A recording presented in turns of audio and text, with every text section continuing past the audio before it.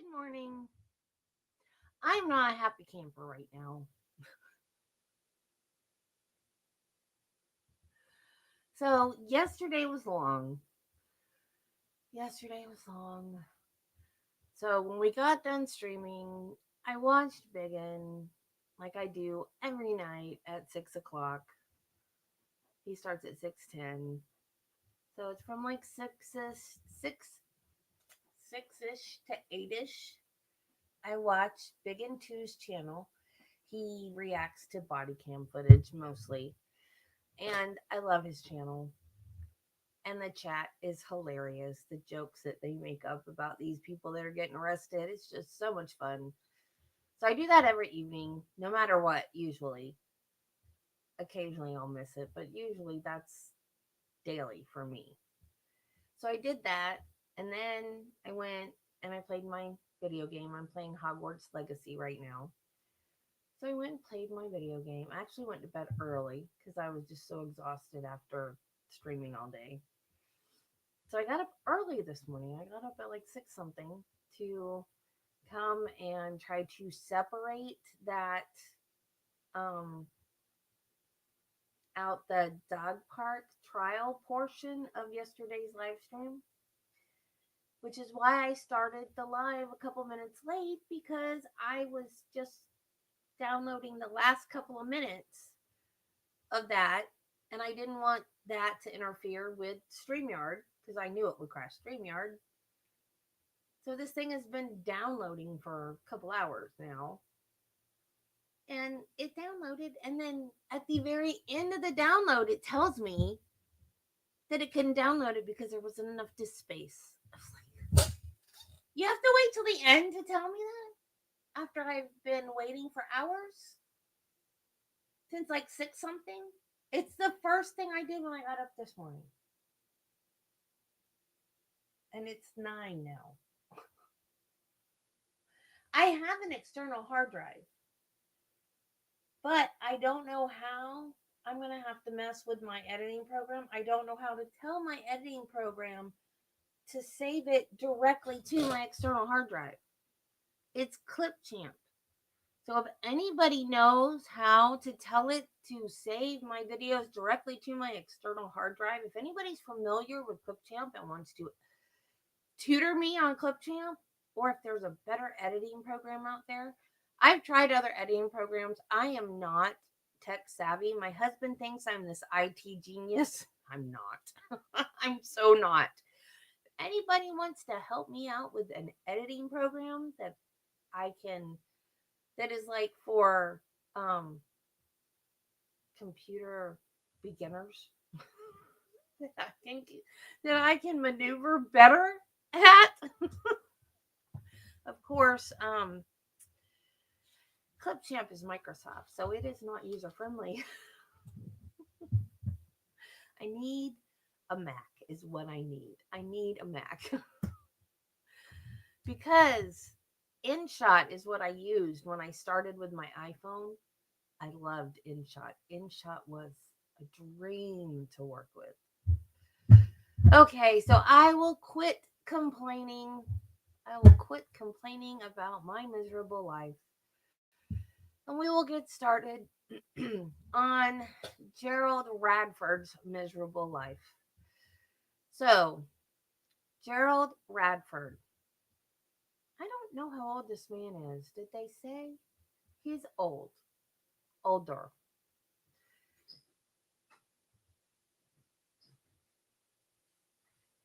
What did you forget? Like he said, I would be ready to go, but we got one more ton we waiting on, because we waiting on the truck to get there. He said, we waiting on the truck for the ton. Well, I'm about to go get my glasses. I was planning to go along and come back later. Every morning he has to be like, okay, I got my keys, got my wallet, got my phone. Today I forgot his glasses.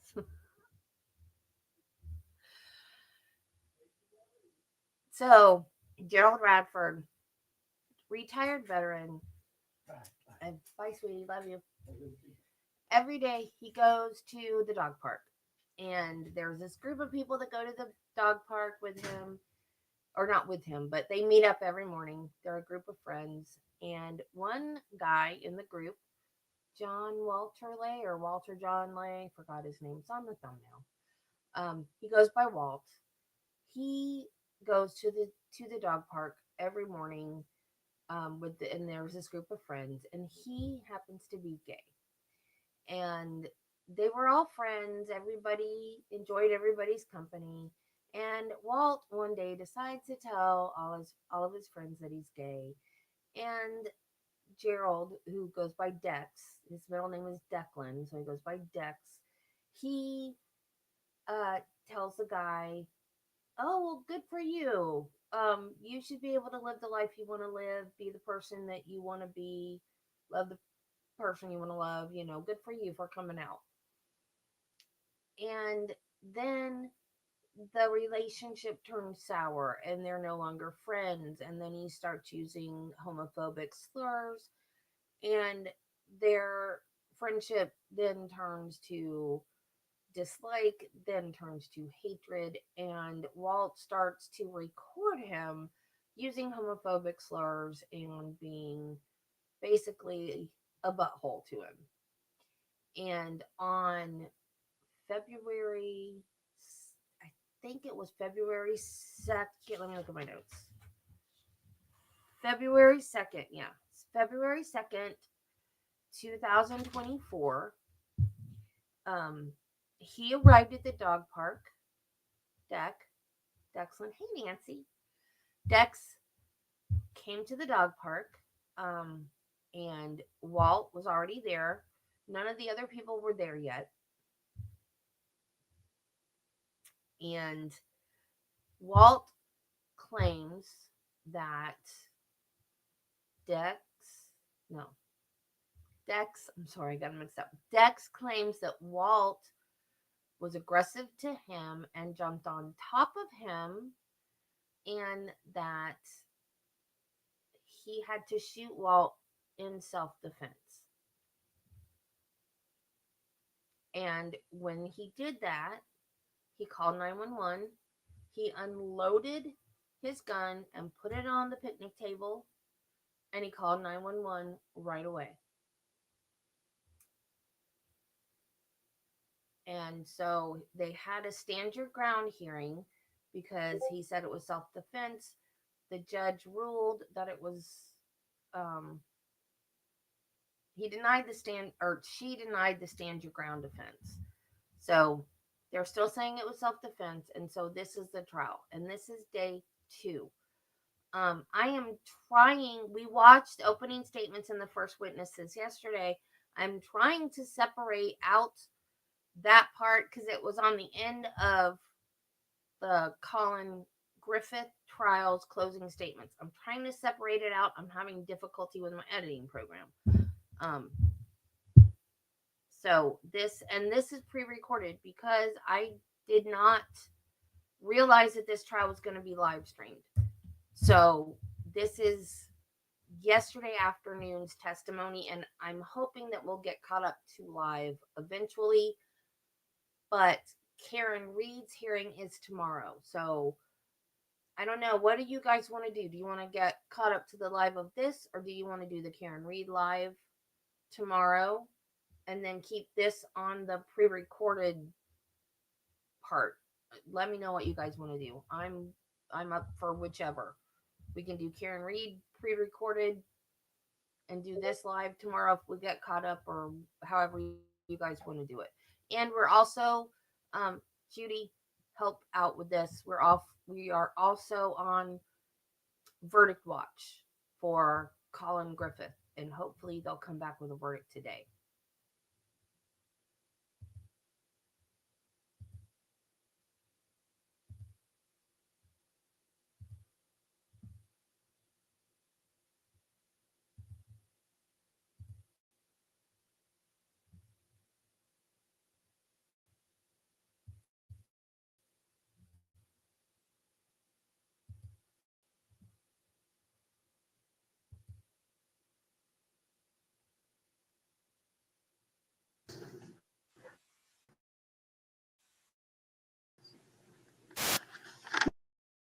Mr. Collins. I hate when this happens.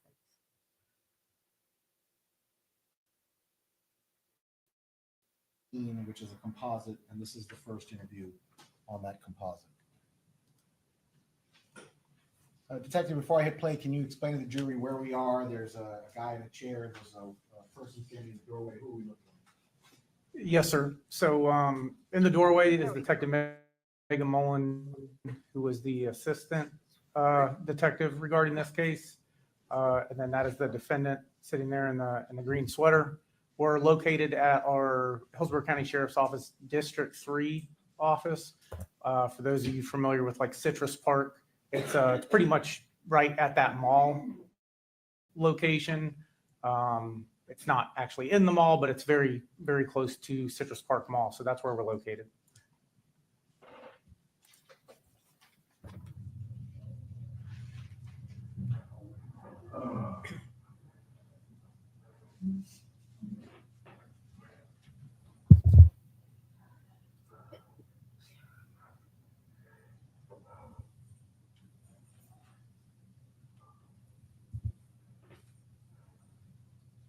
Somebody's breathing loud.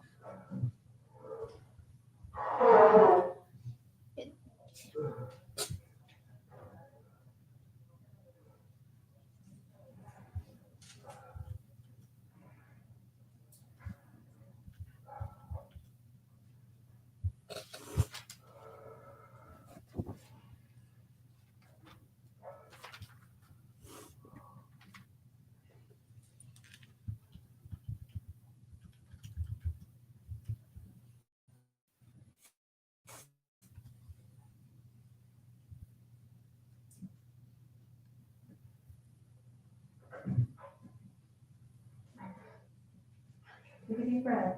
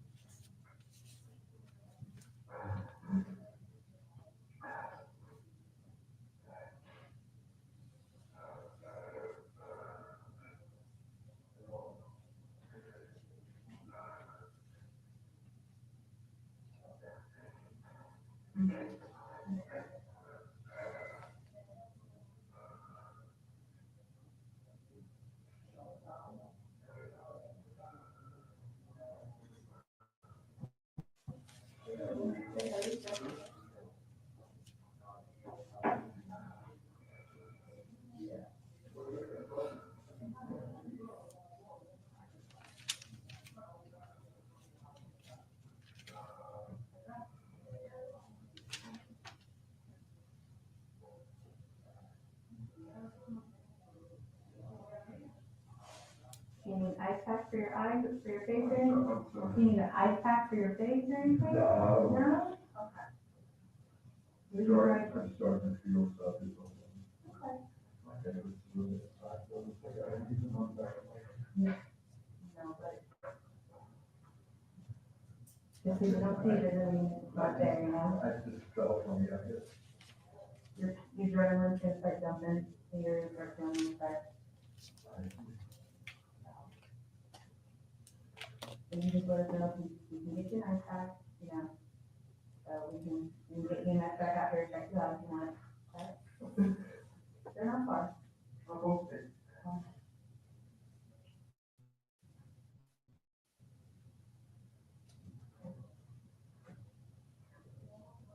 Got it up on.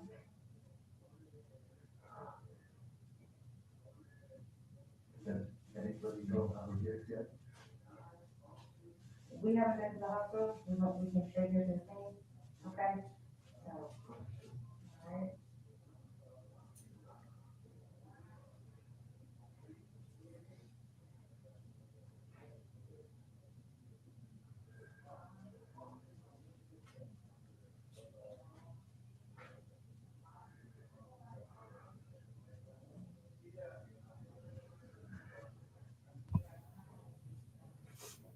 Are we supposed to be able to see and hear that?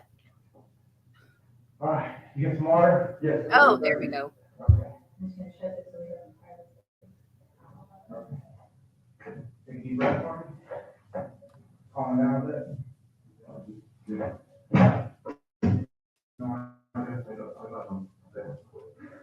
Okay. All right, well, listen, you go, your name is Gerald? Yeah, that's all that I'm gonna go with. Okay, but it's Gerald Declan Radford? Yes. And, you go by Declan? Yes. Okay, and your date of birth is September 27th, 1958? How old are you? 55, okay. Okay, you all right? I've got, Do you? acid reflux. Well, listen, my name's Gerald, okay? I'm a detective at the sheriff's office.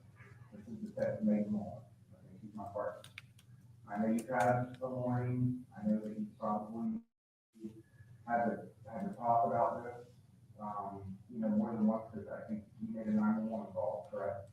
Is that right? Okay. So it's important that whatever we discuss is the truth. Absolutely. Okay. Do you swear that everything you're telling me is the truth? All my life. Okay, all right. I appreciate that. I'm gonna stop the video for a second. We've now had a few moments to interact with the defendant and look him in the face. He's told you, for example, he has acid reflux, I think. Yes, sir. Did he appear out of it? Disoriented? Confused? Anything that might lead you to think he had some sort of like concussion or thing where he wasn't totally right in the head? No, sir. When I asked or sometimes talking about that you're not sure of, just say, hey, Rob, I don't know 100%. This is what I remember. This is what I think it might have been. If you're certain, then just tell me the facts, okay? We were at the dog park with you. Take a deep breath. Take a deep breath. Hey, listen, that one. He's like Joe Friday. Just the facts. Just the facts, sir. Just the facts. We're all here in this together, okay? Calm down. Calm down. Do you, where do you live, brother? Where do you live? Take a deep breath. Thank God we're here. I'm trying. Okay. I'm trying. I know. Calm down. All right, calm down. Calm down. We're here for you, okay? We're here for you. We're not going anywhere. We're going to be back over to the park here shortly, okay? We're being taken care of right now. And Detective, you twice mentioned whiskey. Who's whiskey? That's the defendant's dog. You know what breed it is? I think it's part shepherd, part husky, sir. It looks like a German Shepherd kind of dog. Primarily like a German shepherd, but you can kind of tell there's some husky there too. Okay, and Mr. Radford appears to have like a napkin or a handkerchief or something, appears to be having an emotional moment, right? That is correct, sir. Where are you living right now? 500, Anderson Court. 500. For how long do you live there? September of 2010. Okay, where are you from? Born in Dublin, Ireland. Oh, you're from Ireland. I got some Irish in me.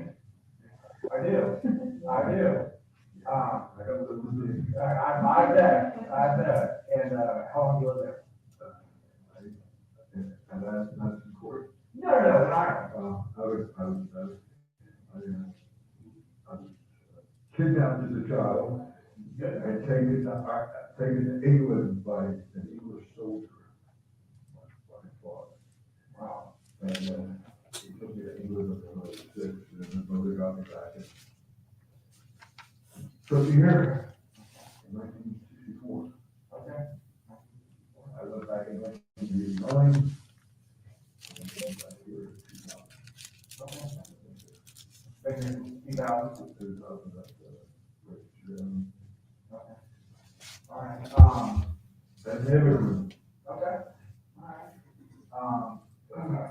So listen, I know over there,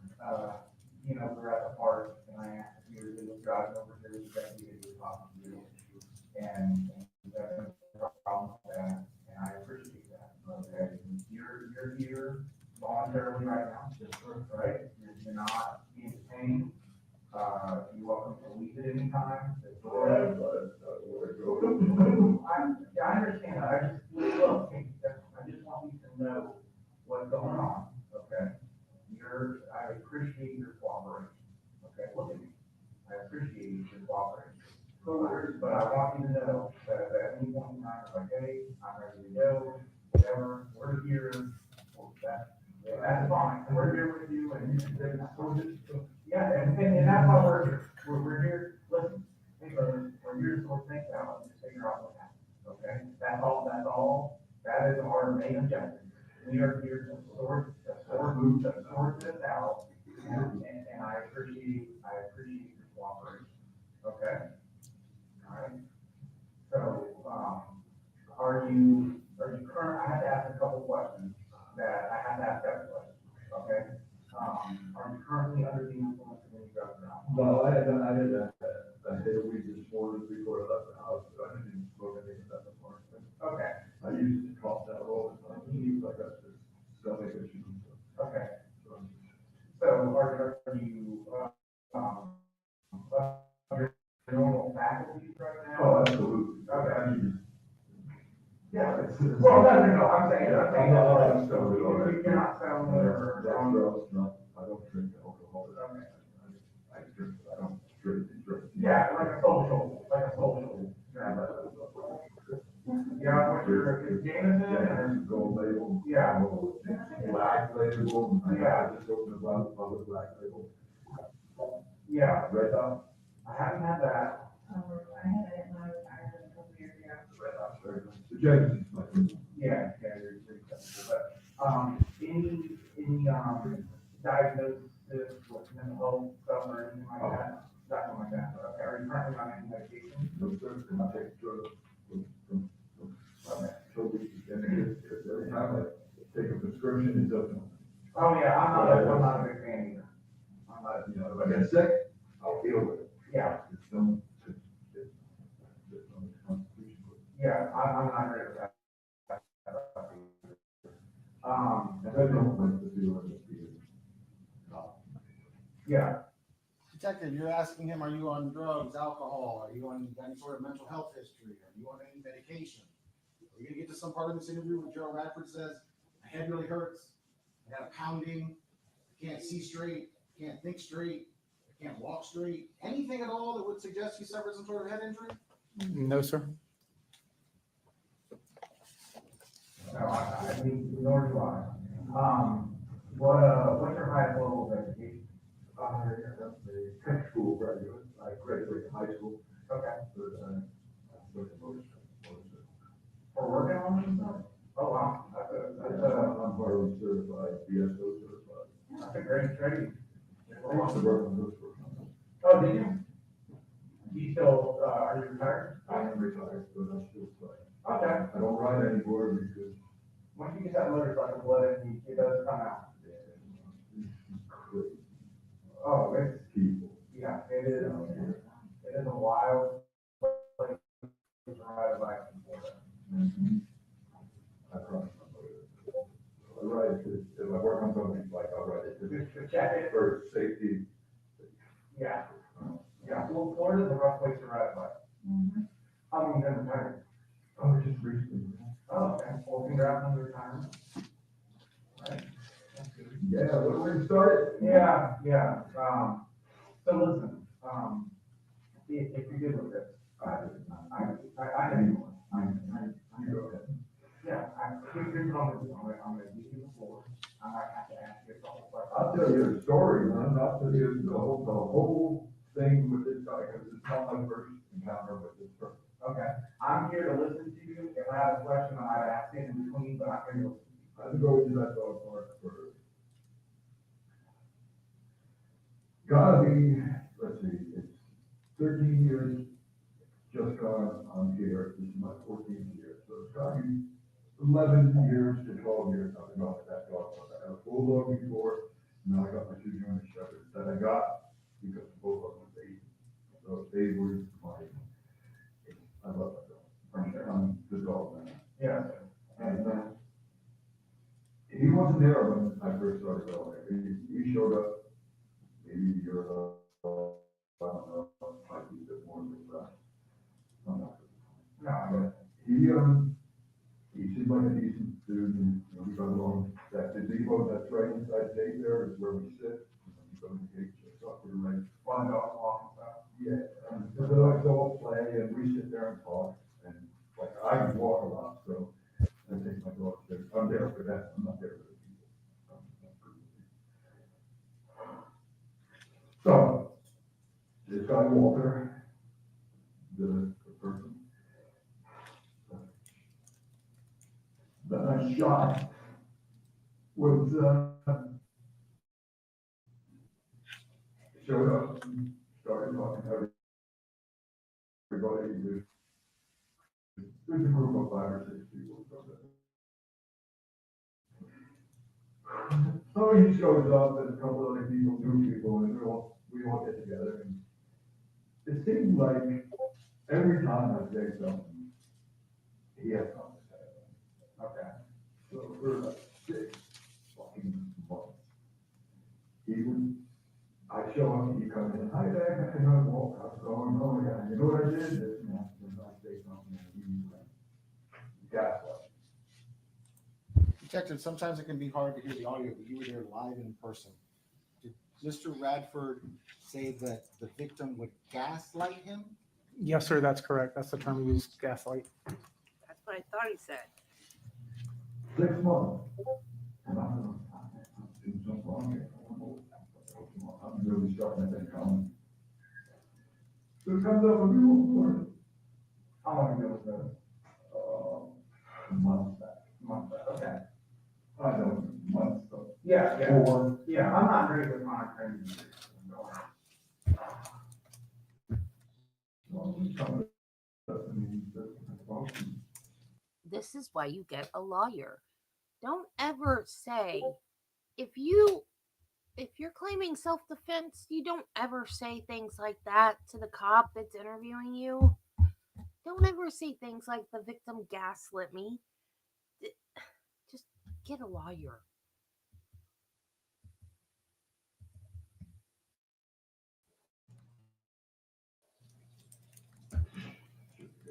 yeah, he's talking about.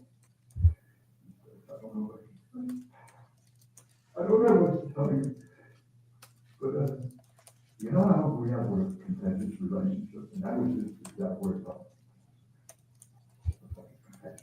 Yeah. He said, you know how you always get angry with me. Dude, you always say something, you got, you know, bust your job. I'm like, you have really hacking me off all the fucking time, I don't know what I did to you. Yeah. He goes, well, I can do that on purpose, just to see what your reaction will be. I swear on the life, that's what he said to me, let me right in my fucking eye, just to see what your reaction. Of course, there's nobody else here, here, all the other people that we hang out with. We're there or whatever. It was just me and him. I said, look, okay, maybe I'm gonna go for a walk. So I think, 5, 10, whatever, walk on. Calm down. So I just wanted to really let him know the thought. Yeah. Calm down, I'm back, and I said, okay, well, he should see it, 2 seconds. You just didn't even, I would never trust another way from that. As far as I'm concerned, that's it, you're a liar, and that's it. You would get enough from the fucking deal. That's what I said. Again, Detective, in the off chance that it's not clear, you're there in the room. I'm not asking you to tell me what the video says. Did the defendant say, do it again and I'll break your fucking jaw? Yes, sir, that's correct. I walked away. I left. And then for months, he come in, he's fucking said, he's just winding me up. So I get the fuck, say, just read, why me? Yeah, all people, why? Was there any explanation why you? No, Okay. no, just felt like it. Okay. So I told him this morning, that every time I say, just go away, just fucking go away, leave me alone, just fucking go away. Okay. So he comes walking the other way and he said something. Detective, is there a part in the interview where Mr. Radford catches himself, sort of stops himself, where he starts to say, the victim said, get away from me, and then he like stops and kind of catches himself, changes the story? Yes, sir. All right, I'm gonna play the next portion. And I said, fuck off, and we're like walking towards each other, and he just fucking, he said, get away from me, or I'll kick your ass. I don't know what he said. I can't say what he said, or I'll kick your ass. I said, what are you gonna do? And then I woke up on the phone. He hit me, obviously, he fucking hit me. Went down on the ground, and that's it. Scuffling on the ground, and then I'm on the phone with you guys. All right, how about that? And from what you can remember, before you start, so when you got there this morning, Nobody was there. so when you arrived, no one was out there walking around, and you got there in your vehicle? Okay, and you had whiskey, no, so you and Whiskey get out of the car, it's just the two of you, and you guys are at the car. From there, kind of what happened? Just walking around, chasing squirrels, Hanging out, just hanging out. and then he shows up next. Well, there was a guy on the other side with a little black dog. We went, we don't talk each time. I can see time. Okay, We said hello, he's looking nice. so he showed up first? He was in the middle of it. That was, Okay, was he there when you got there? And if you don't remember, that's fine. Okay, all right, you're, Detective, Mr. Radford is suggesting there was some other guy at the park with a little dog. Was there ultimately discovered there to be somebody else at the park? Yes, sir. Was he interviewed? Yes, sir. Did that gentleman have anything to contribute as far as the actual shooting? No, sir, he did not. couldn't tell you. okay, but he was in a different part. He was in the small north side, all the way down the other end. Got it, okay, but you saw him at some point. I saw his dog. I got you, yeah, I knew there was, I saw his dog with his chicken. yeah, playing around with stuff. Yeah, We were back by 25, 30 feet away from the entrance. okay, Over by the water thing. okay.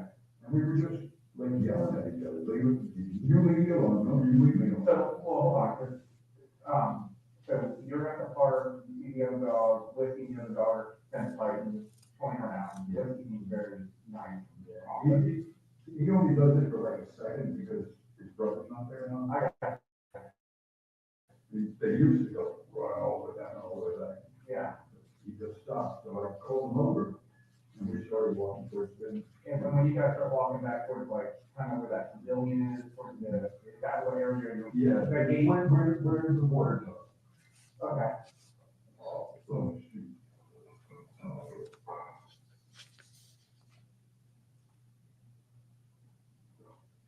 all right.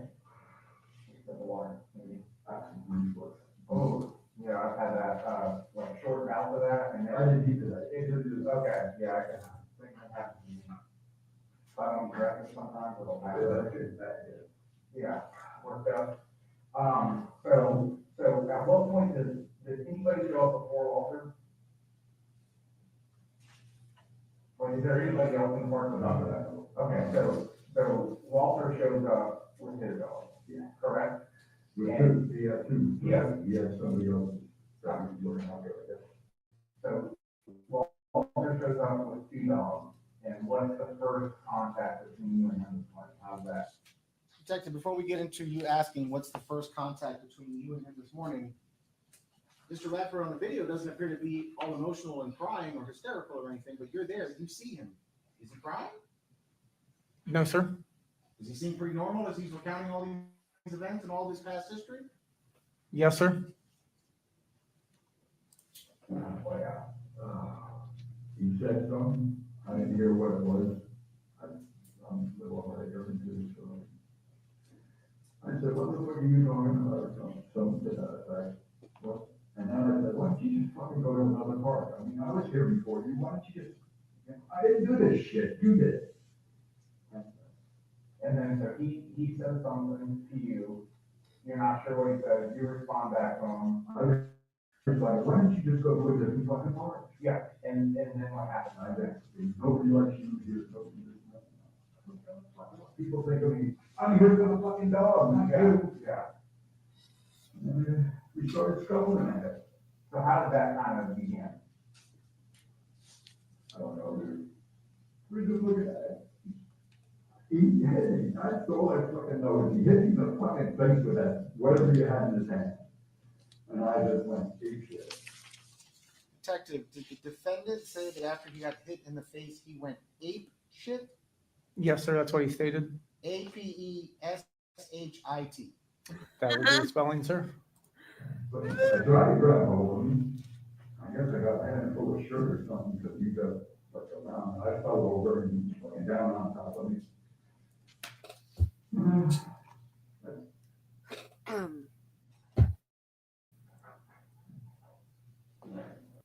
Yeah, I would not say that I just went ape shit. Is the definition of self-defense, in my opinion. I guess that's what I wrote. I don't know. Detective, do you ever ask Mr. Radford who threw the first punch? Yes, sir. Okay. Did you remember who threw the first punch? Oh, he definitely grabbed me. He's like, he got like right up on me. So Detective, in response to who threw the first punch, did Mr. Radford say he grabbed me? Yes, sir. Grabbed me and got up on me. Didn't a second ago he say something about I got hit in the face with something that the guy was holding in his hand? Yes, sir. So he's not describing he closed 10 or 15 feet and ambushed him and blindsided him, correct? That is correct, sir. He's not stating that. Is that something he's going to claim later? Yes, sir. you got right up on you and grabbed And you. I said, what are you gonna do? Okay, because I'm 65 fucking years old, he can do, yeah, shit. Yeah. And So he I grabbed guess, I guess he fucking showed me what he was gonna do. So he grabbed hold of you. And then what happened when he grabbed hold of you? From what you can remember, I I don't don't remember going down, I remember falling, and that's it, I just scuffling on the ground, got out full of fucking dirt. Did Mr. Radford say I got a mouthful of fucking dirt? Yes, sir. He stated that. All right, I'm going to transition over to pictures for a second. I'm going to go to State's Exhibit number 12.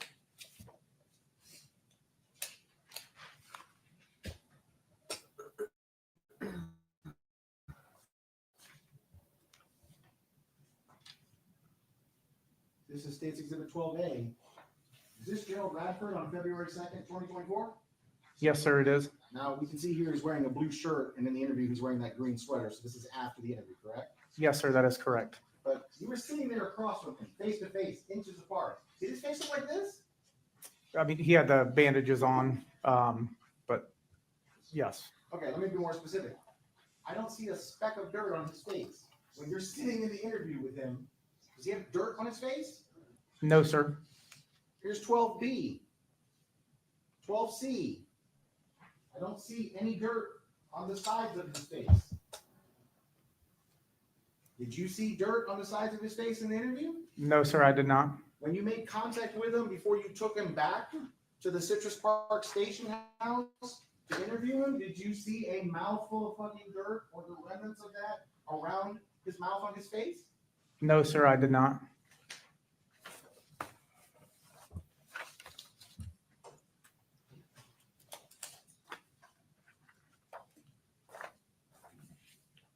Here states 13A.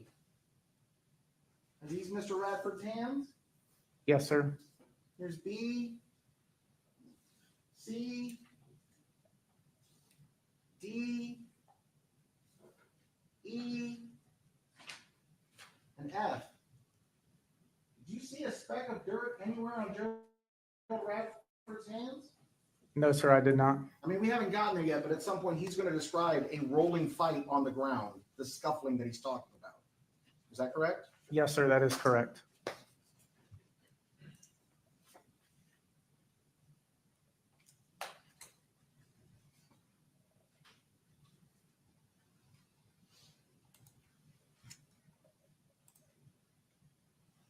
Oops, sorry, hang on.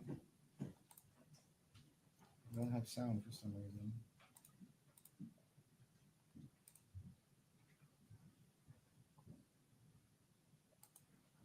Any idea why I don't have sound? Sir, I believe it's 1X and rewind. So I think you might need to click the, Oh, it's playing backwards? I believe so. How do I, oh, Wait, forward like that? Yes, sir. Did you remember who threw the first punch? Oh, Or? he definitely grabbed me. He's like, got like right up on me. So he approached you, got right up on you, and then grabbed And you. I said, what are you gonna do? Okay. Because I'm 65 fucking years old, what are you gonna do? You know, shit. Yeah. And So he I grabbed hold guess he fucking showed me what he was gonna do. So he grabbed hold of you. And then what happened when he grabbed hold of you? From what you can remember, I I don't don't remember. remember going down, I remember falling, and that's it, I was scuffling on the ground, I'm not full of fucking dirt.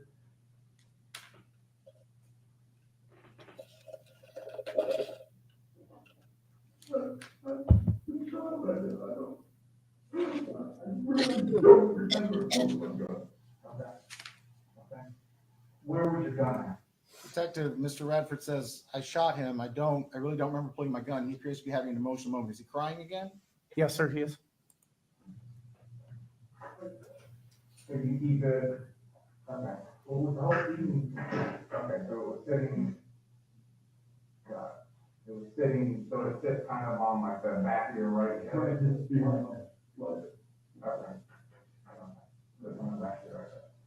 So while you were on the ground, is that when you pulled it? I did not have it in my hand before. Everyone on the ground is more than half the book. It wasn't in my hand before that. So. Okay. And is he on top of you at that point? Yeah. Okay.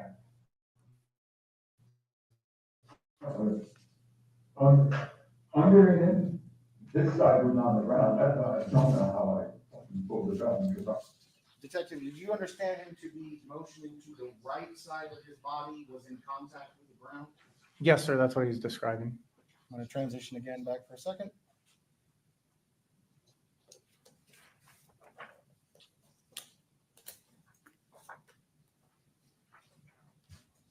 States 14A. Obviously, we know Mr. Radford at the time of the incident was wearing layers over this blue shirt, right? Yes, sir, that's correct.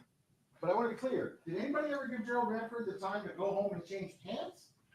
No, sir. He was at the park, detained at the park, kept at the park. You met him at the park. You took him to the station house. You eventually bring him back to the scene, but he never goes and changes his pants, right? That's correct, sir. Right. Certainly here on the knee, what looks like the left knee of the pants, there's a spot there. But you took photos of Mr. Radford overall. Here's states 14B. Here's the top of the front of the jeans in C. Here's the bottom part of the jeans in D. Here's the back of the jeans in E. The back of Mr. Radford's head in F. The back of his shirt, which obviously would have been obscured by a jacket and a sweatshirt. The pants of his, the butt of his jeans. And finally in states I, 14I, the bottom of his jeans. Did you see, other than the thing that we obviously saw at the knee on the front and over here at the very bottom of what would be the right leg almost to the cuff, there's a little spot there. You see dirt marks? No, sir. Stains from running around the ground? No, sir. Anything at all that seems consistent with two guys having a forceful, violent struggle in the dirt? No, sir.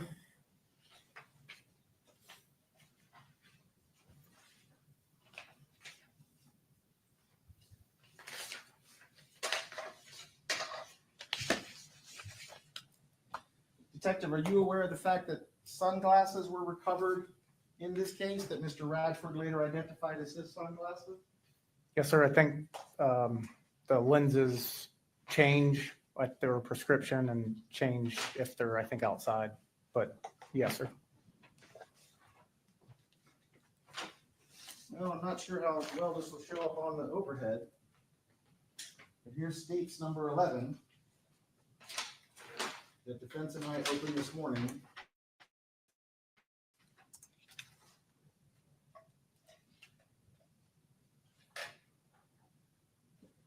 There's still dirt on these glasses almost a year later, right? Yes, sir, there is. The same kind of fine sand that was on the glasses when they were originally discovered Yes, sir. in the park.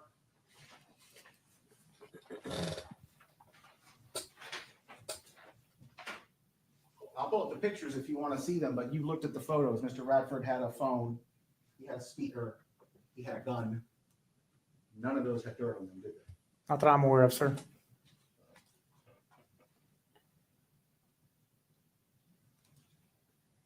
On this side on the ground. Okay. Rolled over, he rolled me back, and I pushed it into his stomach. I do remember. Okay. I pushed it into him. I don't know. Over here somewhere. Detective, sometimes camera angles can be confusing. And just to be clear, I see Mr. Radford pointing to the left side of his body, somewhere maybe his chest, to maybe his navel on his left side. Is that what he's motioning towards? Yes, sir. That's the area he was motioning towards. Does he point up here on the right side of his body by his collarbone? No, sir, he does not.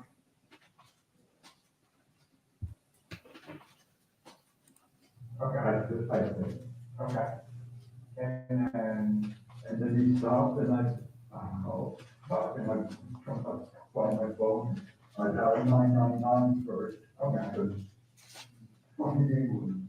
Yeah. And then I realized. And And, so he, when you pulled your gun, is he still, like trying to pin you down or hit you, or what? he was on top of me. He was on top of you? I had to push him off to get up. Okay.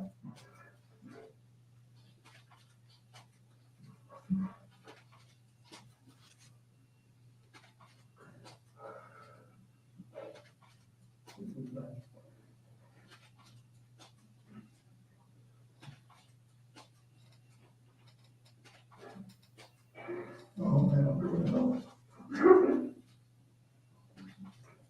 Yeah. Yeah. Relax. Okay. Relax. Relax.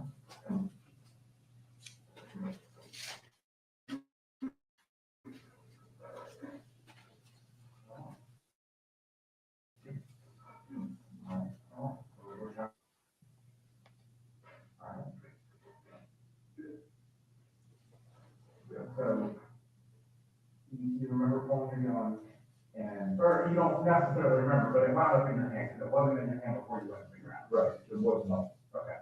But at some point during the scuffle, when he's on top of you, you pull it. You had it, right? And then you said you remember going somewhere on a torso, like, you remember pushing it up with like, I did, I'm not trying to put words in your mouth, I'm just trying to make sure I understand.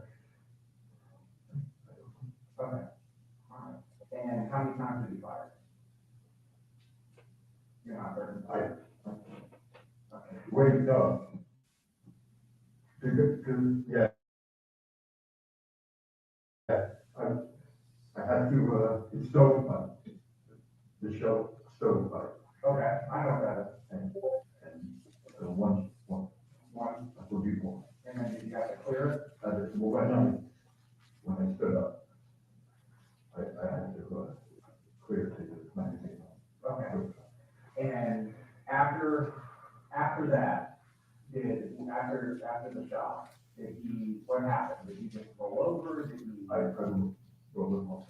roll off with you? And then you got up at some point, correct? And then what did you do from there after you got up? I know you said you called 999. Was that immediately after? Yes, within seconds. Within seconds. And something Cause it's like fucking. No, I know, yeah, in your head. It's, I went, shit, no, and went through, it's like, no. What's the time? Okay. All right, and with that, do you remember the phone on you at that point? It was in your pocket, okay. And then you called 999, realized, oh crap, that's not the right number, and then you dialed 911. And then, I listened to some of the audio, it sounded like maybe you went over to the table afterwards, is that? I went over to the table, and put some on the table, under my hat. Under your hat, okay.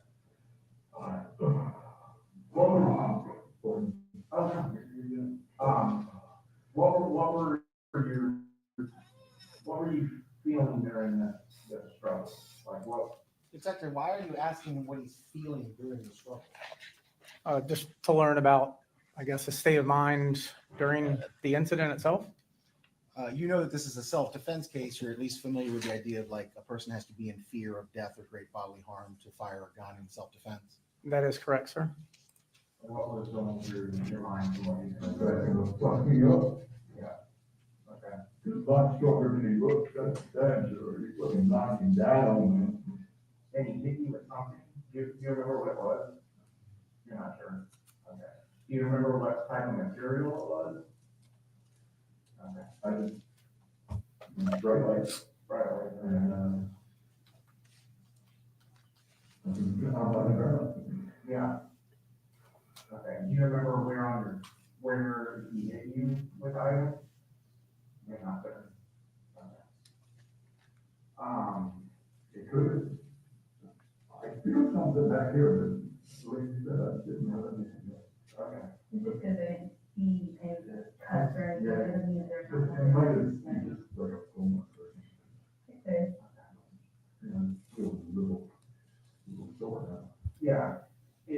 But he, grabbed hold of me, because he wrenched me around, and I was just surprised that he was so fucking strong.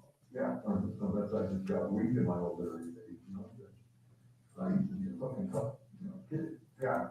All right, so Detective, I want to contrast. We saw a moment where he said, I'm going to hell, and he's crying. And now he's back to, I'm a tough kid. Has he stopped crying again? Yes, sir. Is it fair to say that he's vacillating between crying and not crying? Yes, sir, he is.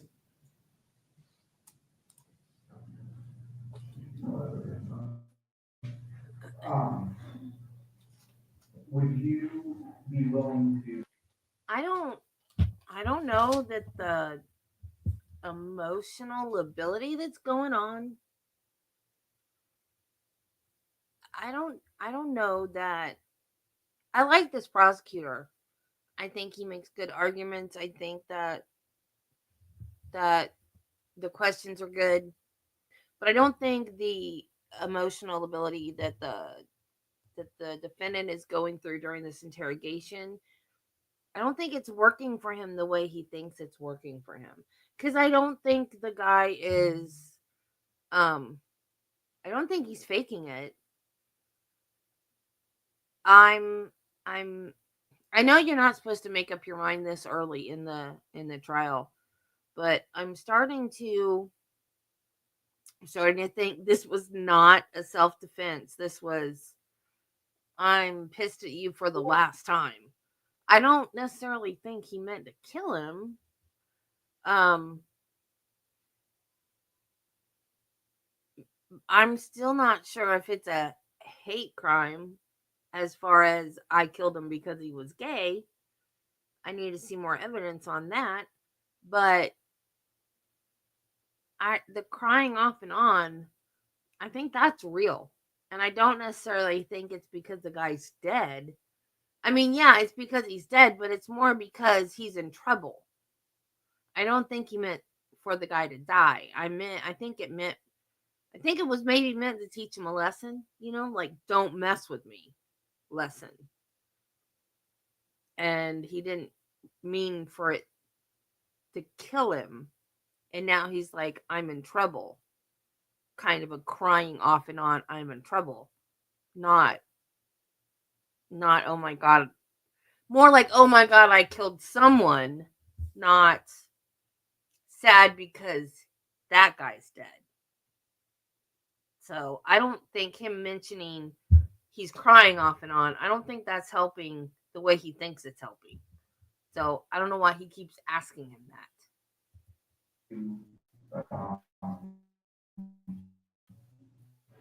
We're gonna go back out at some point, obviously back to the park. Would you be willing to kind of give us a rundown of what you can remember out there and show us kind of, you wouldn't mind trying that for us?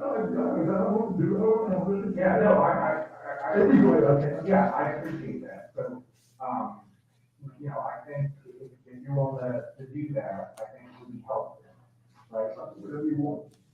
We call it basically like a walkthrough, okay? And unfortunately, you know, it's one of those things that, I can hear you say it, and tell me what's going on, but if we see it, right, visually, sometimes it helps us kind of keep things together. You know what I mean? So, Do whatever can do it. I appreciate that. I appreciate that. Okay. All right, and then were you wearing that clothing during the scuffle, or was there? It was cold this morning. It was, yeah. Yeah. That's why I doesn't know how to make up mine. Some of it was, I don't like cold, and arthritis.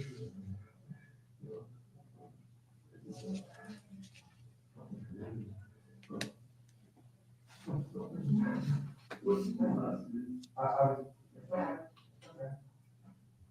I was just asking if you were wearing this or if there was other clothing items. I had all right, another sweater, like similar to this, black sweatshirt.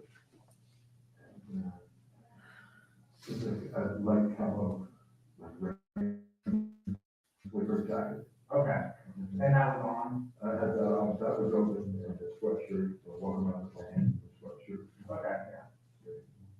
Okay. And then And I have the music, little orange speaker. okay, that usually I strap on my belt here, I have the phone up. what's the music? What kind of music go with? Yeah, like classic rock? Yeah, I'm a fan too. 107.3. Yeah. That's my name. Yeah, Also, the thing about the music, I don't know, maybe I'm weird. I don't see anything wrong if he had a speaker on his belt. If he was used to listening to music when he was at the dog park, he's just done this traumatic thing. Whether he wanted to kill this guy or not, it's a traumatic thing. He has to call 911. He has to sit there and wait for the cops, the ambulance, all this stuff. He's got a speaker on his belt. So he turns it on to play music while he's sitting there waiting for the cops. It calms him down. I don't see what the big deal is. Is it me? Am I wrong? Why is that a big deal? I don't understand. Why is it wrong to play music? I don't understand. Why is that wrong? It's not like he had to go out of his way. It's a couple of buttons on your phone and a button on your Bluetooth speaker. I mean, why is that so terrible? It would depend on the music.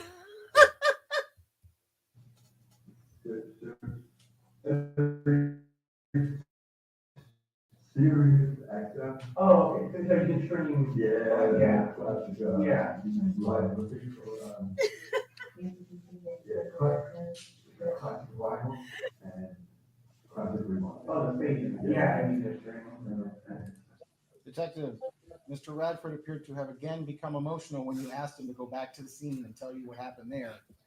And has he now returned back to a perfectly normal state as he's talking about his Sirius XM? Yes, sir. Walk around the park listening to music. I get 15,000 steps a day sometimes. Wow, that's a lot. I did 14,000 last night, I was over there. Wow. Okay, so we'll get over there and try to knock that out. It might take a little bit. Where are the camo jacket and stuff like that? Where's that at? I don't know where the camera jack is probably in my car. Okay. Through the where I wore, the sweatshirt and stuff, that other sheriff, the driving over, the deputy was going over here. Yes, sir. He helped me take it off and stuff. Okay, might be in your car. Would you have any objection to us retrieving it from your vehicle or looking in your vehicle, searching your vehicle? Do you have any objection to that? It's not like there's no weed. Okay. I'm getting to go to town. Okay. I'm letting nothing to do it. That's right, I got it. And then, so everything that we talked about, that one, is, you swear it's the truth? Absolutely. Okay. Okay. Figured out that nobody's no problem. The detective, a little bit ago, you asked him what he was feeling at the time. Do you ever ask a more pointed, direct question of if he was in fear at the time? Yes, sir, I do. Have you made any other phone calls other than 911 or anything like that? And I was still on the phone to 911 show. Okay, and did you see anybody else that might have witnessed what happened? He was getting the weed from the show. Okay, okay, okay. Is there anything that we haven't talked about, or anything that I haven't asked you that you think is maybe important? I know you're bringing all over the place right now. Yeah, I get it. Whenever anything traumatic happens, my brain plays some pretty wild.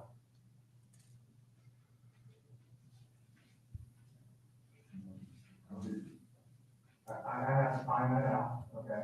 I'm gonna have Detective, is there a missing portion where you gave Mr. Radford the floor to volunteering information where he says something like, he was hitting me in the face with hammer fist?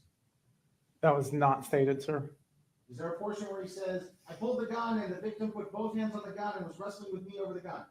No, sir, that was never stated. Does he say when he had both hands on the gun, he was trying to turn the gun towards me and I could hear him pulling on the trigger trying to shoot me? No, sir. Does he say, I had to disengage the safety, that's the only reason I was able to shoot him? No, sir. None of that comes up in this interview, right? That is correct. It does not come up, sir. to find that out.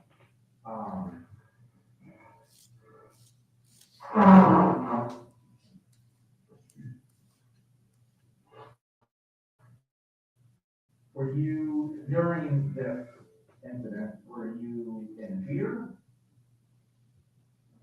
What's true? I didn't want to get my ass kicked. Okay. Yeah, I thought he was gonna get my ass. He surprised the shit out of me. I never thought he'd fucking do anything. You know? I never thought he'd man up. Yeah.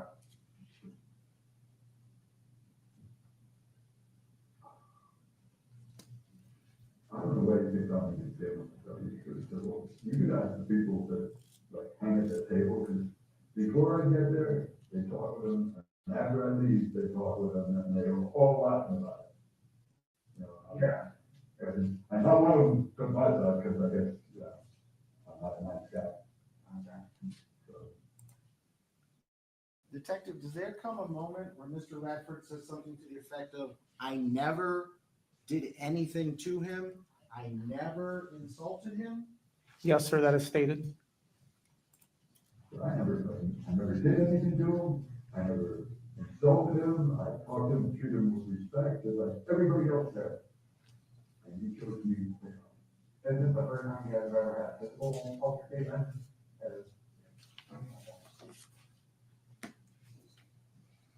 he shot the shit out of me. Last thing I expected him to do, to go. So, your firearm, where did you get that from? Do you remember? I'm saying, did you first, do you Oh, remember? yeah, I think I was at, cook shop. That first up? You remember that one? Years ago? Okay. Any other firearms or anything in your vehicle? Something like that? Do you own any other firearms? Yeah. Okay. And then do you typically carry a firearm around? Yeah, yeah, because of what people did. Yeah. And I never thought I would have, honestly, never thought I would have to defend me. I always thought I would be doing defending someone else. I really honestly thought, when I put that on, I hope I don't have to use it to defend somebody else. I never in my life thought I was defending me, because it's on me. Yeah.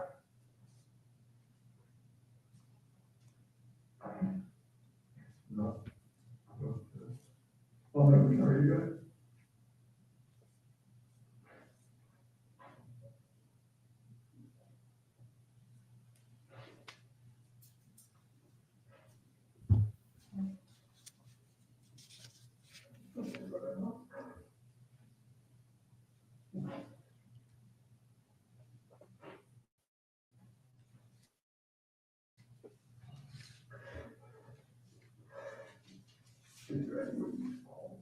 We'll get that figured out. You know, obviously, we're sitting here with you, you know, I didn't do. Hey, Robbie. Did you feel like that was your only option at the time, or in a fight, or I do you remember? Oh, like yes. that? I just, Oh, yes. um, They both. Oh, yes. They both. Oh, yes. They both reach for it. Well, how about this? We're gonna, is there anything else, Declan, that we wanna talk about here? I know that you don't mind going out there and kind of giving us a walkthrough of what happened. Is there anything else that we wanna talk about, or that you wanna, I just wanna make sure. And then also, I'd like to, at some point, get some pictures of, like underneath the, where do you get the Band-Aids and stuff? Okay. cleaned it all Clean up. it up and stuff, okay. And that was, you said EMS was here.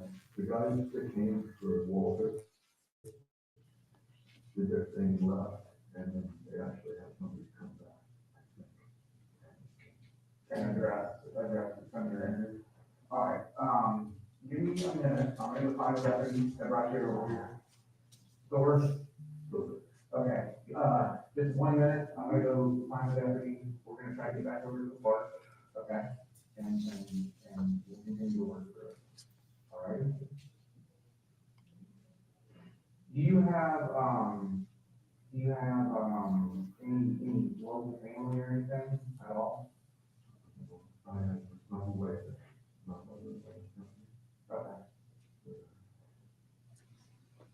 She doesn't even know about this right now. No, I got it, I'm just, okay. All right, give me 2 minutes, I'll be right back.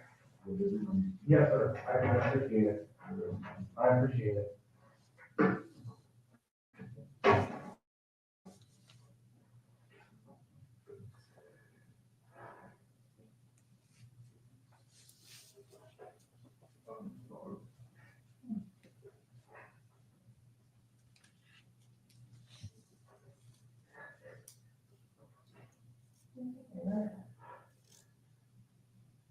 I don't know, crying for my daughter.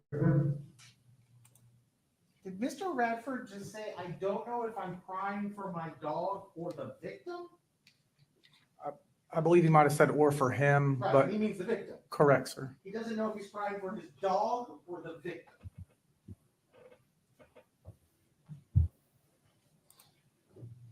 Very emotional morning.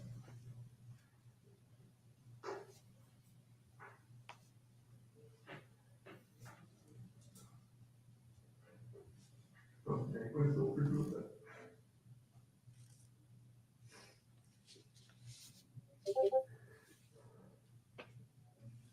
What is that supposed to mean? Where is it? I never did it down, and then I got him, and I don't know why he started on me, why he chose me to do that whole thing. Which is when human behavior, we weren't out of jail. Think that ain't true, huh? Shit.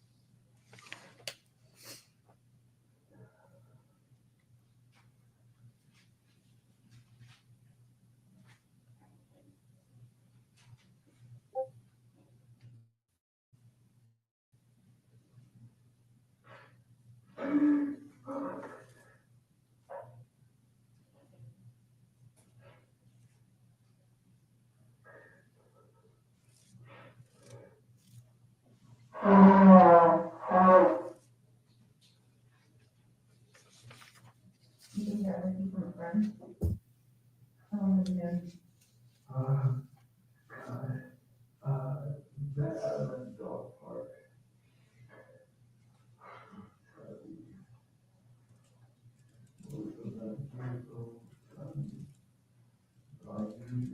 Mhm. Dog park in the rock. Now that he lives like a mile and a half away from me. Mhm. That was it.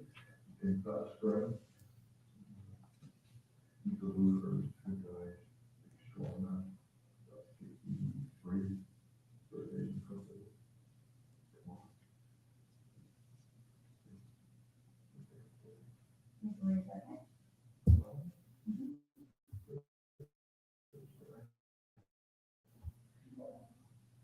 And beautiful dog.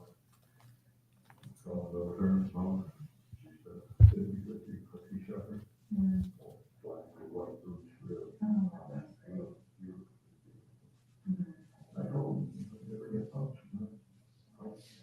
I think I'll go with the I'll take all the boys, jumping around, I'll take all the boys. It's not serious, it's not. There's that. Mhm. He was 7 in litter. And 2 boys. You're serious. And so bring around every day with the whole bit of confidence, you know, you couldn't tell. Oh. That after refund. Do you make anything for it? At all, even over the counter stuff? Yeah. I take a flu shot in the hospital for 5 days. Or food shop, yeah, I'm just anything like that, so I just don't, you know. I was doing it on your own. I still have to track down the deputy that right, probably in a bathroom break or something. Detective, you have already asked Mr. Radford what he's feeling. Then you asked him more specifically, were you in fear? Does there ever come a moment where you ask a very pointed question of, were you in fear for your life? Yes, sir, I do. During that, one thing I did want to ask you, during the altercation, at any point, were you in fear for your life? Did you think he was gonna? Well, after I got blood on my face, I was kind of scared, yeah. Did you think, I just needed him to stop beating me up. okay, When you asked him, were you in fear for your life? Does he say, after I got blood on my face, I was kind of scared? Yeah. Yes, sir, that's what he states. And then did he follow that up with, I just needed him to stop beating me up? Correct, sir. But I mean, okay, I don't know if he's gonna stop or not. okay. Was it brave and not something? Yeah. To tell you the truth, I'm fucking helpless. Yeah. I couldn't fight him off. I'm fucking helpless. I guess I'm just down on muscle mass or something, because I couldn't stop him from getting me down. Yeah. Yeah. All right, let me try to find the deputy, and I'm gonna try to get over there. I gotta make this one or two more quick phone calls, okay? And I'm gonna try to get over there. Yeah. I just wanted him to quit beating me up. I like what this prosecutor does, where he says, was there a time in the interview that you asked him such and such? And then he plays that part right after he asks the question. So many times we'll watch an interview and it's bad audio, and we sit for hours and watch an interview and we're thinking, what were we supposed to take out of that? But I really, really like the way this prosecutor is doing it, because we know exactly why he's playing what he's playing. He's right before in the interview, he'll ask, did you ask him this? And then he'll play that part. So we know exactly why he's playing what he's playing and highlighting what he wants the jury to know. And I really like this prosecutor. Just you with dry. Yeah. Let me grab you, there's a trash can right there, let me grab you. There's a trash can right here. Go ahead. We'll get you some. Detective, this is basically the end of your interview, right? Yes, sir. We're gonna have a few more minutes. I'm gonna play a lot of dead air, but I just want to be clear. He said I should have just let him kick my ass and be done with it. Does he ever say, I had no choice, he had my gun, he was trying to get my gun, he was gonna shoot me with my gun, thought I was gonna die, anything in that realm? No, sir. You've asked him 3 separate times, what were you feeling? Were you in fear? Were you in fear for your life? And he's never once mentioned any of those things, right? That's correct, sir.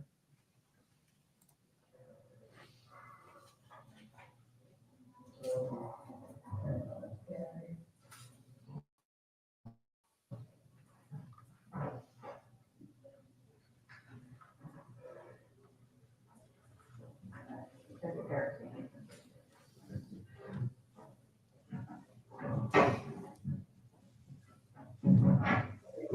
A few minutes, I'll be right back.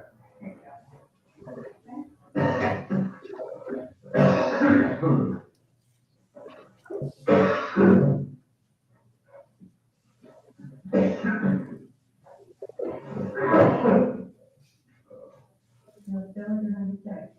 Okay. There's a trash can, okay.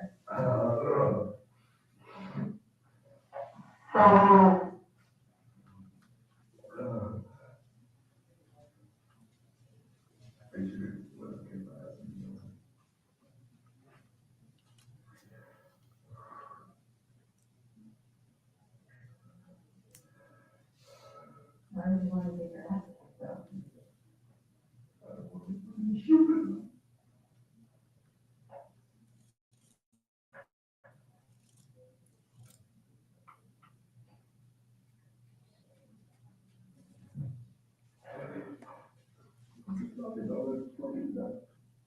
All right, well, the jury can watch the last bit of the video if they want to. They'll have it for themselves. But after this, do you all then go back to West Dog Park in the company of Mr. Radford and ask him to conduct a walkthrough?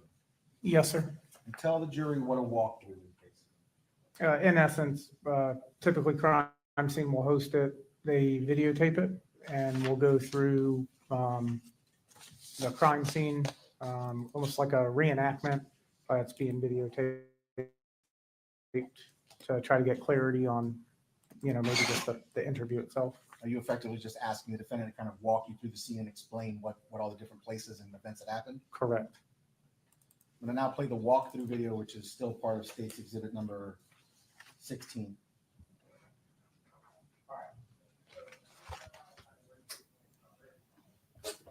Sorry, wait, I used the wrong player. I like this player better. All right. So you are now kind of where you were standing originally. Talk kind of loud. Get me out of here. There's nobody here. Okay. You can show me out. We were walking, started walking, I grabbed the bag, and walked around, Okay. some squirrels in the back there, and then walking through over here. Okay. And where were you standing when you walked down there? I was in this bunch of trees over there. Well, let's show me. So you're standing in the tree. We put a small, tiny tree right there. Yeah. Right. The trees behind that, it's like still right there. Just in the right of way.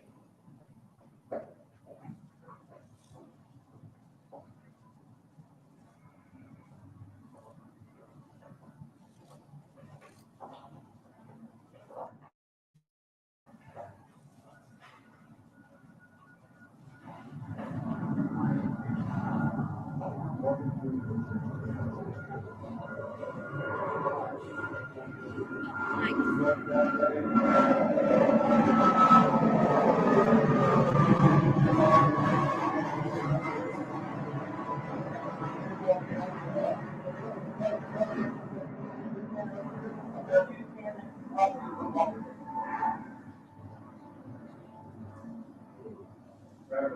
anything. Okay, this water. Okay, so he gets here, and what path do you take when you're walking towards the camp? Walking back towards the table. Okay, so let's do it. Alright, so we're walking. He's walking this way, and he's walking over here. Okay. So where do you guys work with each other? Yes. That's not the deal. Okay. I said, why don't you just find another fucking partner to come to the bar? I'll fuck you, nobody likes you, nobody. Where are you guys?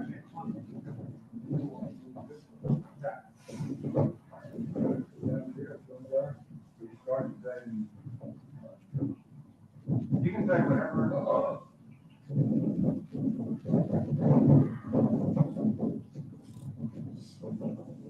Take a deep breath.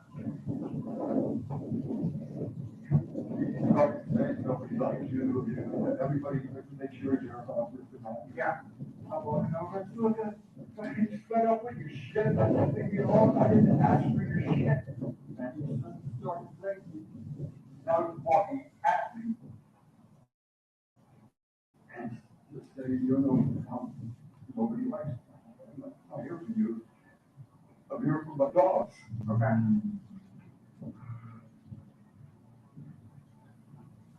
Take a deep breath. So go sit somewhere else. I know it's not. This is helpful though for us, just because when we talk about it in a room, it's hard to visualize.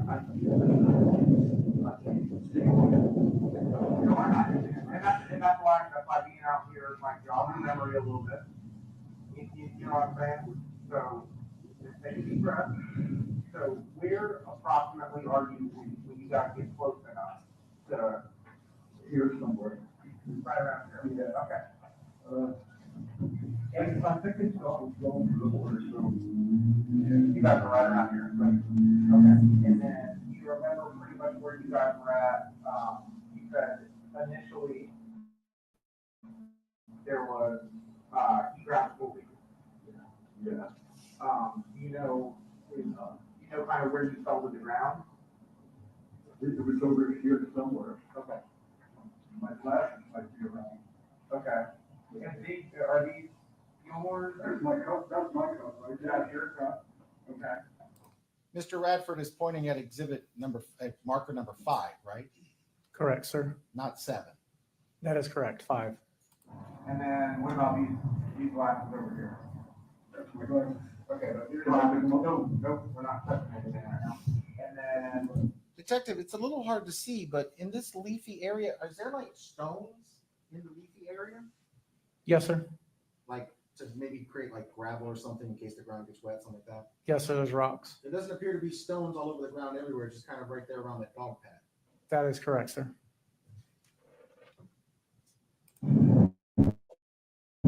those are your glasses. Okay, so those are your glasses. This is your cup. Was that in your hand? You're not sure. Okay. And then what about this over here? Is that a handle to your cup? You know what that is? From what you can see? Oh, probably that angle, yeah. Okay, so your cup does have a handle. Used to. Okay. All right. And then what about this part? Don't know what that is. You don't know? And then what about that dog? Okay. All right. So the struggle occurred here. Must have been right here. Yeah. And it's on, and where are you at over here? You on your back? Yeah. Okay, you're on your back. Back side. Detective, you're asking kind of where the fight started, right?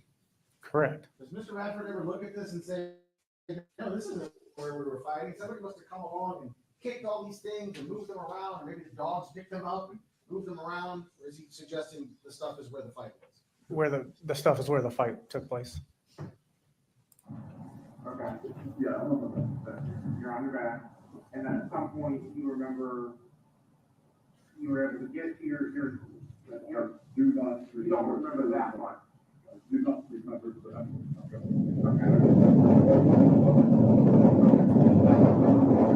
And from here, Where do you walk?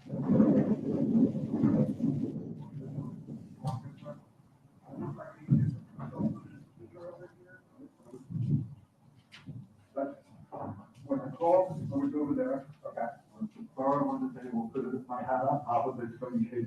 Let's walk over there.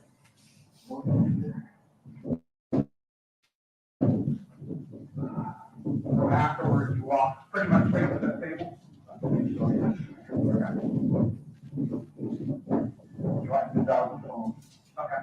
I couldn't see very well. You didn't have your glasses on, they were knocked off. Were Did Mr. Radford say he needs glasses for up close, Yes, sir. not for far away? Correct. you originally wearing them? Okay. You were originally. Yeah, I didn't see it for phone and stuff. I wasn't all the time. Okay. Can you call over here? Call 999. What country you live in? I'm assuming that's the emergency number in Ireland? It is. Okay. It is. All right.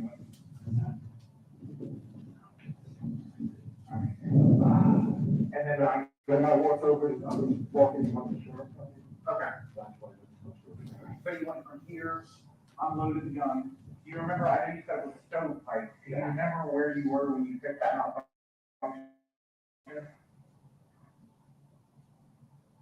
You're not sure?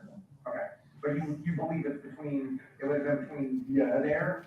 it wouldn't be anywhere else other than from that spot to here. Okay. So you Because I walked from there directly.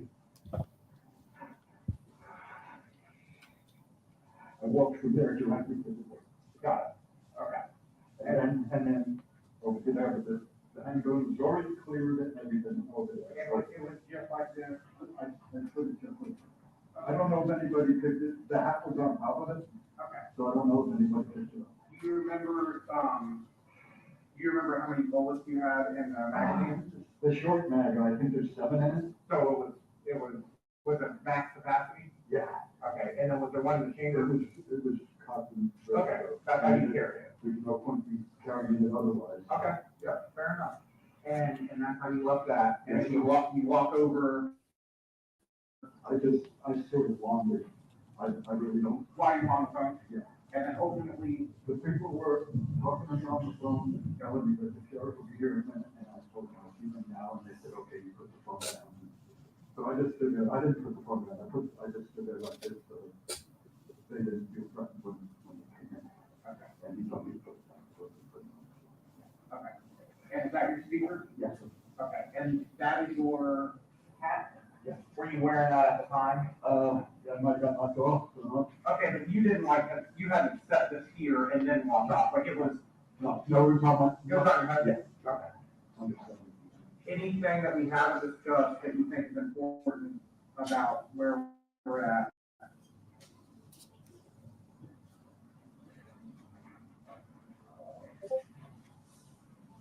Oh, man.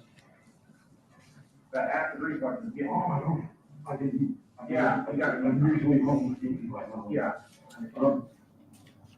No, there's, I came in, started my own law.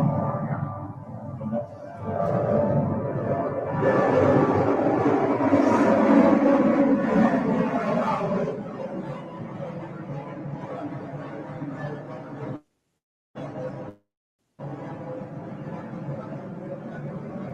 I'm going to go out on a limb and say that this dog park is near the airport.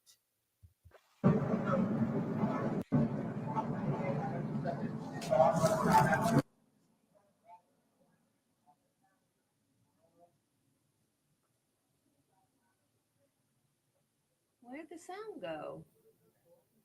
What are you doing over here? From where I was, Yeah, I didn't see, there's a huge tree right there. but the initial contact, But when I came this way, he was walking. he was walking towards the. Okay. And then you guys met right around where all these items are. Okay. And it stayed pretty much all right here. There was no other contact anywhere else. But every, oh, sorry. Every time happens. You're all right, baby, I promise. And then from the time he got here until the incident actually began, was it minutes? Oh, yeah. Immediately. Yes, sir, I'll be right away. I got it. Anything else that we haven't gone over that you think is important? If you don't discuss that in 5%. It might be. And you feel like you got hit with the pump, any idea at all about where after with it?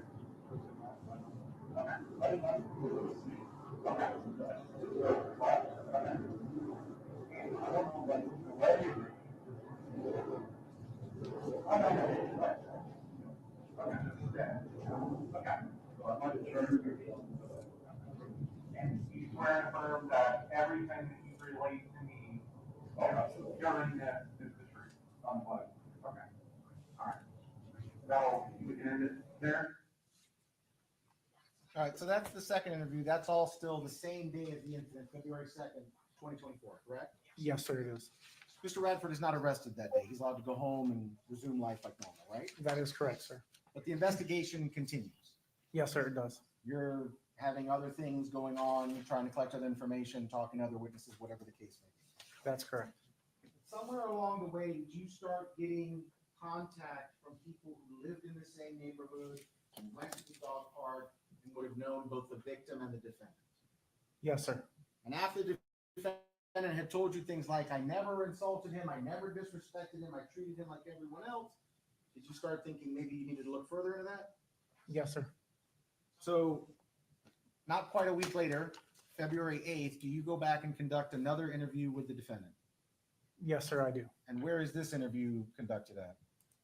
It's at 5009 Addison Court, which is his residence. It's conducted on the sidewalk in front of his home, kind of driveway area at 15:20 or 3:20 p.m. It's myself and another detective present at the home. Right. You're not at the station house this time, so you don't have like a room set up with cameras or whatever. Do you use some other method to document it? Yes, sir.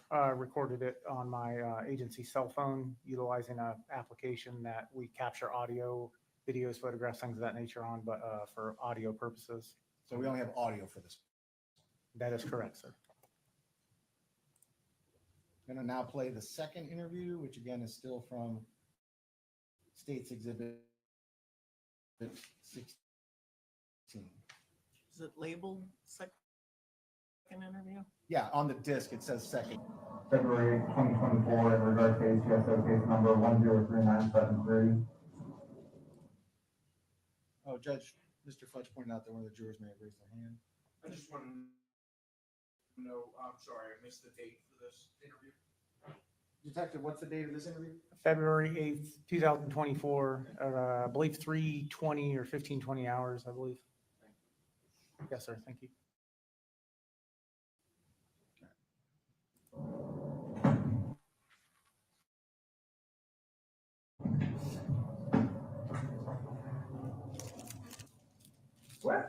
Whiskey, how are you?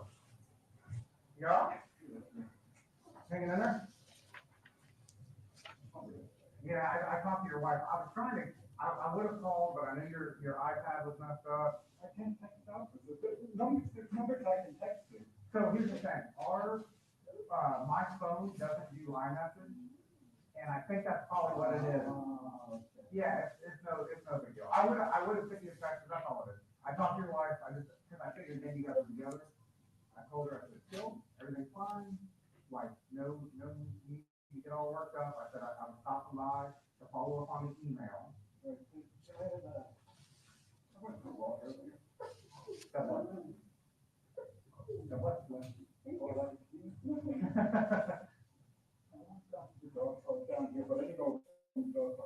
I got that.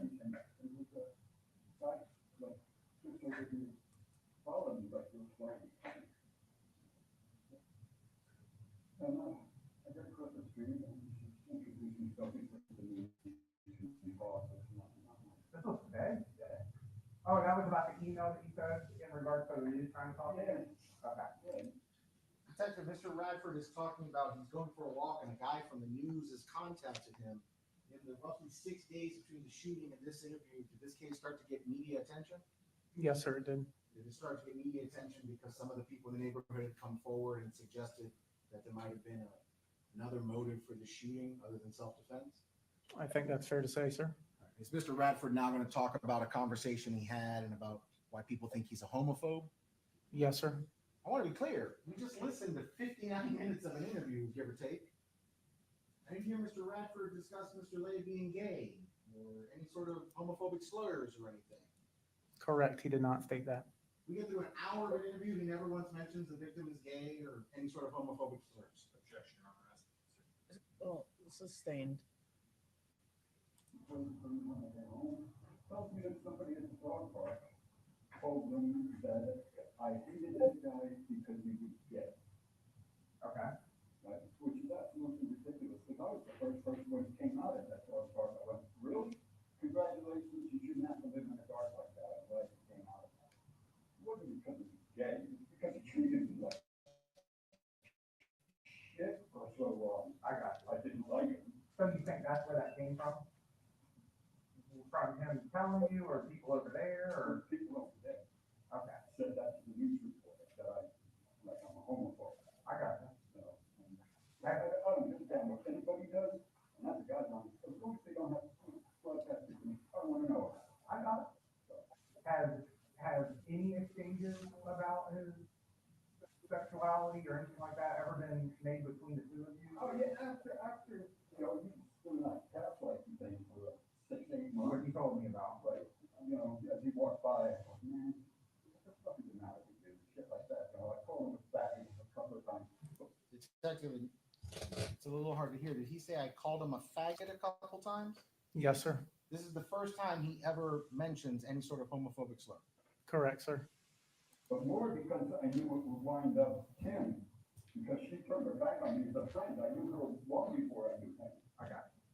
Okay. I knew it wound her up. So you think that's maybe where that came I from? know that's coming from that dog. I got you.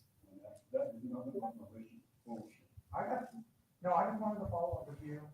We're still working on stuff. I didn't have a number I didn't have a way of reaching out to you, so I figured I'd stop by. And I was trying to do it during like, normal hours. Right now, I just thank you for stopping by. Yeah, no, and I thought, I got something else with your wife. I thought, well, let me leave work. I said, there's no need to leave work. I said, she's working there.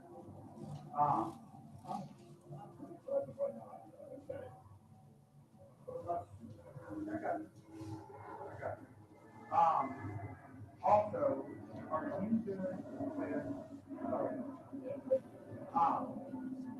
good with, I'm gonna reply to your email, and I'm gonna send you a contact number for somebody at our office that has a network of resources. Okay? Yeah, so what I'm gonna do is, and what I'll do is I'll copy her on the email. Her name is Jenna Rundon. And she, Detective, who is Jenna Rundon? At the time, I believe her specific title was victim specialist at the sheriff's office. Okay, so Ultimately, I did, sir. is that because you thought he was the victim and you had decided that he wasn't guilty or he hadn't done anything wrong? Or why is it you put him in contact with a victim specialist? At 11:20 that same morning, so 11:20 a.m. prior to my arrival there, would require her assistance because of her network. And my response was to that, request. Are you giving Jenna Rundon because you decided Gerald Radford is innocent or the victim? No, sir. You're still investigating at this point. Is he still a suspect then? Yes, sir. I'm merely fulfilling a request. he has a very big network of all sorts of things for services and things of that nature. So I'm gonna reply to your email. I just didn't want to send you an email, what the heck is this? So I'm gonna send you an email with her contact information. And if you need something, regarding any services or anything, she is our expert. You know what I mean? So I'll send that to you. I understand. Do you currently have any questions?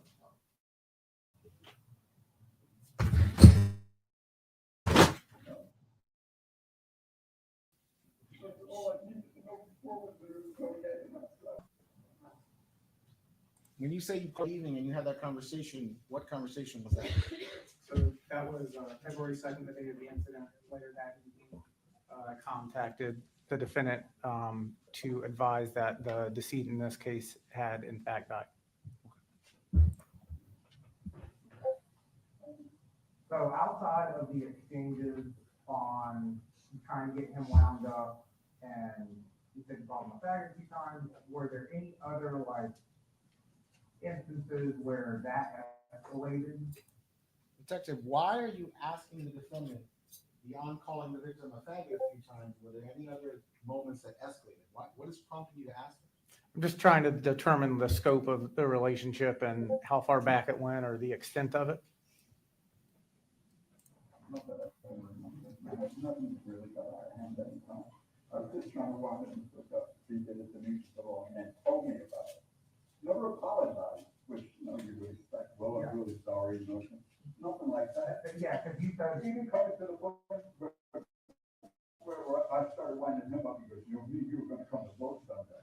I told him right to his face, I said, don't even jump because I ain't gonna hit you. I'm not gonna be the guy who hits the gay guy. let me ask you this. Mr. Radford has made a statement about we're going to come to blows some days, attributing that statement to the victim, correct? That is correct, sir. Is that the first time he's ever expressed any sort of threat from the victim? Yes, sir, it is. The day before the incident, were you at the dog park? You don't remember? That would have been Thursday. Detective, why are you asking, because you seem pretty focused, why are you asking if he was at the dog park the day before the shooting? To make a determination of whether or not he went to the dog park regarding some evidence that was located during the investigation, Well, let's- specifically related to that date. Let's talk about that evidence. When the victim, Mr. Lay, died, his body, his possessions are recovered, correct? That is correct, sir. Did he have a cell phone on him? Yes, sir, he did. Does the sheriff's office have the technology whereby you could, for example, get my cell phone, plug it in, and gain access to all my text messages, pictures, see everything on my phone? Yes, sir. Did you all do that with the victim's phone? Ultimately, yes, sir. And in the course of doing that, did you find a video that drew your attention? Yes, sir. And did you believe that video was somehow attached to February 1st or the shooting on February 2nd? Yes, sir. You're not going to tell Mr. Radford about this video during this interview, are you? No, sir. Why? I'm just trying to make a determination on the value of it or what he knew to see if it occurred. You're not required to tell people all the things you know, are you? Absolutely not. Do you remember an incident, or do you recall an incident where maybe you guys exchanged words and you told him you're gonna die?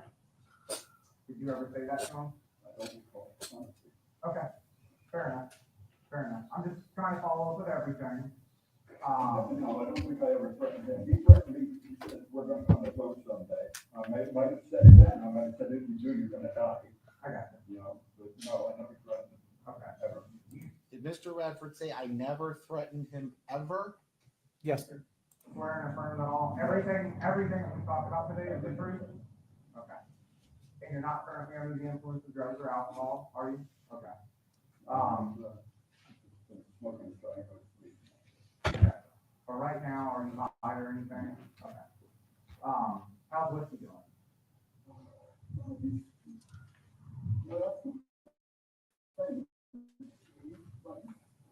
He's probably feeling a little off without his brother. Yeah, 100%, he doesn't have his brother.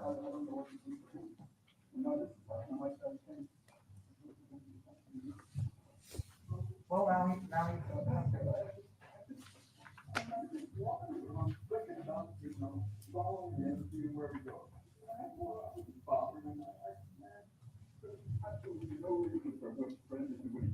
What do you mean following him around? Oh, Colin, was he around? Yeah, you said ever since his brother passed, he's been way different. Whiskey, I bet you're spoiled. I bet you're spoiled. He's a big dog. Was his brother that big? Before he got sick, he was maybe 65. What was whiskey weigh? 105?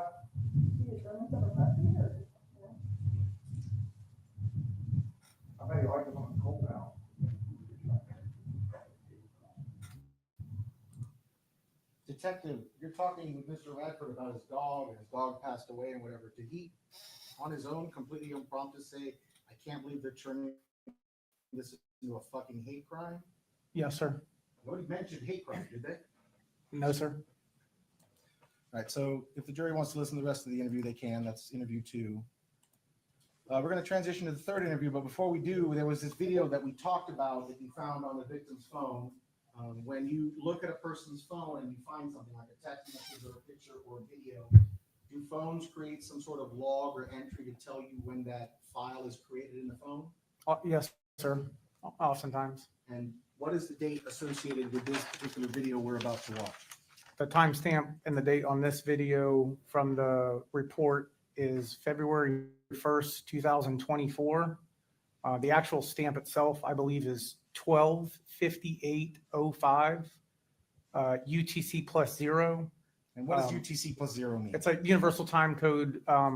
In essence, during that time of year, because daylight savings and things of that nature, you would subtract 5 hours, is my understanding, from the timestamp itself, which would put that video February 1st, 2024 at 7:58.05 seconds. So that video is created 7:58, February 1st.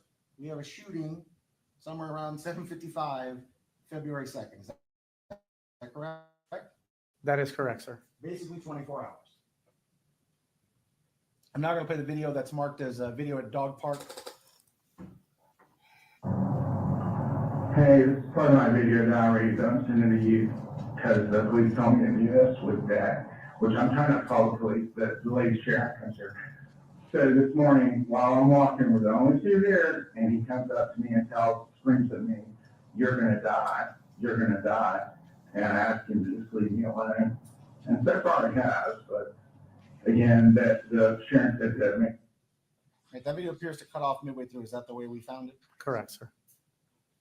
Now, you have not told Mr. Radford that you had this video on the interview 6 days after the event, February 8th, correct? I did not tell him that, sir. And is the investigation still progressing? Yes, sir, it is. So I want to ask you, do you at some point decide this case needs to be presented to the state attorney's office, but before that's going to happen, you're going to do one more interview? Yes, sir. Do you go on March 7th of 2024, about a month later, to interview Mr. Radford for what is effectively the 3rd time? Yes, sir. Now I'm going to play the 3rd interview. Hang on 1 second. Everybody all right over there? Need a break yet? No? Okay, go ahead. Oops, sorry, no, that's the wrong player.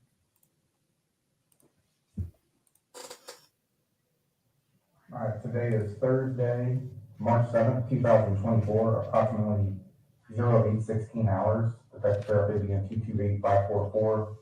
I'm going to also be present with Detective Mullen.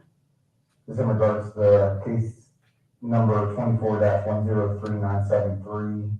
I'm currently located at 5009 Addison Court, which is the home of Gerald Declan Radford. It's a follow-up conversation regarding a video that I located on John Walter Way's cellular telephone.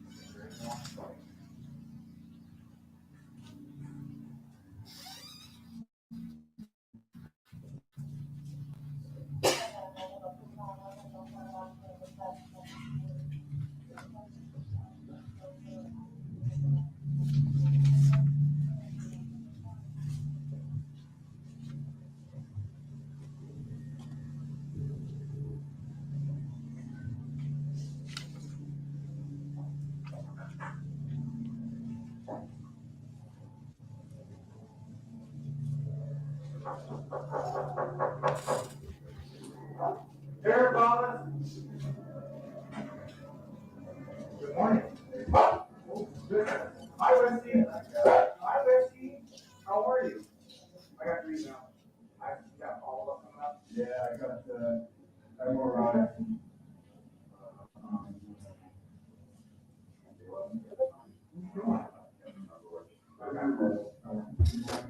I'll get out here. We're only gonna be a few minutes. I wanted to talk with you, if you don't mind, about a video, I think, yeah, I don't know if it's been pushed out or whatever. I think we kind of talked about it a little bit, or you kind of alluded to it last time we were together. And I just wanted to get some confirmation on it, if you don't mind. It was a video I located, What we can expect, I think. yes, sir.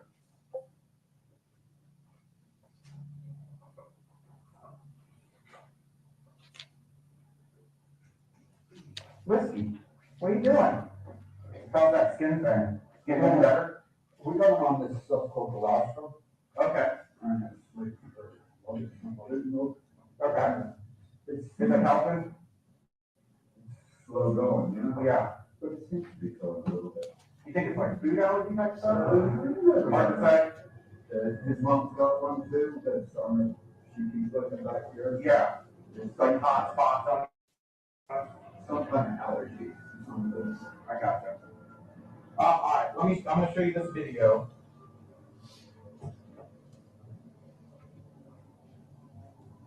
Show my volume as well.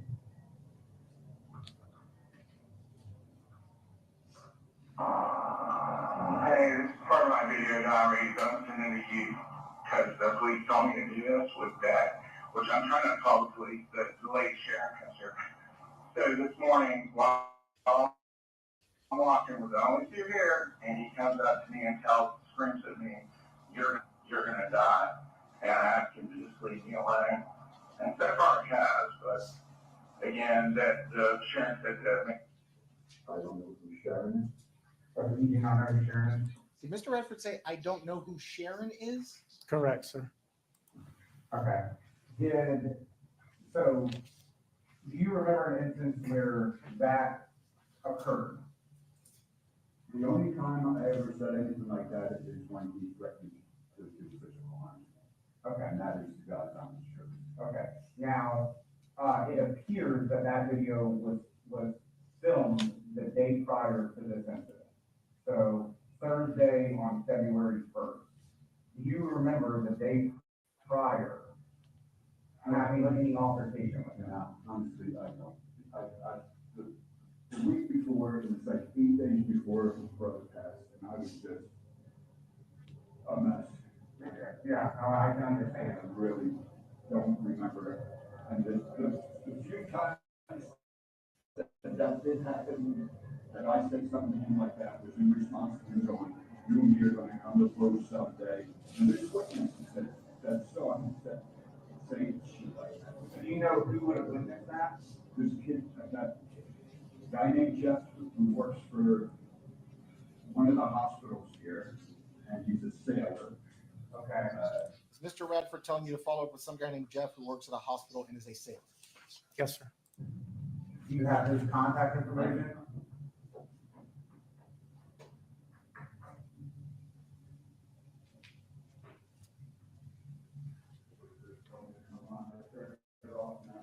I got you. We haven't had many, but we've had a few stupid emails. Like people calling and stuff like that. Stupid shit, you know. So, do you remember if you were at the park the day prior? I'm there almost every day, so I Okay. probably was there. Okay. Do you remember if there was any type of conversation or anything between the two of you that would have sparked that? It was something almost every time you saw me do something. Okay, I mean, I got you. it was like a common, here we go.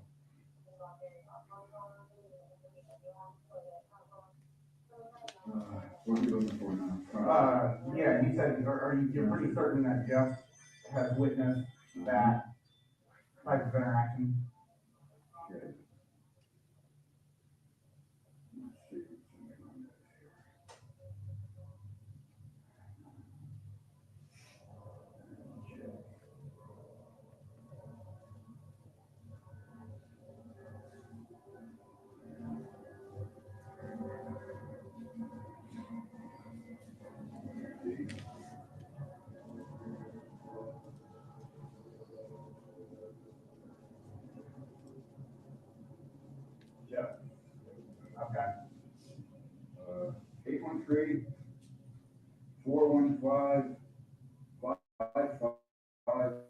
813-415-5553. Detective, as Mr. Radford is giving you 813-415-5553. 867-5309. Correct, sir. And that's for Jeff, Yes, sir. the sailor who works at the hospital. Yes, sir. You're pretty certain he witnessed that? And I'm positive he was there one day when he said that to me, because I turned to him and said, "You hear this fucking guy threatening me?" I got you. And then any other individuals that you think would have been present for that? Then there is another guy who plays brass, and his name is, God, I see his face.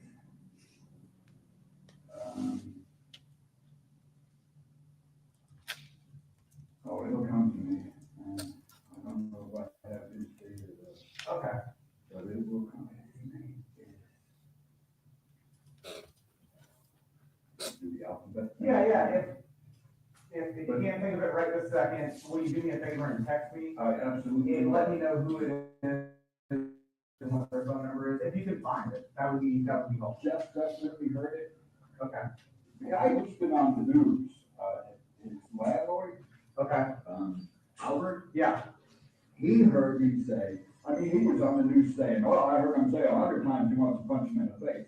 But it wasn't followed up with what was followed up every freaking time I said that is, "But I'm not gonna be the guy who starts a fight with the gay guy at the park. I'm not gonna be that guy." I got you. And every time I said that. Okay. So I don't know what the hell they're fucking ganging up on me for, because they all heard this shit. I get it. I understand. So are you fairly certain that if you were there, well, let me ask you this. If you were there the day before, do you know what would have prompted that video? I know you said there was quite a few altercations. I mean, it was almost every time we saw each other. It was, we were going, and that week was less my part because of Vino Bell. No, I do not remember the day before because it was so common. I got it. Okay. And him stating that you told him you were gonna die, Never outright said, "You're gonna die, you're gonna die." It said something to the effect of, if he made that comment, I would say, "Try it and you'll die," or "Do it and I'll defend myself," and Okay. In what comment, or do you mean like you would have been responding to? You and me are gonna come to blows, I've done it before. Okay. And my comment is, I've done it before, wasn't it? Yeah. Okay. Do you swear and affirm everything you told me I is swear true? and affirm, absolutely. Okay. Are you currently under the influence of drugs or No, alcohol? I just got out the shower. Okay, got it. No, I just got out of the Okay, I'm shower. just trying to get some clarity, I got you. you know. So what? And I just, I figured it's fair to ask. Something now. And had you seen that video before? No. Not that particular video, because when I started playing it, you seemed a little. It's just, it's face. Okay, I got you. Because it's like, Yeah, Right. no, I understand. that's, Did he say no? I just got out of the shower. Does that automatically mean you haven't been drinking or taking drugs because you were in the shower? Okay. Is there anything that that's you one of the think? worst things right now is every, fucking where I go, I see his face. I understand. But it's not there, Yeah, is there anything that you thought of or that you recall that you think is important for me to know that we haven't discussed? With the therapist. I keep, Detective, we are 1 second short of 11 minutes. It was the third interview 1 month after the shooting. Is Mr. Radford about to start volunteering information he's never told you before? Yes, sir. Is he about to tell you that the victim had his hands on the gun and he was going to try to kill him with the gun? Is this the first time we're going to hear this information? Yes, sir. getting these flashes,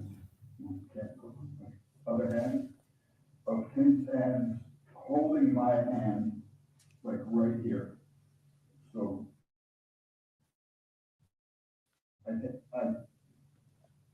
I'm overly aware of how close I came to being shot with my own gun now. Okay. His hand has got to be all over that gun. I can't get it out of my head, both his hands on my hand, trying to turn the gun on me. Okay. And that's like, Something that's come to the, I guess, forefront of your, from just flashes of this thing that's going on. okay. Okay. Well, do me a favor, if you figure out who the other guy is that you said plays grass that might witness that. Rice, Rice TV. In the evenings, he goes there. Okay. He's got 2 dogs, I don't know his last name. Do you have his contact information? Never did. Okay, yeah. I got you. White no black sign. White male, maybe 6 foot, 180 pounds. Thing. Yeah. Okay. All right, well, we'll be in touch, all right? Text me if you figure out who that guy's number is, and then just keep me updated on the emails that you're doing. I appreciate that. Wait a minute. Yeah, no, keep thinking about it. We're not sure. Yeah. But that's the, That guy goes there in the evening. You go there in the morning because you're part of the morning crew. So how does the evening guy know anything about your interactions with Walt? the guy that said the seller. Yeah. I got it. Yeah, I got it. Whiskey be good, okay? He's gonna let that for a while. Bro, I'm sure he probably prefers it outside. Yeah. You guys have the porch, does he hang out on the porch quite a bit outside? He used to, Yeah. but the past like week, he sits and just stares out there. He won't go out at night. Oh, really? We're losing, we don't know why. Yeah. I'm sure quite a bit changed We when know it was. something to be done. Yeah, I got you. All right, well, we'll be in touch. If you need something, reach out to me, okay? Yeah. All right. Yeah, I'll reach out to you soon, okay? So. All right, have a good day, all right? Got a therapy at 11. Okay, fine. Somewhat better. Okay, yep. If you need something, call me. You got my direct number? Yeah. Yep, for sure. All right, yes, sir. Thank you. Yes, sir. Detective, Mr. Radford was subsequently arrested a short time later. Yes, sir. When was he arrested? March 8th, 2024 at approximately 13:40 or 1:40, 13:40 hours, 1:40 p.m. So we're at March 8th. An arrest has been conducted. Mr. Radford has been charged. I want to talk with you about a home that sits across the street from the dog park that I think we attempted to get video from and were not successful. You know what I'm talking about? Correct, sir. And so I want to first clarify so the jury understands this is State's Exhibit 2A. Oop, gotta click over, sorry.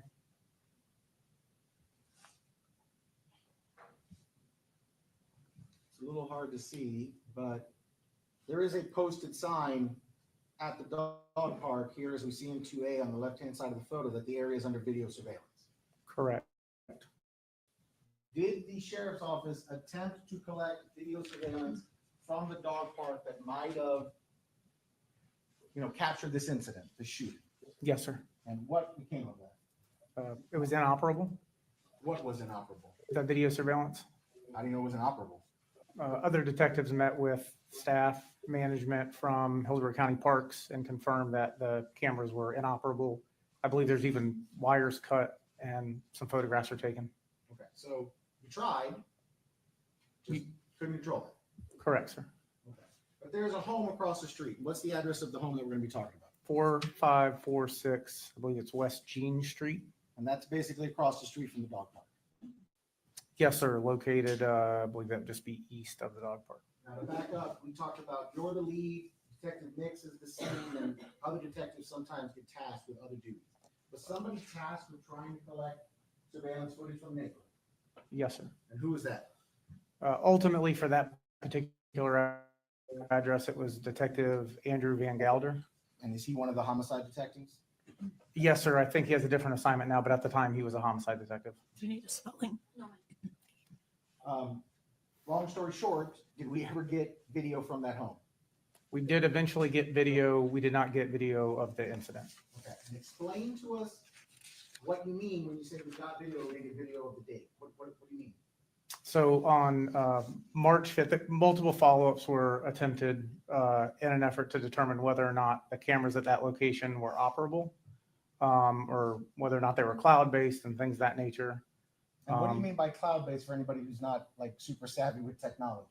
A lot of home video surveillance records to a cloud, or basically a server, if you will, where there's not a physical actual device that has the historical footage memorialized. A lot of people have to pay for, extra cloud storage, things of that nature, to go back and watch historical video clips. All right, so if I wanted to get a home security system, could I get a system that has what's commonly called a DVR? Yes, sir. There's DVR and VR. That's an actual. It's like a digital video recorder. That is correct, sir. I would have some sort of device in my house that the video is being collected and stored onto. That is an option for video surveillance, home video surveillance. If I wanted to go get home video, I could also get a system where the video just goes to the cloud, some computer somewhere in the world, and then I can try and access it later, but I don't physically have it. Is that correct? That is. Right. So you discover this house across the street at 4546, and it appears to have cameras. Are efforts made to contact the resident of the home to see if you can get access to the cameras to see if there's anything captured? Yes, sir. And did that occupant ultimately, I don't have anything to do with this, I'm renting, there's somebody who's the landlord? In essence, yes, sir. Who was the landlord provided to you? What name were you referring to? So we have somebody to refer to. It was provided to Detective Van Gelder. I We'll call him Eduardo, just so we have someone to refer to. So you guys need to talk to Eduardo, and I need you to explain to a jury,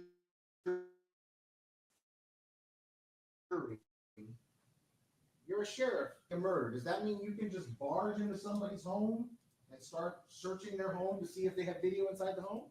No, sir. Well, what are the ways by which you could get access to a home to see if there's video of use? Well, the first one would be to make contact with whoever's in control of the home, attempt to get some type of consent or something of that nature to look in the residence, or just to interview them and figure out what equipment is there, if any. The other option would be to develop probable cause. We would have to develop that, and we would have to request a residential search warrant if we're talking about a home, which would have to be approved by the judge. And then ultimately we would have to execute that in an attempt to locate any potential evidence. All right. And so when the initial contact is made with the homeowner, he says, I don't know anything about the camera system. Does he indicate he doesn't even know if there is a camera system working? Correct, sir. So you got to talk to Eduardo. That's what he tells the detective that goes to that house. That is correct. All right. Did the sheriff's office continually try to make contact with Eduardo to see if there was a system, if there was a device in the house that would have captured it, that sort of information? Multiple attempts were made, and there was contact with that individual on more than one occasion, the homeowner. Okay. And was there a delay in getting contact with Eduardo and eventually getting information from Eduardo about how the system worked and if it was even working that day? Correct. Yep. So I was advised that he was like over the road truck driver. And ultimately, I believe it was March 5th, I had a conversation with him and was able to determine that there was, in fact, in the house that he was renting, a device inside that could have captured it. Okay. And so you said that this originally started with Detective Van Gelder. Correct, So sir. then you said you've taken over at some point. At some point, you decided you needed to handle this? Just in addition to the attempts I tried myself as well. And when you talked to Eduardo and you were finally able to get a hold of him and he was able to give you whatever information he gave you, how long did it take you to go get a search warrant? So I believe that phone call took place on March the 5th at 08:30 or 8:30 a.m. By the time I spoke to my chain of command, my supervision regarding the newly obtained information, I authored a electronic search warrant request for the residence via our eWarrants database. I believe it was 17 hours or 1:17 p.m. on that same day where the search warrant was approved by the judge that was dealing with this set of tasks that day.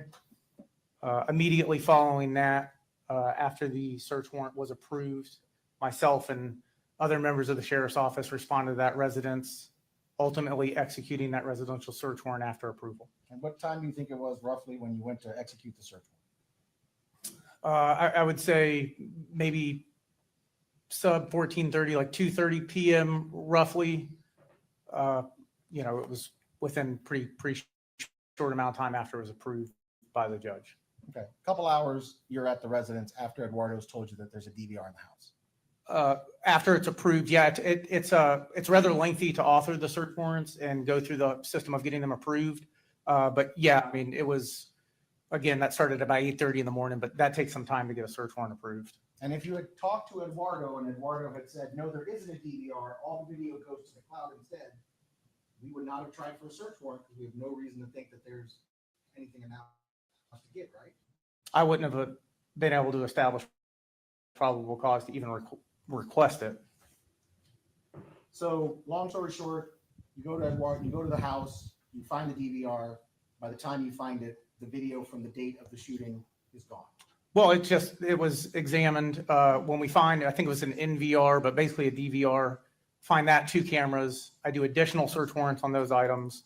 Ultimately, it is accessed, the data is accessed, and there is no historical video footage from February the 2nd located on that, is what I was advised by the person who analyzed it. So we don't have a video. That is correct. While you were at the house, though, since you could see where the camera was, that would have been pointed in the right direction to the park to capture the area where Mr. Radford tells you the scuffle took place. Did you all make an effort to measure that distance? Ultimately, I believe it was the following day, which would have been March 6th. Detective Mullen, who was my assist, went over to to the park area, stood within proximity of where the incident was alleged to have occurred, and utilized a laser, like a certified laser measuring device that the sheriff's office has to determine the distance from the approximate incident location to that house or that camera in particular. All right, and so I want to ask you, Detective Mullen is standing where the scuffle supposedly took place. That is correct, sir. While she's standing at the spot where the scuffle takes place, are you in a spot where you can see the live feed of the home surveillance camera? So kind of 2 separate events here. The day of the actual search warrant we did not do the measurement. I believe it was the following day, but at some point while we're executing the search warrant, I am in a position to where I can see what the presumed view would be from the particular camera that was of interest.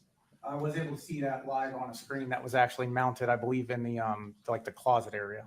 And when you're looking at the live feed of the camera pointing in the direction of the park, did you have somebody in the park for a size reference? Correct, sir.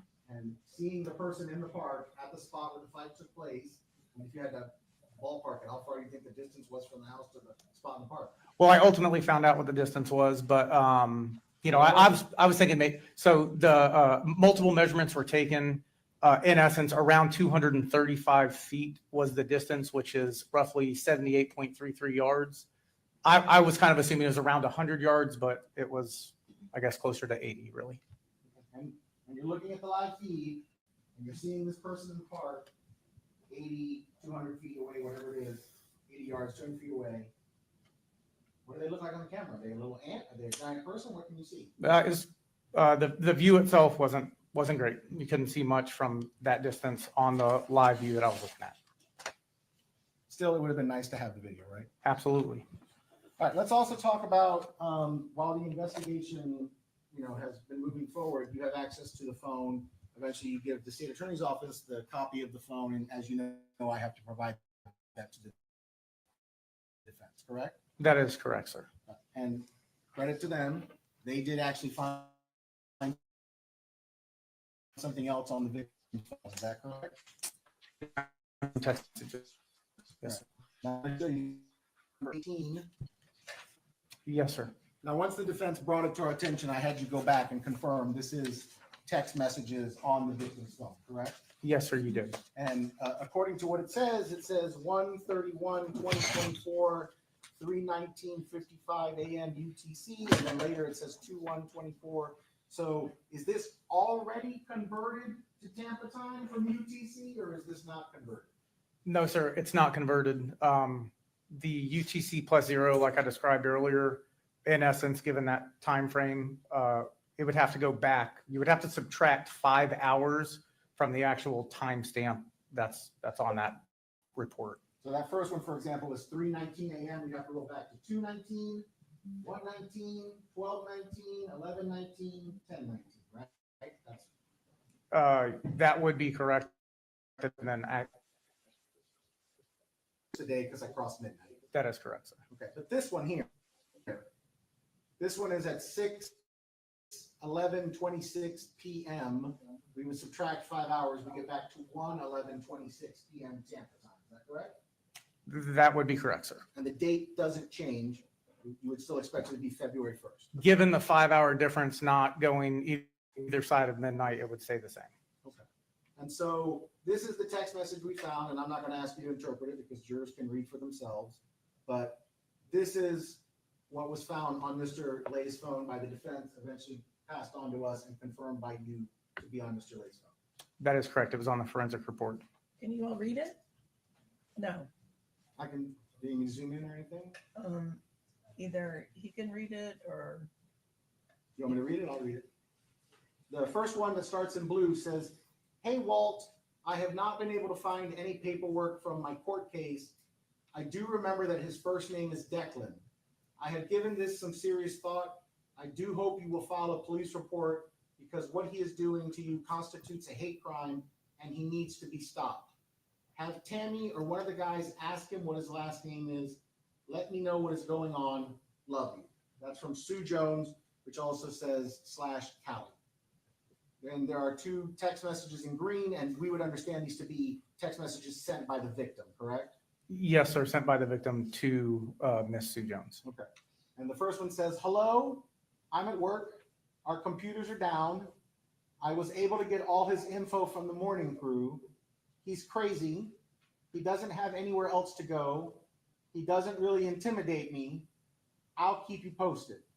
I thought if he blocks my path again, I'll try to tackle him. He's really older than he looks. He's weak and feeble. I'll keep you informed. This weekend should be drama." And then the last one, which we hadn't talked about, which says 6:24:32 p.m., which is 1:24:32 p.m. He's eat up with bursitis. I think he wants me to beat him in some weird, crazy sex. ... I don't know. LOL.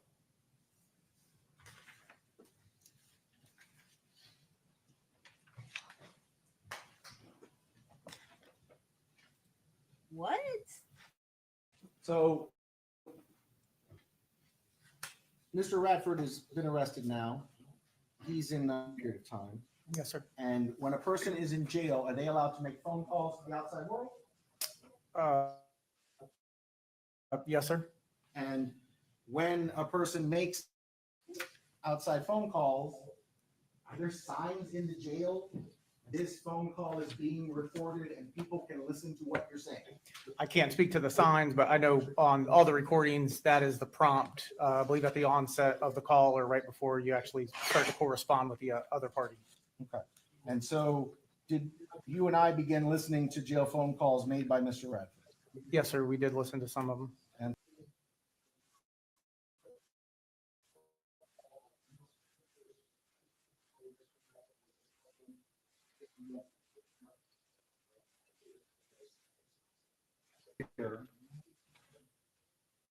when we last left Mr.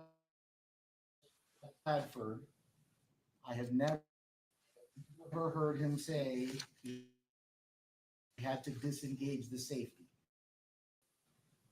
No, sir.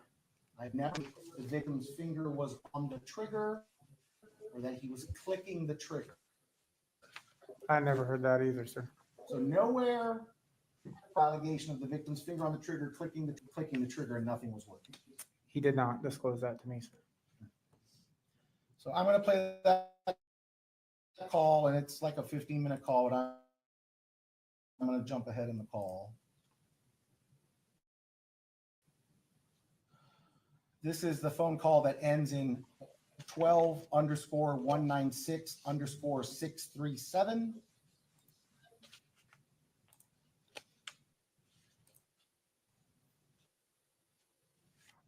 For English, press 1. And I'm going to go to 4 minutes and 33 seconds into the.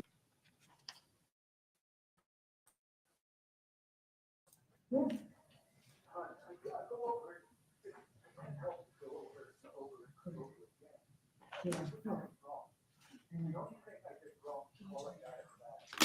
Yeah. Can I turn what? The video up. This is as loud as it goes, The I think. volume on the computer. Volume on the computer is at 100 and the volume on the video is at 100. I'll back it up a second.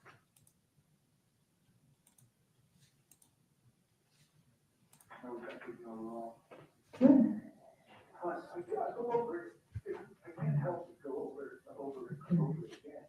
Yeah. The only thing I did wrong was call that guy a fag. Yeah. I didn't twist his arm. I didn't fucking make him do anything too big. I didn't give him HIV. And I sure as hell didn't want it from him. Yeah. No. I turned around to look for the whiskey, and when I turned back around, he covered 10 feet in a matter of seconds. Detective, prior to this March 31st phone call, has Mr. Radford ever suggested he was ambushed or blindsided by the victim coming up on him, from 10 or 15 feet away? No, sir. There was an airplane going over. I didn't hear a damn thing. I was fumbling with my phone in my hoodie, trying to get the volume down, and just bang! All of a sudden, on the ground on my back. Yeah. Climbing up my body. So we don't think that you're the one who pulled out the gun. We think that maybe you did. I reached for it. What hand? My right hand. You did. My left hand was trapped in my coat or under his hand. So that was useless. Okay. I reached for it, but he dove right at it. So by the time it was clear to a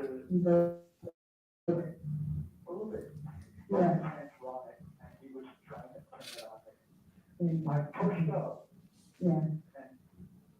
And luckily hit the safety and pulled the trigger at the same time. Yeah. And otherwise, I would have been shot as well. All right, so I'm going to stop it there at 6 minutes and 5 seconds. And just jump ahead a little bit to 6 minutes and 52 seconds approximately. If I was smarter, I would have just pulled it out, clicked, boom, boom, boom, shot him in the belly. Yeah, I've never understood that. That doesn't make any sense to me. Are people saying that because they think, the old saying about protesting too much? That they are saying that they hate gay people because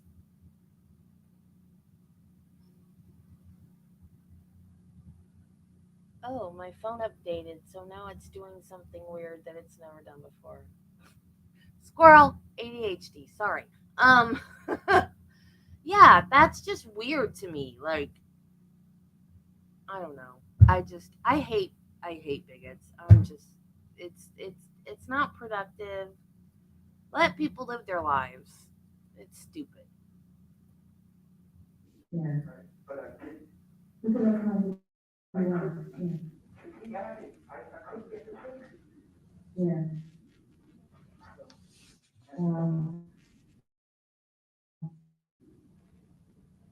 I heard, What about the dog? I heard, oh shit, so I have to do it now. Let's go ahead. He caused it to jam up because one of his fingers was in that trigger button on top of mine. And he was pulling the trigger as fast as he could, but nothing was happening. And that probably, it seemed like 10 seconds, but probably 2 or 3 seconds. Yeah. Before he went left. Oh shit. Yeah. Stopped at the 7-5 in the phone call for purpose of record. So that's Mr. Radford now saying finger on the trigger guard, finger into the guard, pulling the trigger, clicking of the safety. I would have been shot if I hadn't disengaged the safety first and shot him. That's correct, sir. I also want to play the other jail phone call that is admitted. These are both admitted as State's Exhibit 17 for the record. This is the one that ends in score 915. Did you and I discover a jail phone call from March 23rd of 2024? May 23rd, sir. May 23rd, I'm sorry. Got my dates. March 31st, May 23rd. Thank you. Yes, sir. This is that phone call? Yes, sir. And I'm going to go to,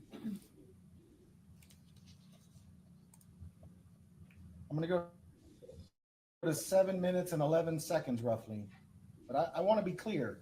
By May 23rd, Mr. Radford has already been arrested, correct? Yes, sir. He's already been charged with second-degree murder and charged with a crime evidencing prejudice based on sexual orientation. Yes, sir. He's actually even appeared in court to be aware of his charges. That is correct, sir. So he knows that we're charging him in part with doing something to the victim because he didn't like him for being gay or something to that effect. He was aware of his charges, sir. So 7 minutes, 11 seconds. You know, I thought I knew some of those people. Yeah. And he, like a prosecutor does this. That,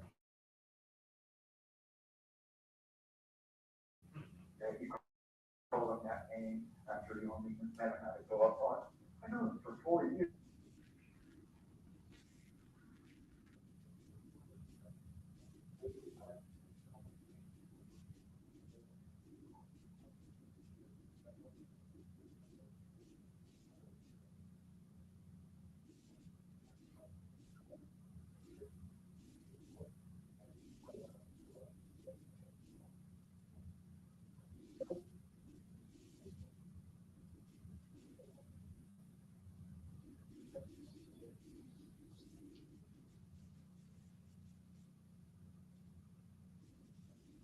Minute. Yes.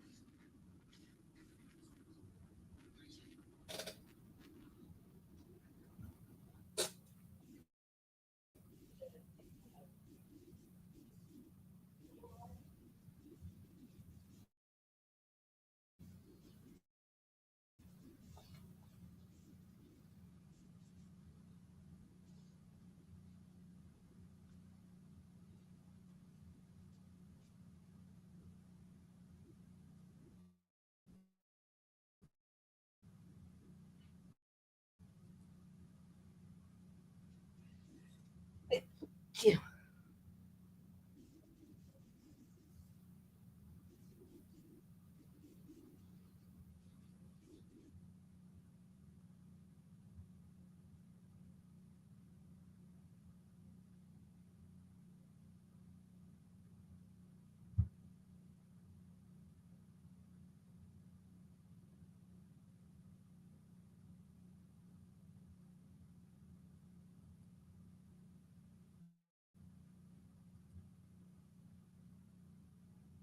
I don't know why my screen is purple.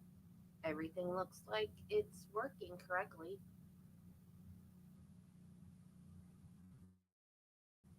Oh.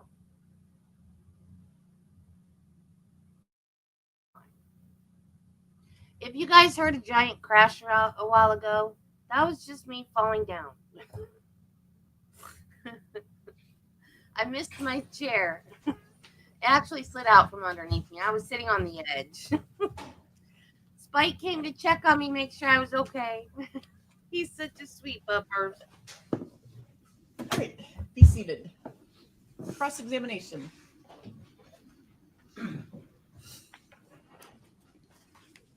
Good afternoon, Detective. Good afternoon, sir. How are you? Good to see you. Good to see you, sir. So I'm going to kind of go right down the line of topics that you covered with Mr. Diaz to clarify a few things. Okay, Detective, Special Investigative Division. Yes, sir. The Special Investigations Division. Yes, sir. And you were previously in what I refer to as major crimes investigator, but homicide investigator. Well, it's a different division. So that's criminal investigations, which houses multiple units. Where our unit is currently located is Special Investigations, sir. Special investigations. Now, how long were you, when you were the lead detective on this case in February of 2024, how long had you been a major crime detective that was tasked with investigating homicides? Oh, probably around, I would say, 6 years, roughly. So you had been, Yes, sir. Like mentioned previously, a large portion of that was narcotic-related homicides as it relates to overdoses and the investigation into the source for those cases. you'd agree it's a fairly long time to be doing that type of work, right? Yes, sir. And now you're in a different unit, and your testimony to the jury is that wasn't a demotion, that was a voluntary transfer, like a lateral move to a different detective unit. Yeah, so just to be clear, the unit that I'm on was in the Criminal Investigations Division when I transferred out of homicide. I transferred for work-life balance. I've been on call for many years of my life, and I transferred to try to be home a little bit more. Our unit has subsequently, since I've started in the unit where I'm at, has moved to the Special Investigations Division. It was in Criminal Investigations, now it's in Special Investigations. Mildly confusing, but you were a homicide detective for 6 years. Not on the homicide unit, but I investigated homicides for many years. Yes, sir. Specifically, how many years were you a homicide detective on that specialty unit? On that particular unit, less than a year, sir. But you had been a detective for 6 years. Longer than that, but investigating, homicides, multiple years prior to that, sir. Now, at the beginning of the direct examination, Mr. Diaz had you walk the jury through kind of how this process plays out when there is a homicide investigation. And you explained to the jury that one of the supervisors, in this case, I believe it was Sergeant Florio, kind of delegates a lead detective and then other detectives to do other tasks. Is that accurate? Yes, sir, that's correct.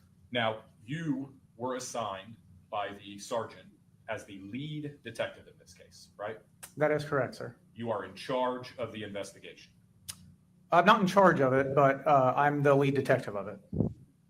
Help me and help the jury understand then who was in charge of this investigation if you, as the lead detective, were not that individual. Well, there's supervisors in the homicide section, just like pretty much every other section that we have at the sheriff's office. They're the ones that are technically in charge, i.e. that's why I was told what to do. I'm not in charge of it. I am supposed to oversee certain tasks as a lead detective, and that's what I was tasked with doing by somebody who was in charge of the homicide section, sir. Let's be abundantly clear. The sergeants or lieutenants, they are not micromanaging your investigation, right? Well, it depends on what supervisor you have, but I mean, it depends, but not technically, not usually. Every action that you took in this investigation, were those individual actions reviewed and approved of by your supervisor, or are you operating autonomously and investigating this case? Provided with tasks typically from a supervisor, obviously, there are multiple things that we don't necessarily go for approval for, but they keep a pretty close eye on what the detectives are doing while investigating these crimes, sir.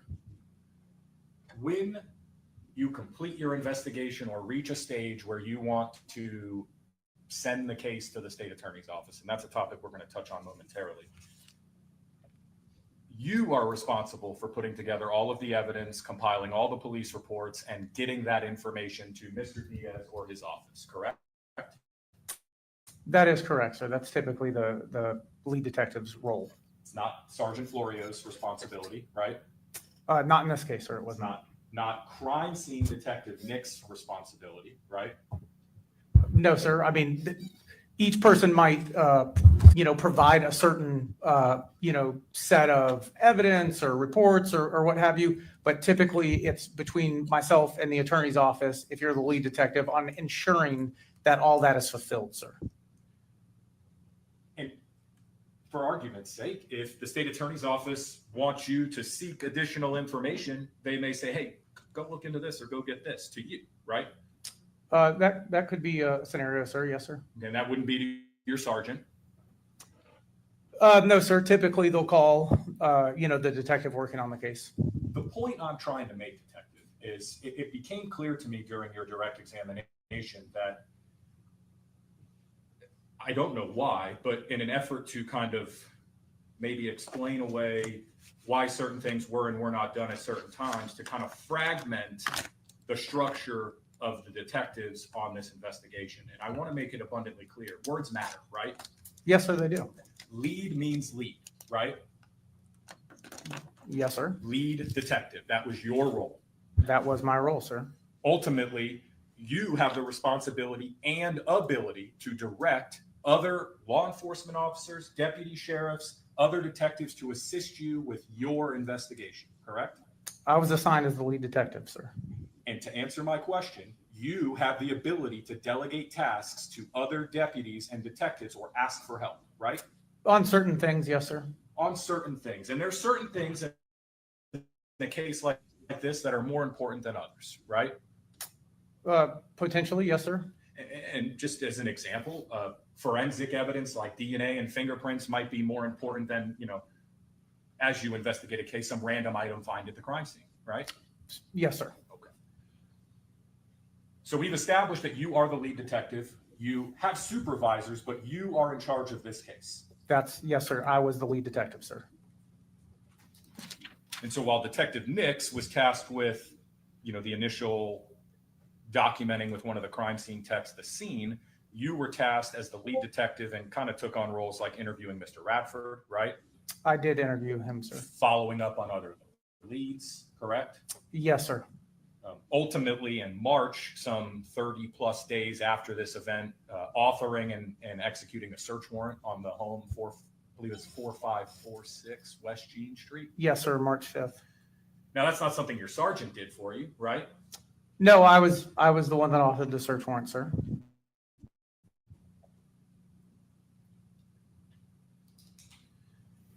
Now,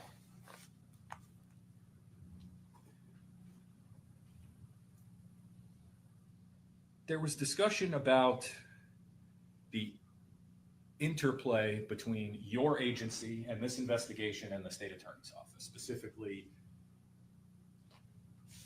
your agreement that you don't effectuate an arrest in a homicide without approval from the state attorney's office. Do you recall that? Yes, sir. That has been discussed. Can you tell the jury what dates between February 2nd of 2024 and Mr. Radford's arrest, I believe it was March 8th? It was March 8th, sir. Of 2024, what dates that you met or spoke with the state attorney's office about this case? I don't have everyone committed to memory. Always, on the onset, certainly, multiple times thereafter, and then ultimately the case is presented to them the day before the arrest. Are you able to give the jury a specific number of times that you met with the state attorney's office about this case in the roughly 40 days that transpired from the date of the shooting and the date of Mr. Radford's arrest? I'm not able to give an exact number, sir. More than one? Yes, sir. More than five? Could have been more than five. You say meeting with, does that mean I believe there's been more than 5 discussions from the onset of it until it was presented. What are you discussing with the state attorney's office in the days after this incident? Information that's being newly obtained, making sure that, certain things, when we have an update on it, is being, provided to the state attorney's office as we discover new stuff. So we discover new stuff. The park entrance, the gate that is right there at the parking lot. The correct? pedestrian gate? Yes, sir. Yes, sir. How many times did you go in and out of that gate on the first day you were assigned this case, February 2nd of 2024? I believe maybe once. You were aware that there was a sign, and I understand that we know now, and we knew weeks after the shooting that there was no surveillance footage, but you saw the sign that said this property is under video surveillance, right? Yes, sir. That sign was posted on the pedestrian gates there. In fact, you're aware, having access to all the body cam footage from your fellow deputies and detectives, that one of the first things Mr. Radford pointed out to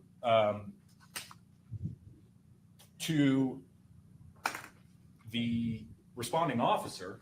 Calls for hearsay.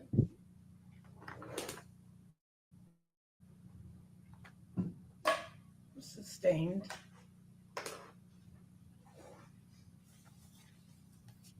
You saw that sign. That sign was posted, sir. And if Mr. Radford had pointed that out to a deputy immediately upon, Overruled. if Mr. Radford had pointed that out immediately and in an attempt to say, hey, look, the video would have captured what happened, that would be consistent with somebody that didn't commit a cold-blooded murder, but rather acted in self-defense. Sustained. So just to be clear, you cannot give an exact number of times that you spoke with the state attorney's office about this investigation. That is correct, sir. Did at any point they say, hey, we really need that surveillance footage across the street? I don't know if that was stated. But that would be other stuff, to use your terminology, to keep them updated on, right? Potentially, yes, sir. Potentially. We'll come back to that.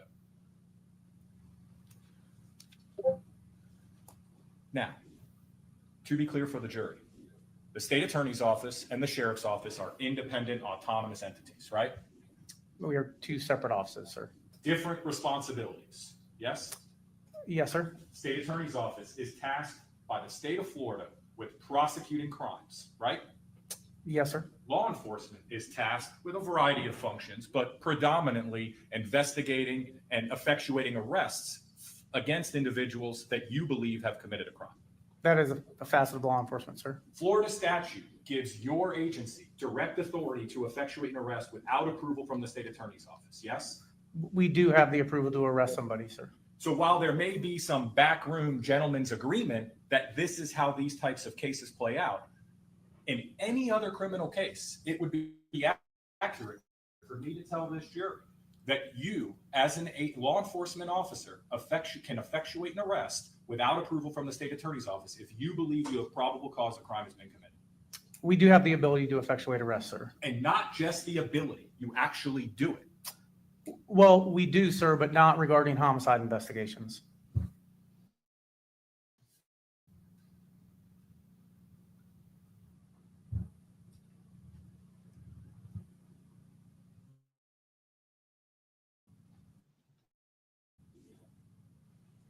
In a self-defense case, it requires a presentation to the homicide committee. Is that accurate? Yes, sir. What dates did you present this case to that homicide committee? March 7th, 2024, sir.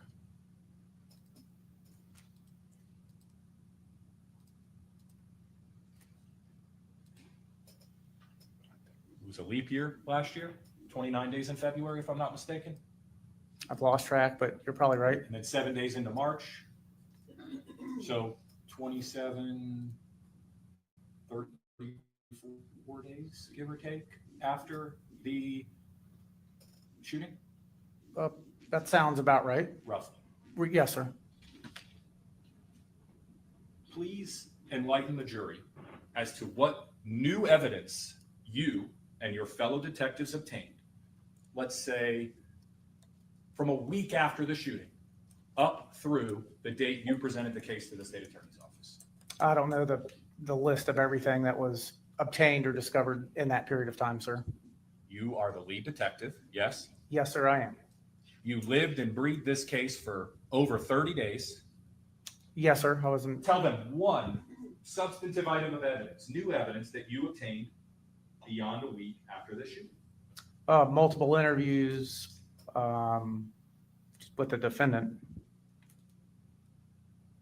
Anything else? I mean, again, multiple items of evidence were either located or people were reaching out subsequent to a week after. It is fair and accurate of me to say that between February 2nd and February 9th, so we're operating on a week timeline here, that you had spoken with, either because they reached out to you or you had been directed to them, a majority, if not all, of the civilian witnesses in this case.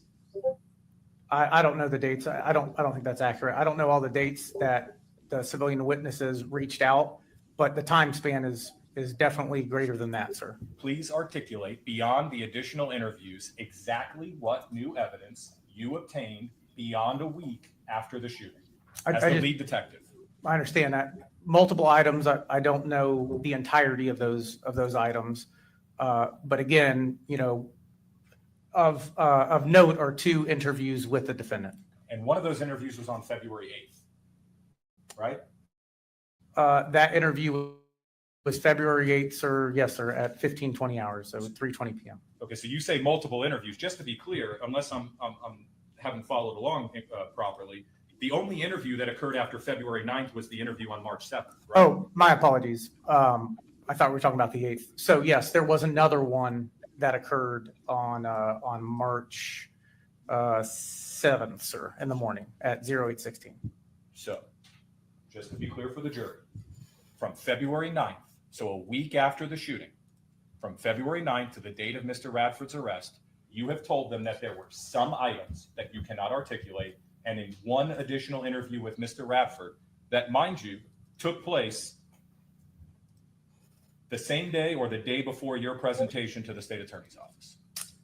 Yes, sir, multiple items. So for instance, the cell phone processing, I believe, occurred on 2/12. I believe there was a crime scene. I had to go to evidence and crime scene, I believe, on February the 13th. I responded to evidence at 0900. I then went over at 020 to crime scene to have evidence processed. Multiple things happened, sir, in between those dates. I just don't have every single thing committed to memory. Let's talk about that cell phone processing, okay? Yes, sir. There was no new evidence that you gleaned from that cell phone dump that you didn't already have, right?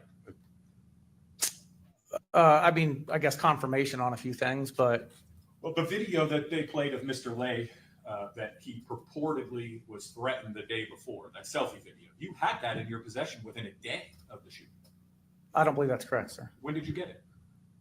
I believe it was multiple days thereafter. So within a few days of the shooting. That's probably pretty close, maybe 3-ish, 4.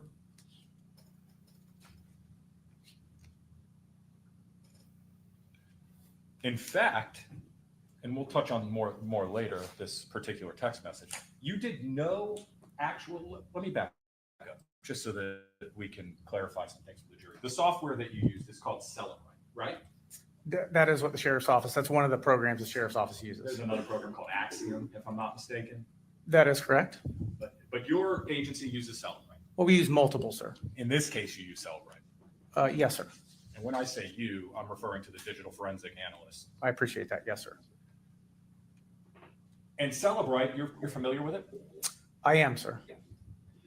It has in the top right corner of let me break it down even further. When you populate a cell phone extraction, as they're referred to, correct? Yes, sir. As all these different dialog boxes, images, messages, browser history, apps. I mean, you name it. If it's on the phone, there's kind of a tab that you can click and kind of dive down into. That could be present on a download, sir. Additionally, in the top right corner of that software, there's a search bar. Yes, sir, there's a search bar. And you've used that search bar before. I have, sir. Now you're looking for other stuff and you're in communication with the state attorney's office. Surely during the 30+ days that you were investigating this case and in the time frame subsequent to receiving the cell phone extraction, you went through that phone to determine if there was any inculpatory or exculpatory evidence pertaining to this case. I did review a portion of the phone, sir. What portion did you review? Multiple videos. I did look at some text messages, call logs, photographs, things of that nature. In fact, the software has the ability to narrow down into a specific date range, right? Yes, sir. And so you can either explore the entire contents of the phone, or you can select 1 day, 2 days, 5 days, whatever you choose. Yes, sir. It does offer those capabilities at times. Taking it a step further, you can even do that search feature within individual tabs, text messages, internet history, phone calls, right? Yes, sir. On some of them, I believe you can. So surely you, as the detective in this case, went into Walt's phone and started looking at the text messages and went in reverse order from the time of the shooting, right? Not necessarily, sir. I did look at some of the text messages. What text messages did you look at? I don't know specifically. Nothing that was memorialized that seemed of any great substance.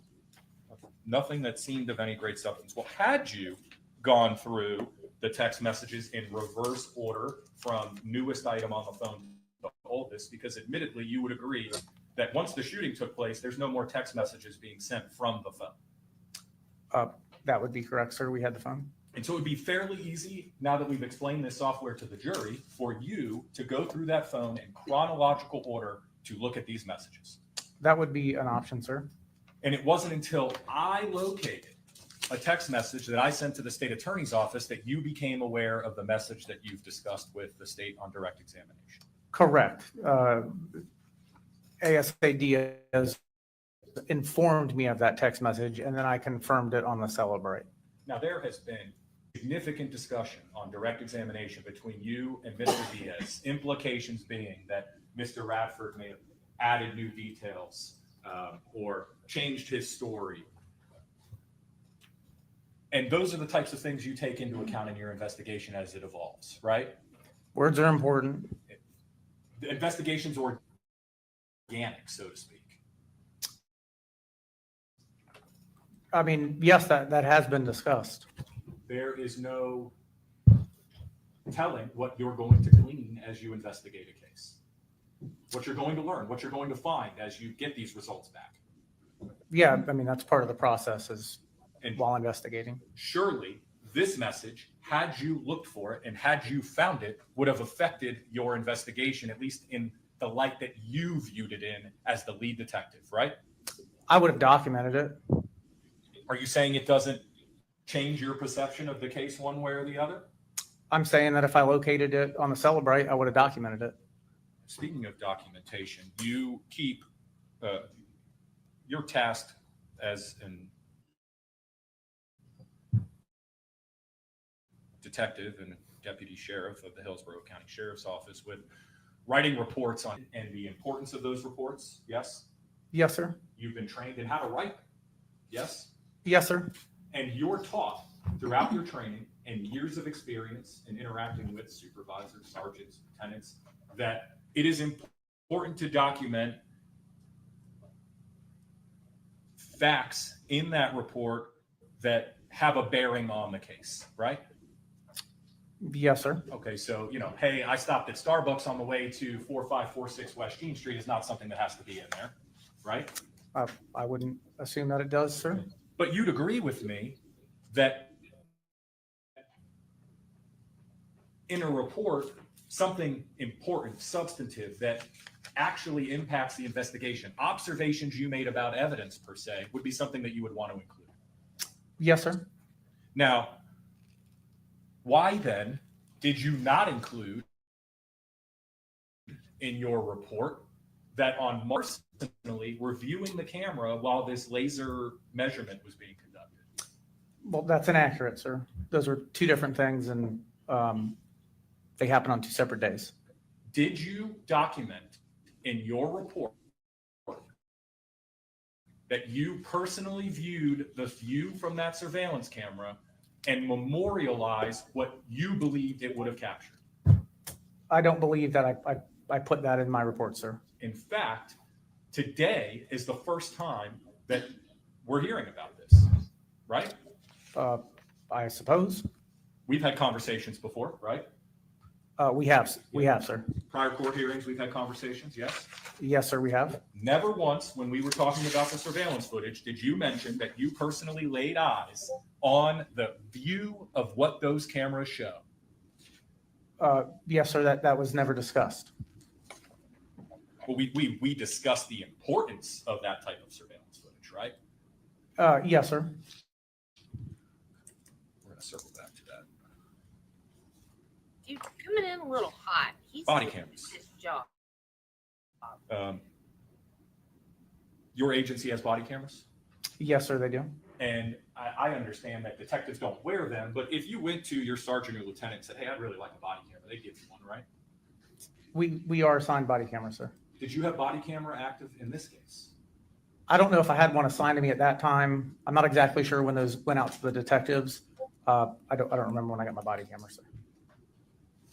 But if my understanding is correct, you were not wearing body camera during your investigation in this case. That is correct. I was not. Whether you were issued one or not, you can't remember. I don't know when I got it issued, but I was not wearing one for this investigation, sir. You understand why body cameras are important, right? Of course, sir. To document your interactions with witnesses, suspects, things like that. Yes, sir.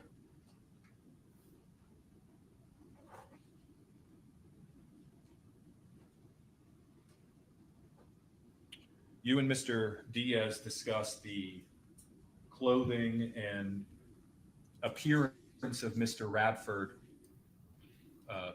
utilizing some photographs that were taken at the scene prior to the walkthrough. I'm showing what has been entered as States Exhibit 14A through I. Okay, Tim? No, sir. Now, to be clear to the jury, we're hours. This is roughly 12:30. Do you remember what time this is? I don't know what time it was, sir. Call comes out at 7:55 a.m. That is correct, sir. You arrive somewhere around 9:30 or so. 9:31, sir. 9:31. You have a conversation on scene. Sometime thereafter, Mr. Radford is transported to the station. Yes? That is Shouldn't you know what time the pictures were taken, though?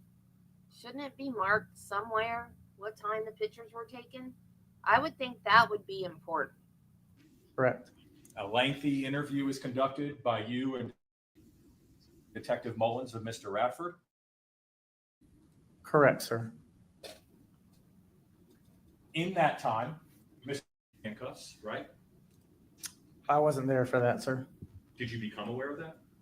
Initially, he was, believed, placed in the back of the car prior to my arrival. Did you review the body cams of your the deputies, as being lead detective to ascertain Mr. Radford's demeanor at the time of the first interaction? Yes, sir. And you saw that Mr. Radford was experiencing and exhibiting emotional swings identical to the emotional swings we saw on that first interview, right? I believe that was some portion of the video, sir. He'd go from kind of normal conversational to just an emotional wreck like that. With me, yes, sir. There was some ebb and flow regarding his temperament and during our conversation. I'm specifically talking about, as lead detective, your review of your fellow officers' body cameras when they originally got to the scene. Yes, sir. Deputy Lowe and Deputy Hoffman's body cams. They showed the same behavior from Mr. Radford, yes? Similar, sir. Now, Mr. Radford's in the back of the patrol. I believe it's Deputy Hoffman's patrol vehicle? I think it's Deputy Lowe's, sir. Deputy Lowe's. And he's in there for a period of time, and it's clear to you after reviewing those body cams that he's taken out of the vehicle. A layer or two of his winter wear is taken off. He's placed back in handcuffs and put back in the vehicle, right? I don't remember that specific portion, but if it's on body cam, then that's what happens, sir. Are you aware, as you sit there right now, that Deputy Lowe, I believe, it may have been Deputy Hoffman, took that clothing and just tossed it in the trunk of his SUV? I wasn't there for that. It's my understanding that I think at the very minimum, the black hooded sweatshirt was located in the rear of his, I think he had a Chevy Tahoe, sir. Not in an evidence bag, right? I don't believe so. Not the photograph I looked at, sir.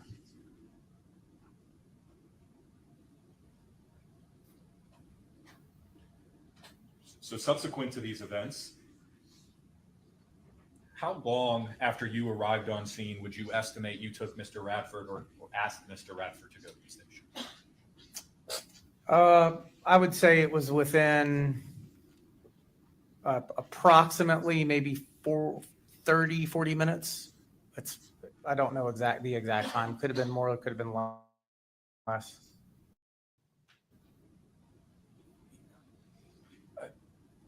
Question just popped into my head, Detective, and I'm curious. On direct examination, you were able to recall exact dates and times and military times. Oh, no, he didn't. Certain things took place. But when I ask you, on what dates did you meet at the state attorney's office, or what additional evidence did you find after the first week, you can't articulate with any specificity exactly what that is, and in your words, because you can't remember. Why is that?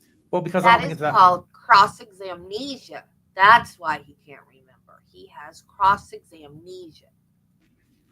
important. I don't think the amount of time I was there from when I arrived to the second that we left was significant. No, I'm referring to the additional evidence now that you said you were waiting on, and the other stuff that you found out in the 20 days leading up to Mr. Radford's arrest.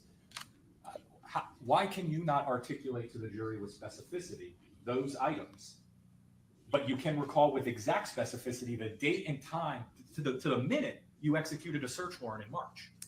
Well, I did, sir.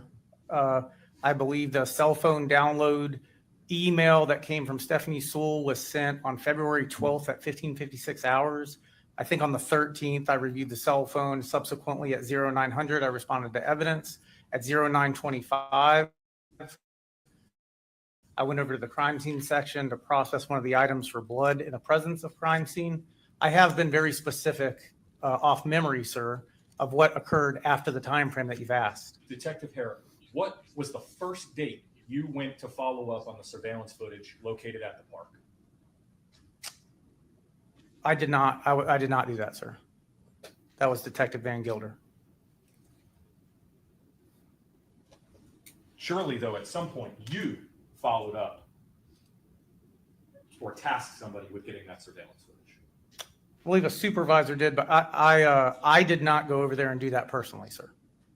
Please tell the jury the exact date, the first date that you followed up on the surveillance footage across the street. Well, specifically for 4546 West Jean, I believe the conversation took place on February 20th, I believe at 8:30 a.m. Regarding that, there was two other surveillance cameras, sir, that I looked at, one at 4546 Hannah Avenue, and then 4546 as well, sir. And that would have been on the 12th, and I believe it was around 1700 hours when I responded to those locations, sir. So if I understand you correct, the first time you personally followed up was February 20th. I believe that was the first time I had telephonic contact with the homeowner regarding 4546 West Jean Street. Was, I believe, February 20th at 0830, sir. If you had gone to your sergeant on February 3rd and say, hey, Sarge, I've got a report here from Deputy Laval that I'm reviewing because I'm the lead detective.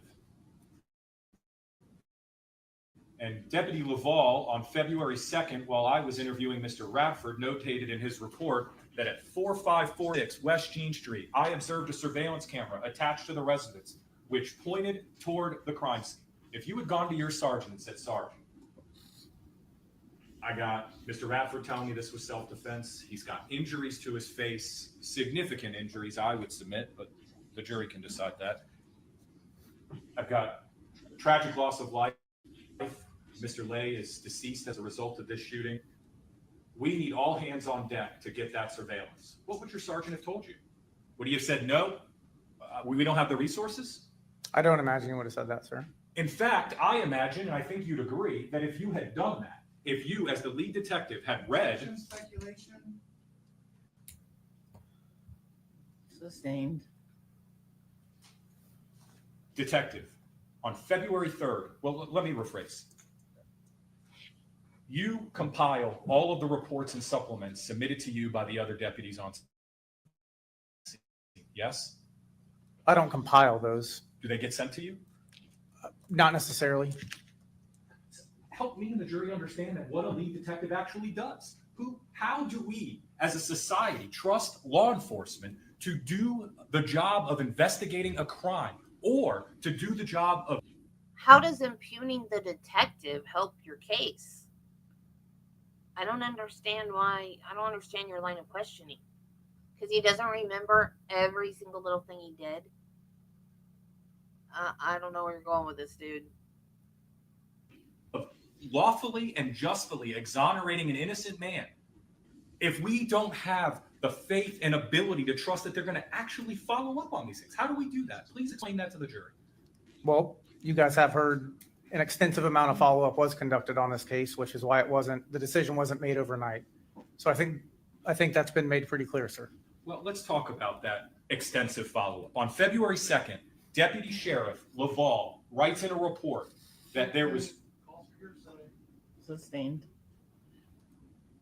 Are you aware, detective, that one of your fellow deputies on a case that you were the lead detective on advised in a report Objection, calls for hearsay. Approach the bench.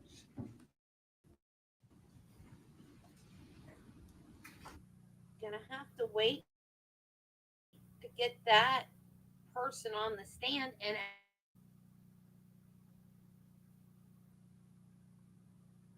there we go, asking the wrong person the wrong questions again. Yeah.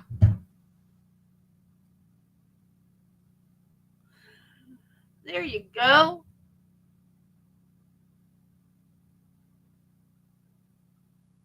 If StreamYard will show your comment, there we go. Yep. Yeah, like, I understand the frustration. I understand his frustration. They don't have video footage. But if they don't have video footage, they don't have video footage. Beating up the cop about it doesn't change a thing. So this line of questioning isn't productive and it just wastes time. And like just because said, if he was familiar with the park and knew that the cameras weren't working, it would be a good way to throw things off. Well, I told you there was surveillance camera. Just killed him because I wanted to kill him.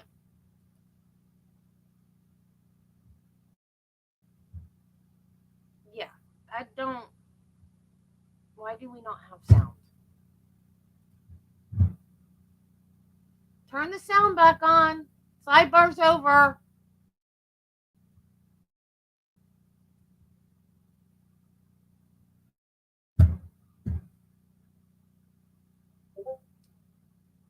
Sidebar's over. Turn the sound back on.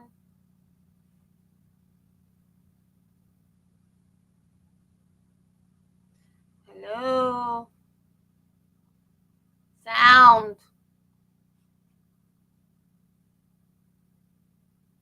Hillsborough County Sheriff's Office utilized to organize criminal cases or investigations? Yes, sir, when it's authored. So if a report had been authored on February 2nd, and you searched for fellow deputies' reports, you would have been able to read those reports. If it was approved and gone through the system, yes, that could potentially happen, sir. Either way, your testimony is within a couple of days. And just for clarity, because these details matter, we're talking 1 to 3 days? I would say within the first week, maybe.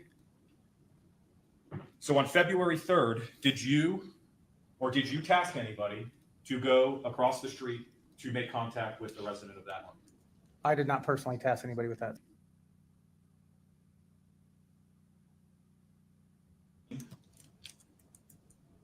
And didn't make, at least this is what your testimony is to the jury, didn't make observations that there were cameras on that house, or at least you don't have a memory of that.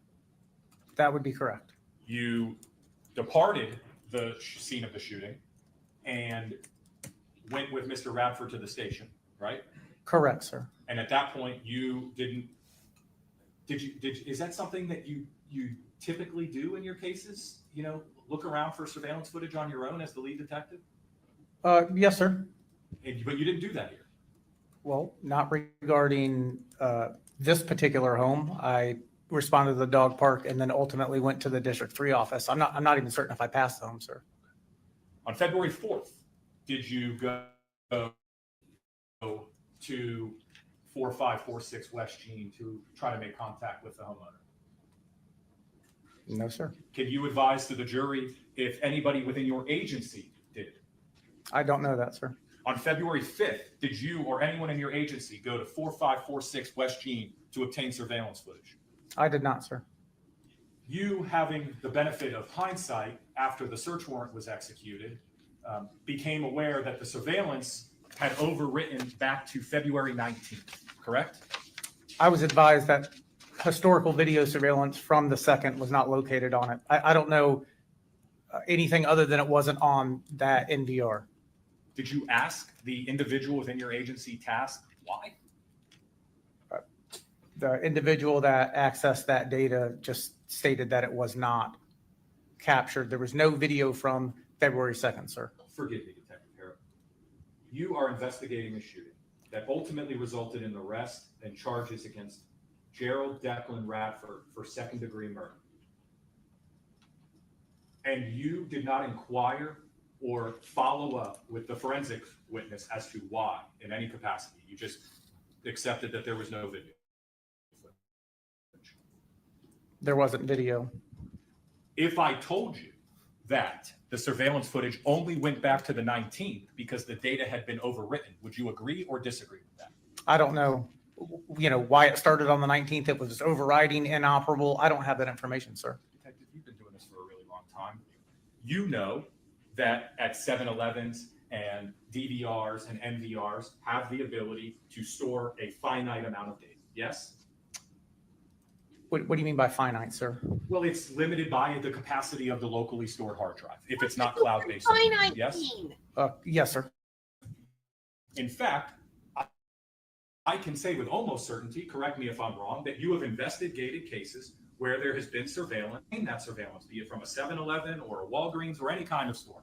Yes, sir, I have got video surveillance. And there's been times where you have investigated cases and tried to obtain surveillance and have been advised that that surveillance didn't exist anymore because it had been overwritten. Yes? Yes, maybe by the owner of it, of the surveillance equipment. Correct, sir. And so you, as a detective in a homicide case, know that the data itself, time is of the essence. Yes? Yes, sir, it is. And your testimony to the jury is at this point up through February 5th. You personally did no individual surveillance of that neighborhood or approach that residence to see if you could make contact with the owner. I did not personally do that, How sir. about February 6th? I didn't have contact regarding that residence, I believe, until it was via telephone on February 20th, sir. Why did you call that individual on February 20th? In an attempt to continue to follow up leads on tracking that down. Okay, so let's work backwards now. So we know that on February 20th, you were following up to track that down and follow up on leads. When did you receive the leads that there might be surveillance footage directly at the crime scene at that residence? Like mentioned before, maybe within like a week, sir.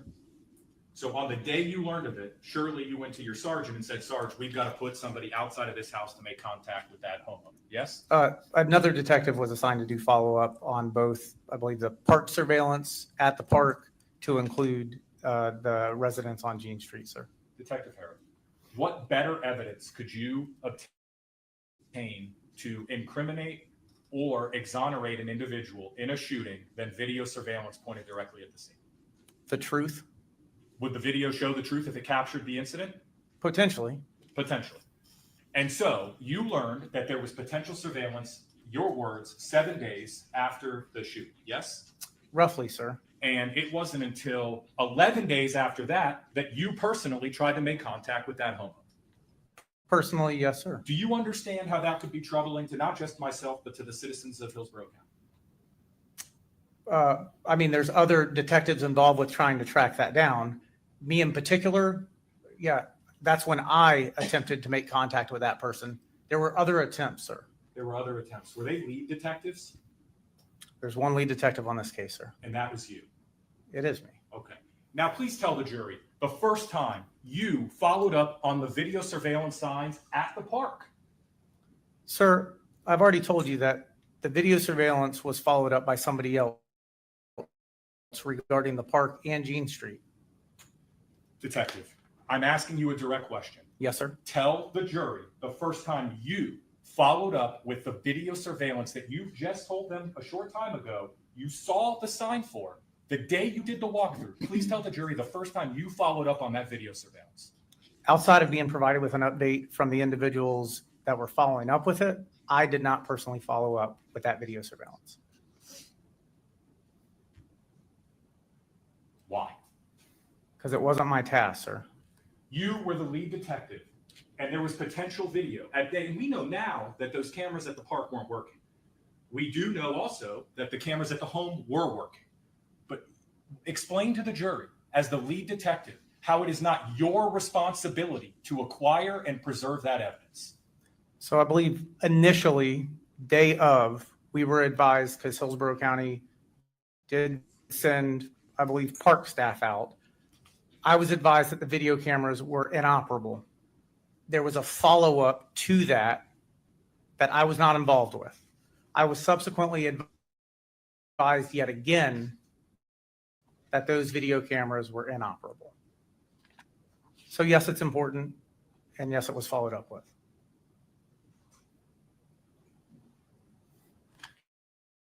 So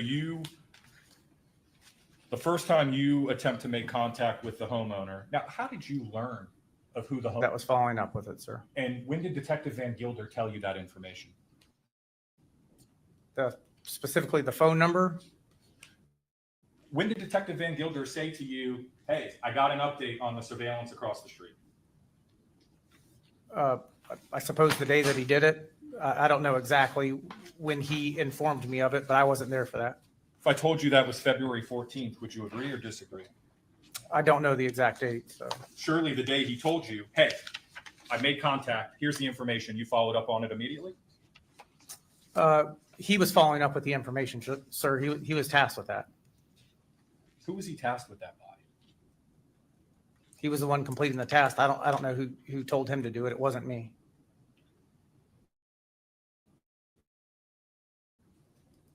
It wasn't you. You're the lead. Who told him then?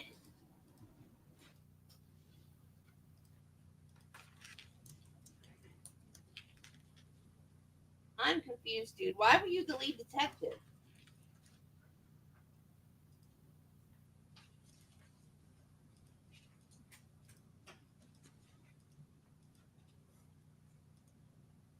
I still think this line of questioning is... What would be more important?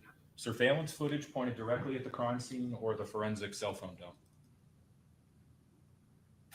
I mean, just, it depends. Explain to me and the jury how it depends. Well, it depends on what the surveillance captured, if anything. So I don't have the luxury of determining that, sir. And we don't have that luxury because the video no longer exists, right? I was informed that it wasn't on the item that we collected, sir. The day you heard that the digital forensic download was available, you reviewed it the same day? I believe it was reviewed the same day, sir. By you? No, the technician that does that. When did you work on that? The day of, I was informed later that evening. And so did you personally review it that day? I did not, sir. He did. Did you personally Let's review talk anything? about the photographs that you and Mr. Diaz reviewed. Reference Mr. Radford's appearance at the walkthrough.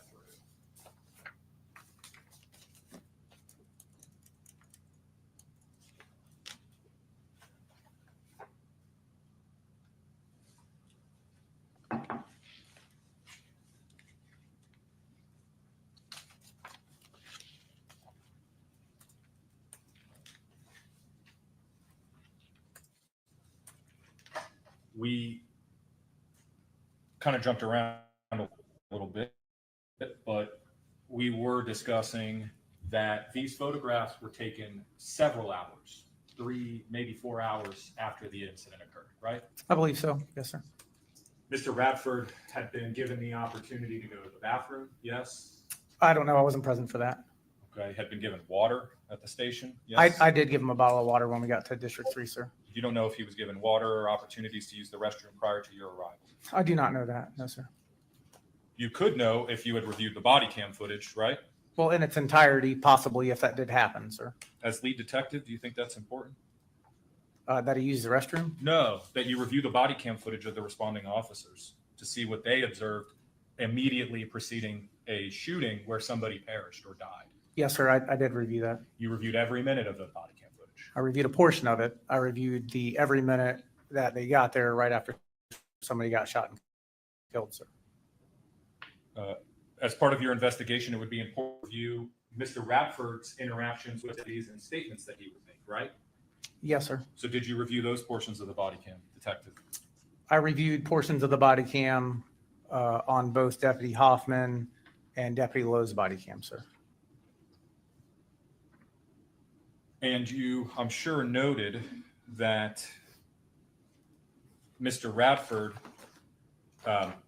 in addition to having some blood on his face and some apparent injuries, actually had a leaf embedded in the blood on his nose, right?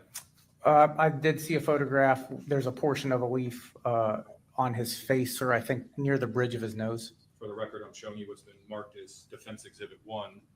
So you can see actually debris of some sort on his face, correct?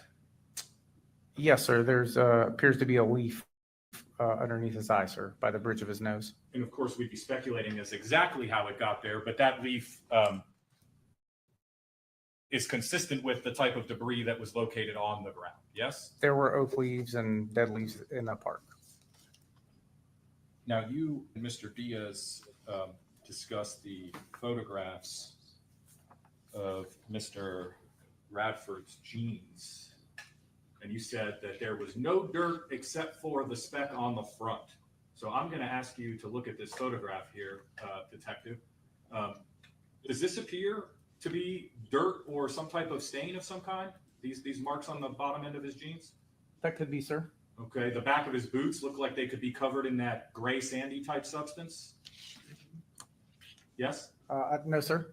No? You don't think that that's some type of shaded or just a discoloration? Well, they're both completely similar, so it looks like that's just the coloring of the actual. What about this here? Could this be dirt? It could be, sir. Now, I understand the point Mr. Diaz was trying to make. However, we're talking 3 or 4 hours after the event, right? If that's when that picture was taken, yes, sir. Well, you took the photograph, yes?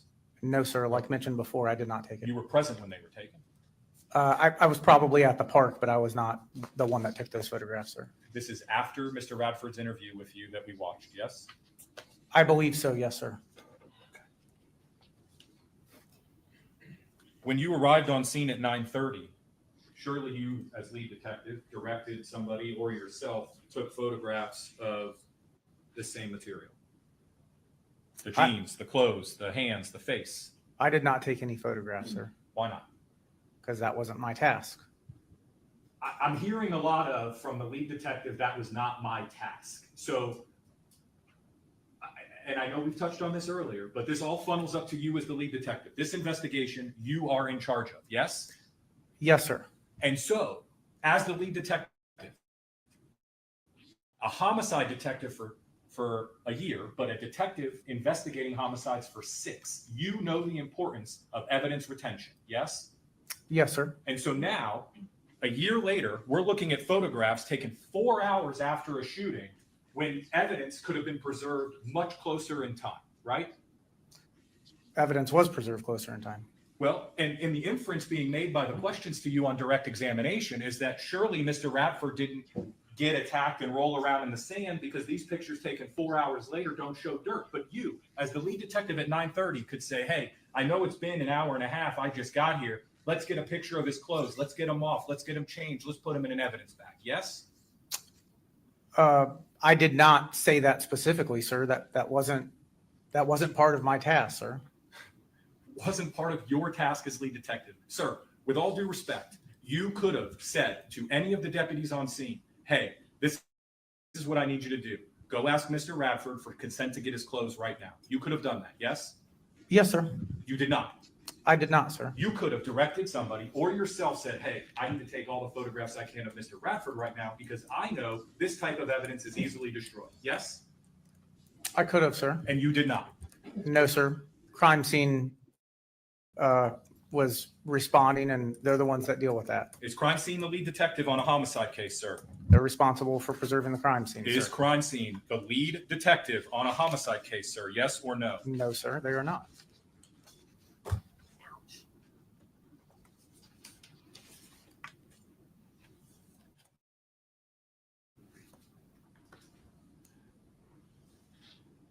Talk about the stove. You were asked by Mr. Diaz to kind of walk the jury through the stovepiping and what that is. Yes? Yes, sir, I was. Yeah, I was gonna say Florida. If you don't know Florida, sugar sand does not stick. It brushes right off. A straw can blow every bit of it right off of you. But yeah, if it's tacky at all, if you're damp at all, it'll stick. But if you're not, if you're perfectly dry, it won't. But they are calling it mud too. But yeah, rock wall, you can get debris off a rock wall. Yeah, that's not, you can't tell if he was on the ground or if he sat on something that had some sand on it. Like, he doesn't look, to me, it doesn't look like he was rolling around on the ground. But he said he had got dirt in his mouth. But it's a dog park, so I don't know. And there's trees and stuff, so that could be actual dirt and not sand. But even areas where there's dirt in Florida, you've still got like the sugar sand stuff on top of it. So I don't know, because they're saying dirt and mud, but I don't see any dirt or mud on him. If anything, I'm seeing where he may have had some sand that got brushed off and left maybe some marks on his clothes. He doesn't look that dirty to me. So I don't know what they're talking about. I don't know what they expect the jury to see on his clothes.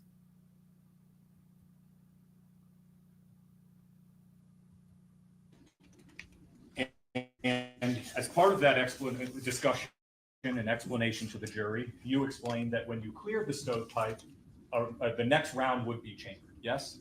If there's another round located in the magazine and you clear it properly, it would be chambered, sir. But there are other ways that a round would not be chambered, right? It could happen, yes, sir. Well, not could happen. I mean, there are reasonable ways that a round would not be chambered. Yes? Yes, sir. For example, if somebody who is rendering a firearm safe locks the slide back before they clear the stovepipe and the slide does not actually go back forward, a round wouldn't be chambered. Yes? If it's locked back, it would not be chambered, sir.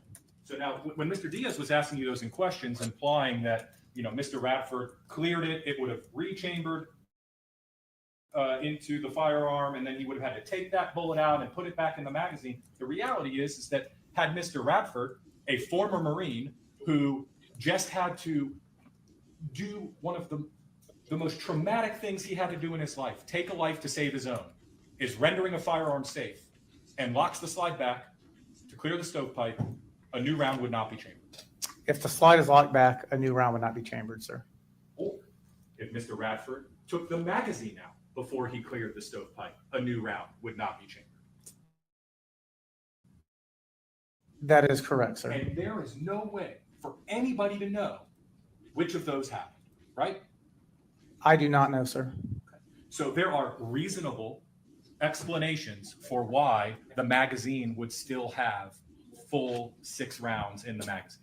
There could be, yes, sir. Beyond Mr. Radford had a round rechambered, took it out, and put it back in the magazine. Yes? That could have happened as well, sir.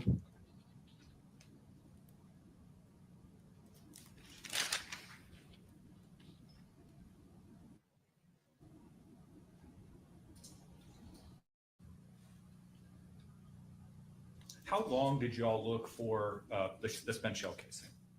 I wasn't there for that, sir. And you're not implying to the jury that the fact that you couldn't find it means that there was some effort by Mr. Radford to get rid of evidence, correct? The shell casing wasn't located. That's what I was made aware of, sir. And you make no inference from that, right? Simply, it was not located is what I know. There was no shell casing located regarding this. They weren't able to locate it. Then on direct, Mr. Diaz played the video of the interview. And throughout that interview, he paused at times to kind of have you explain what your interpretations were, or to clarify some things that maybe were troublesome with audio. Here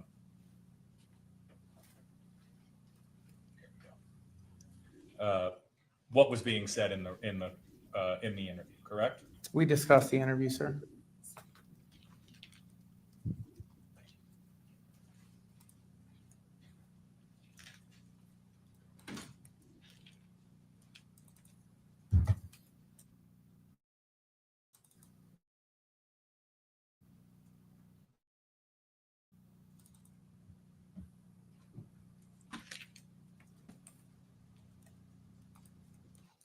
Yeah, I knew he was a veteran, but I couldn't remember what branch it was.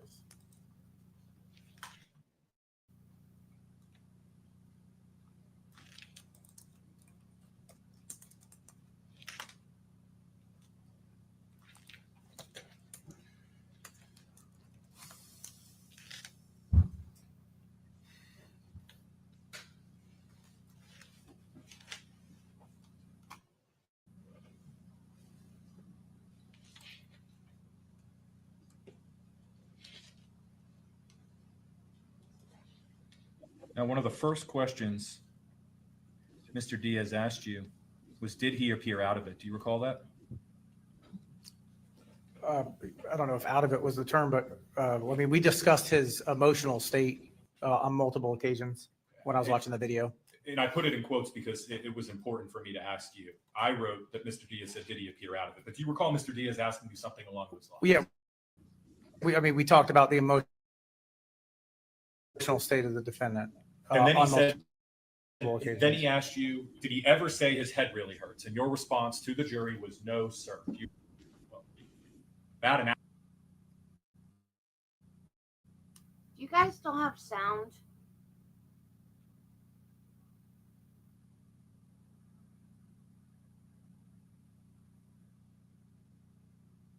Because I got one of those messages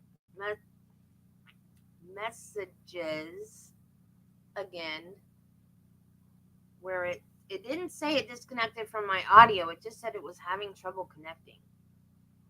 But everything looks fine on my end.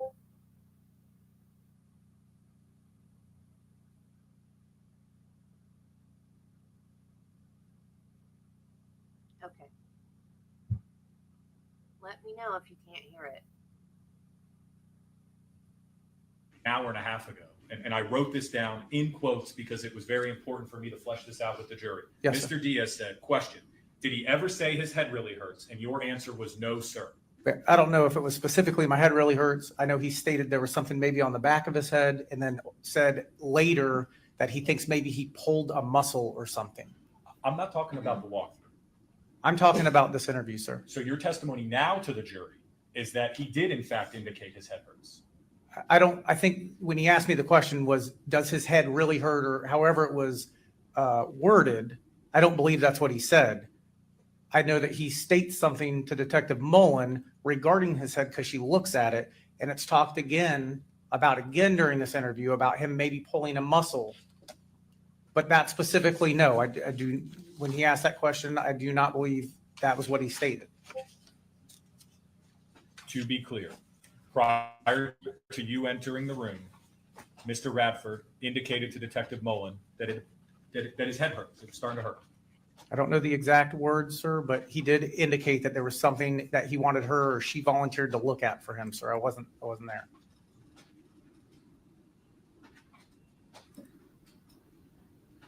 You have to click the speaker. yes, sir.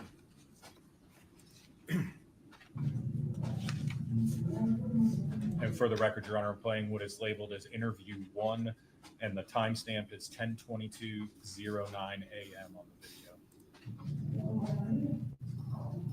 You need ice pack for your eyes, for your face, or anything? You need an ice pack for your face or anything? No? Okay.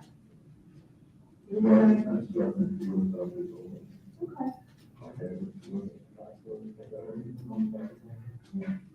No, but. And we'll get to this in terms of watching the footage, but on the walkthrough, I don't know if you caught it or if you're aware of it, and if you are, please acknowledge it. Do you recall how many times Mr. Radford was grabbing his neck and indicating that it was really starting to hurt? I don't recall the number of that. But you do recall him doing He did, yes, grab his upper body or neck during the walkthrough. Yes, sir. which could be consistent with somebody being struck over the head with a mug and attacked. Yes? Overruled. That potentially, if somebody was struck, they could be feeling that way, sir. Now, Mr. Diaz asked you, did he appear out of it while you were watching this video? Do you recall at one point Mr. Radford saying, but I won't be able to remember their names right now?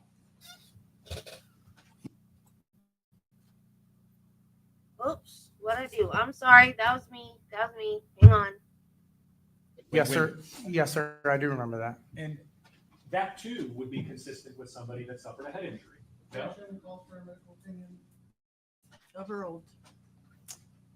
We were talking, I believe at that point, he was talking about other people that would attend the park. It seemed as if he just didn't have their names committed to memory.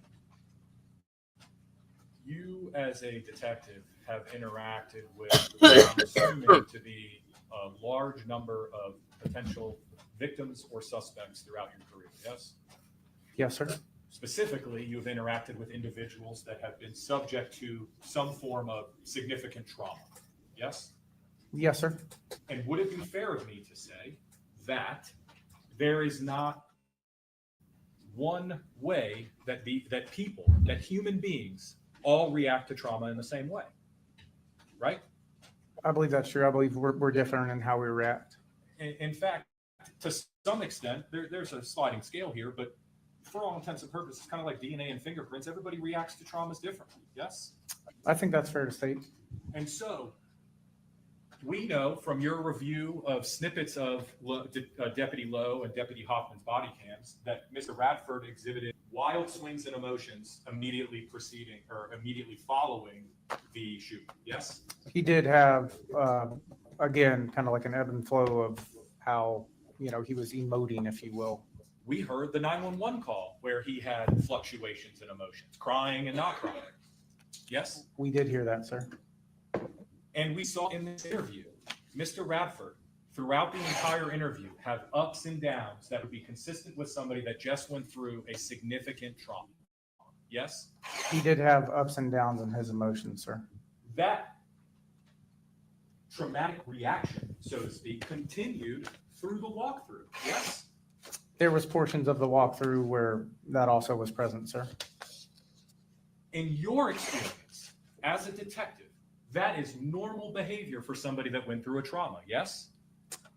Yeah, I mean, a wide array of emotions is pretty common when interviewing people regarding some of these crimes, for sure.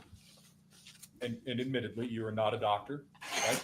I am not, sir. I am not a doctor. Do you know if Mr. Radford suffered a concussion? No, sir. You know what a concussion is? Not the medical definition. I wouldn't do it any justice. I know what a concussion is. I just don't know the medical term, or I don't know anything about that. Concussions are caused by head trauma. Yes? Correct. They can cause memory problems. Yes? I would imagine, yes, sir. If he knows, he can answer. If he doesn't, I don't know for certain. Have you ever had a concussion? I've never been diagnosed with one. I feel like I've probably had one before, but I've never been diagnosed with one by a doctor. Probably. When you had what you football, thought might have been a concussion, did you have memory issues? I was water skiing and puked and just didn't feel great. So Okay, you had So you didn't feel good. You were out of it. You were foggy. Cobwebs. Yes? I puked and my head hurt.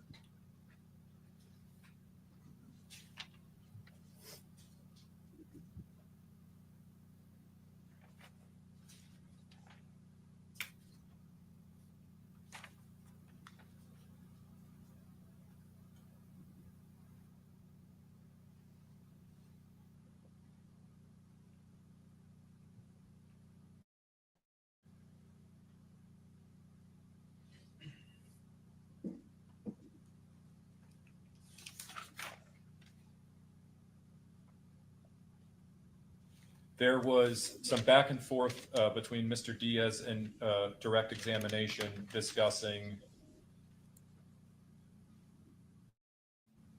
Mr. Radford's recitation of events. Things like mouthful of dirt at one point. You recall that conversation? Yes, sir. And Mr. Diaz then showed you one of those photographs that I published. I think it's in Exhibit 14 that was taken 4 hours later of Mr. Radford just prior to the walkthrough. Yes? That is correct. Well, yes, I don't know the timestamp again, but it was after, sir. Have you ever gotten dirt or sand from the beach in your mouth? Yes, sir. Is it comfortable? No, sir. Do you leave it there and store it away like a squirrel hoarding acorns for the winter? I've never done that, sir. Probably spit it out, right? Yes, sir. Rinse your mouth out. Yes, sir. Mr. Bradford had been given the opportunity to use the restroom. Yes? Again, I wasn't present for that. Potentially. Would you expect anybody to have a mouthful of dirt 4 hours later, based on the photographs the state showed you when discussed? No.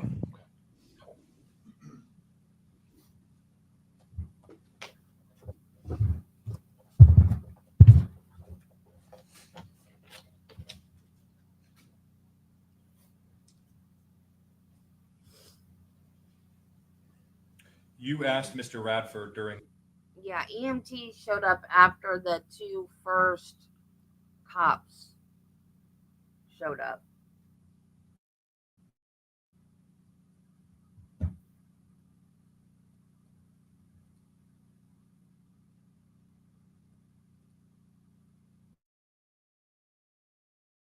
What is my computer doing now?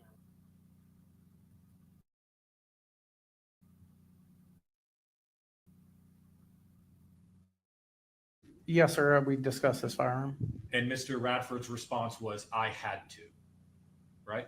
I believe at one point that's what he stated. I believe it was like I had to, and followed up by something to the effect of it wasn't in my hand previously, or it wasn't in my hand before I went to the ground.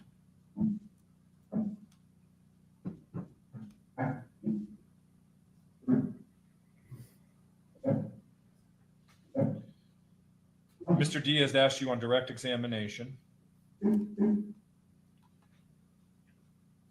why did you ask how he was feeling in that moment? And your response was, and I'm paraphrasing here, because you were looking into whether or not this was justifiable self-defense, right?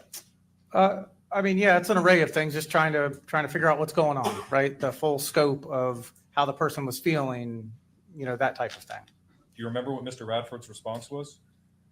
It was touched on multiple occasions. I don't know what one you're referring to, sir. Under your hat, okay. All right.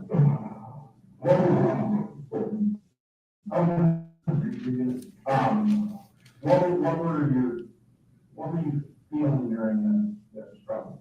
Like, what was going through your mind when you It's pretty direct, no? Yes, sir.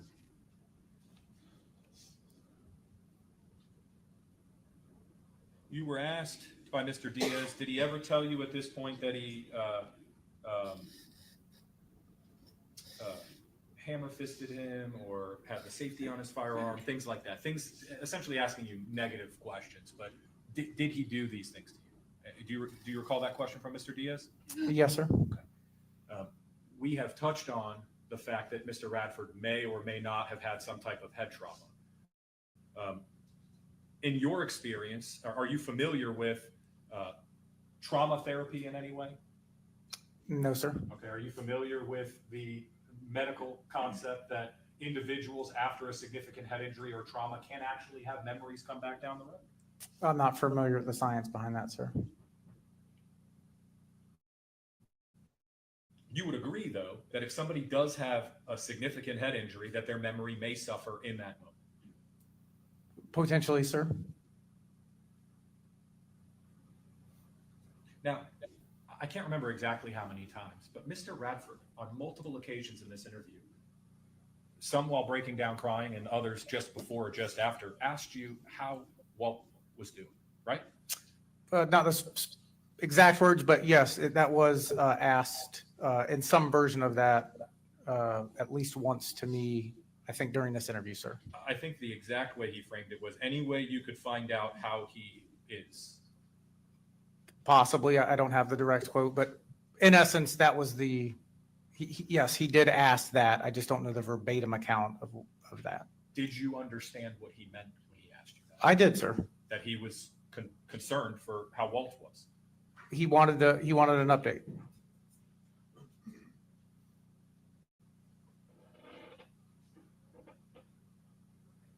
Have you dealt with alleged victims or actual victims in cases that were in a state of shock after a trauma? Yeah, I mean, I would imagine, I don't know, again, medically, if it would be considered like I don't know, but people that have experienced, you know, a bad day for sure. As a deputy sheriff that's had I believe you said a 14-year career at this point? Yes, sir. Have you encountered citizens of Hillsborough County that have been in a state of shock as a result of something traumatic, be it a death, a car accident, a blow to the head, anything like that? Yes, I would imagine it would be considered shock medically, but yes, people that were very shooken up, for sure. Memories can be affected by that, yes? I'm not a doctor, sir. I don't know. I would imagine. Well, have you personally encountered civilians that you've interacted with that had memory issues as a result of that shock? I don't know, sir. I don't know if I have. Mr. Diaz went on to ask you about you inquiring of Mr. Radford, were you in fear for your life? You remember that? I did ask him that question, sir.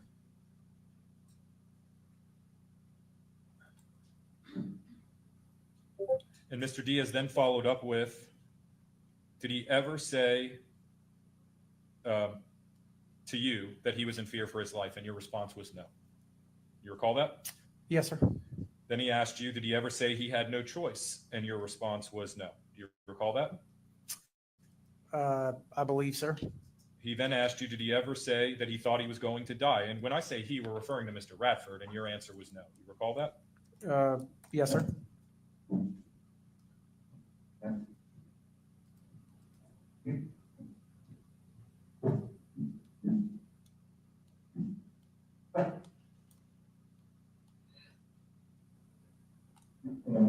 Were you in here for your wife? Did you think you were gonna?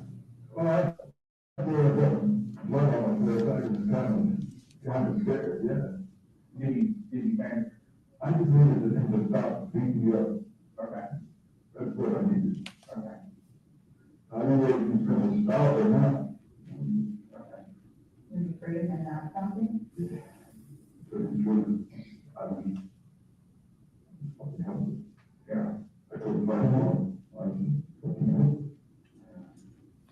I guess I'm just down on my own as a one because I couldn't stop him from getting me down. Yeah. I was fucking helpless. I couldn't fight him off. I was fucking helpless.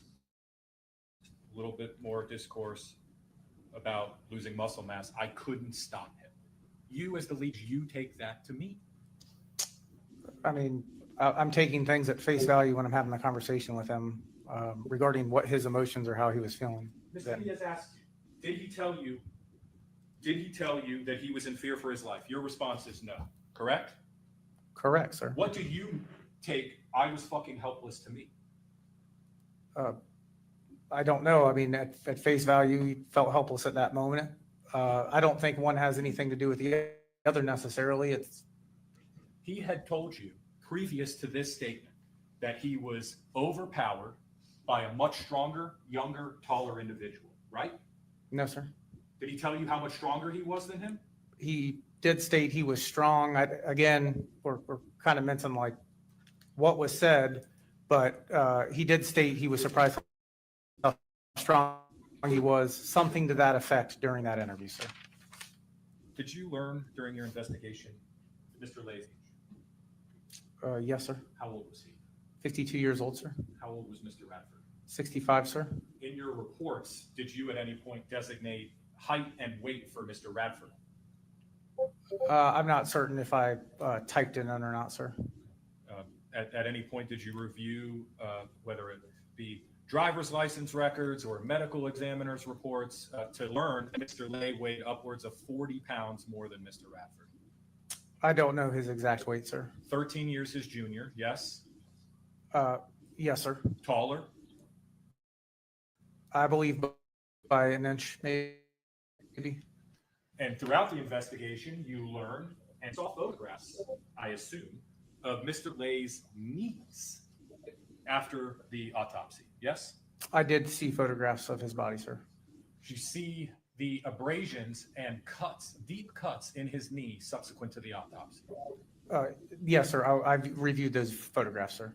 And Mr. Radford had told you that Mr. Lay was on top of him during this struggle, yes? He did state that, sir. And if somebody is on top of somebody, it follows and it tracks that their knees would be on the ground, yes? Potentially, sir.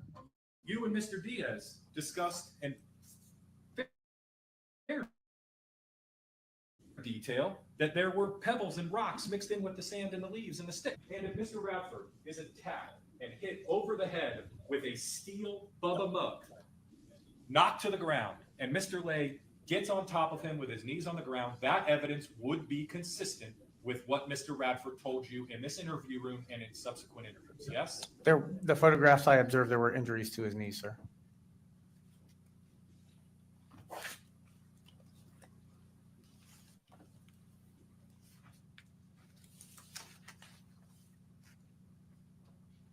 I'm showing you what has been entered as States Exhibit 12A through H.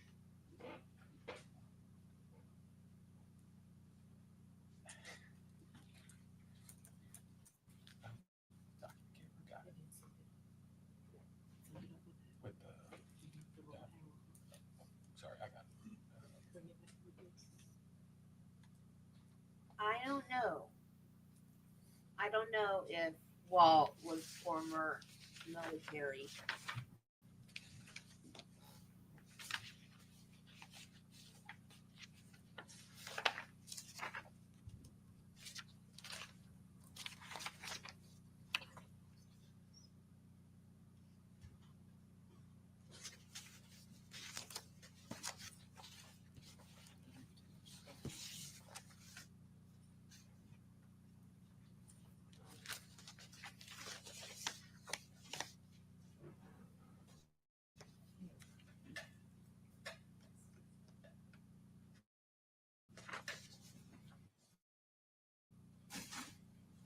At the time of the walkthrough, I know you said you didn't take these photos. These are the injuries to Mr. Lace or Mr. Radford's face, correct? Yes, sir.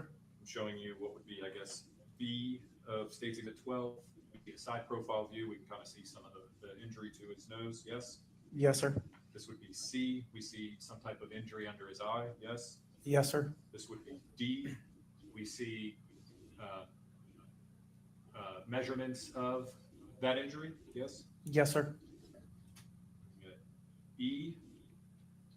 We see what appears to be a deep burn cut and an abrasion to his forehead. Yes, sir. F. We see a closer view of that cut. Yes. Yes, sir. And then in G, we see some type of abrasion to Mr. Radford's neck. Possibly, yes, sir. All of these could be consistent with the versions Mr. Radford told you. Yes. I mean, possibly, sir. And again, you don't know, right? I wasn't there. Only, again, tragically, only living witness to what took place is Mr. Radford. Yes. That is correct, sir. And in discussing all of the evidence we've just discussed, you've admitted that this evidence is consistent with what he's told you. Yes. I mean, I have acknowledged the fact that he does in fact have injuries that were photographed, sir.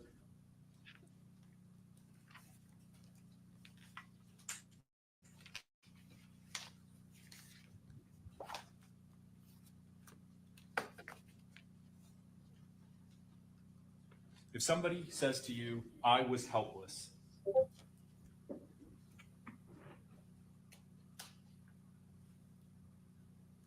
that's not indicative to you that they think everything's going to be okay and that that it's just going to stop, right? Yeah, possibly. Earl, If Mr. Radford told you I couldn't fight him off, does that lead you to believe that he thinks that he has an adequate way of physically defending himself with his fists or his feet or his arms? Or does that indicate to you, if true, mind you, I'll acknowledge that, if true, does that indicate to you that there was no way in his mind in that moment that he could fight off Mr. Lay? That could have been what his mindset was. I'm not certain, sir. I couldn't stop him means, if true, that he did not believe in that moment, after being struck in the head with a mug, that he could stop Mr. Lay, correct? Earl. Yeah. I mean, I don't know exactly what he was thinking. I know what he said.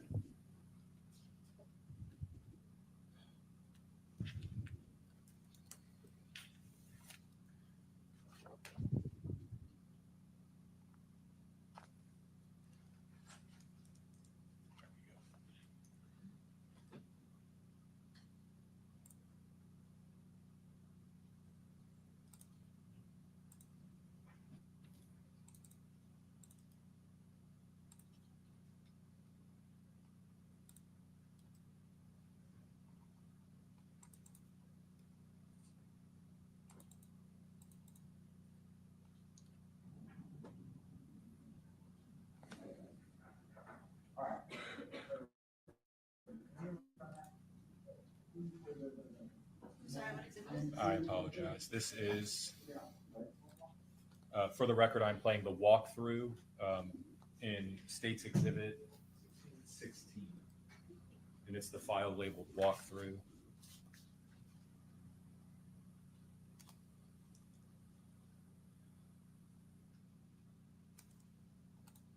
And I am going to fast forward it to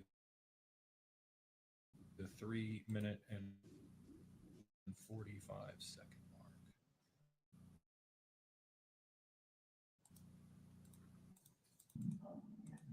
You know what I'm saying? So, if you bring it over us, because when we talk about it,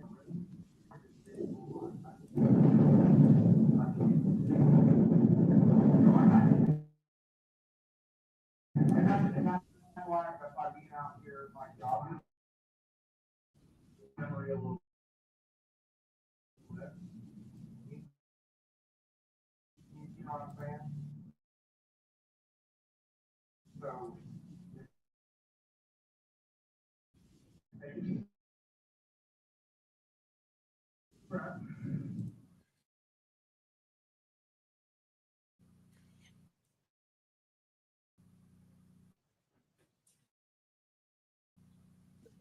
During your viewing of the interview, did he appear out of it?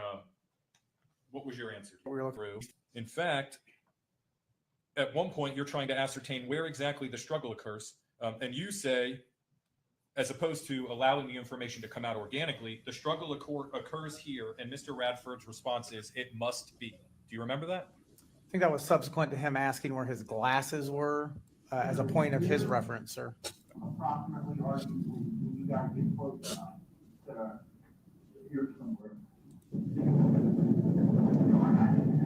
And that's why if I being out here, like, I know, hey, nobody likes you, nobody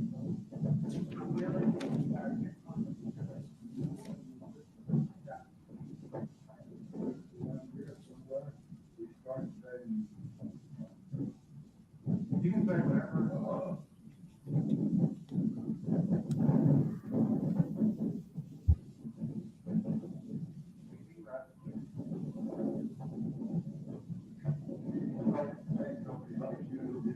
everybody makes your job. Yeah. I'm going over this, listen, you fed up with your shit, I'm gonna take you home, I didn't ask for your shit. So I'm saying, no walking at me.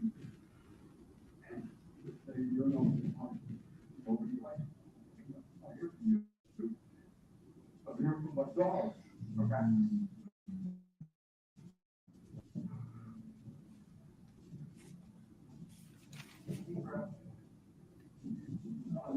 I know, hey, listen, brother, I know it's not. I know it's not. He's violently shaking right now. Yes? He's shaking, yes, sir. Okay. What are you thinking? What do you think he's going through right now? I'll withdraw the question, Judge. Is it clear that to you that Mr. Radford is struggling to some extent, Mr. Harrop or Detective Harrop? Yeah, he is shaking, sir. And I want to be clear. Are you in any way implying that throughout all of this, that Mr. Radford is acting in any way or feigning a traumatic event? I'm just presenting what happened, sir. So to be clear, you are not implying or saying to this jury that you believe Mr. Radford is acting or faking, correct? I'm just letting you guys know what was said and what I said. It's helpful though for us, just because when we talk about it in a room, it's hard to visualize.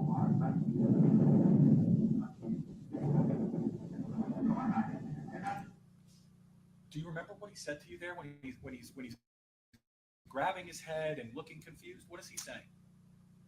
I'm not exactly sure what he said in that moment. Maybe something like, I can't see it or something. I don't know.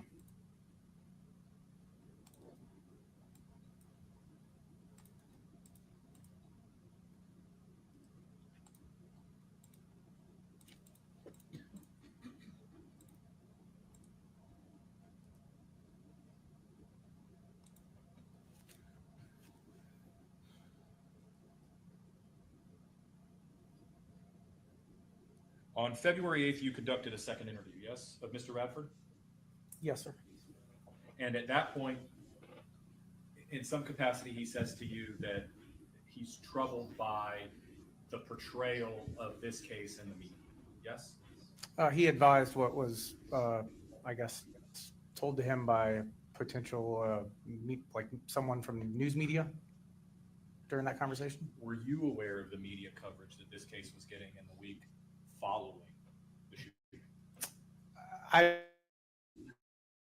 know a lot of people were reaching out, but I don't pay attention to the news, sir. When you say a lot of people, what do you mean? People were reaching out to me.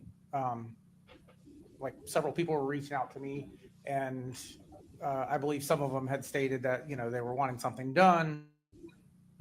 Obviously, he sends the email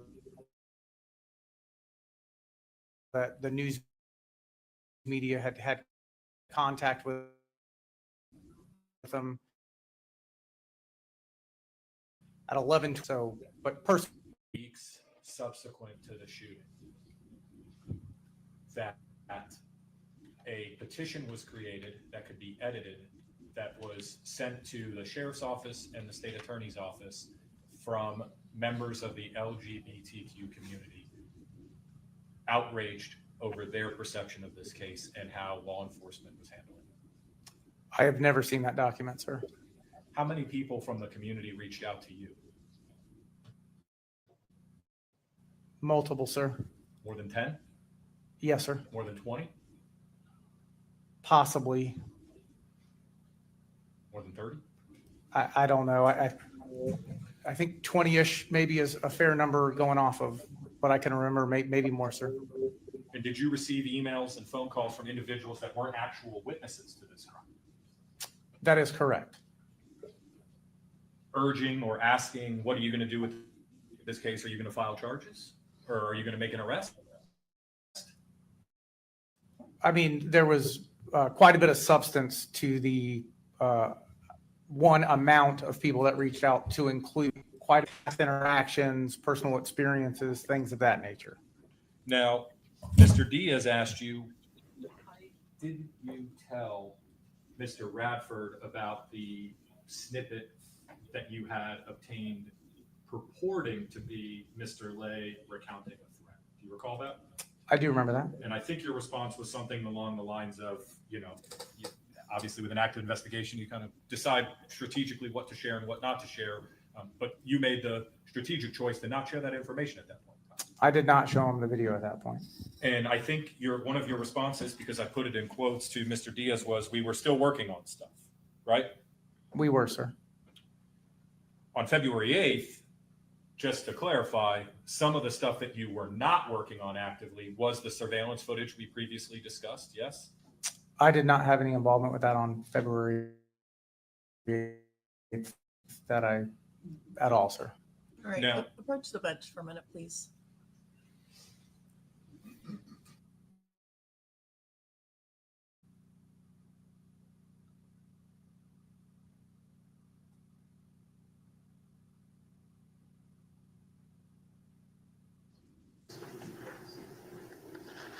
Mr. Collins, What just happened?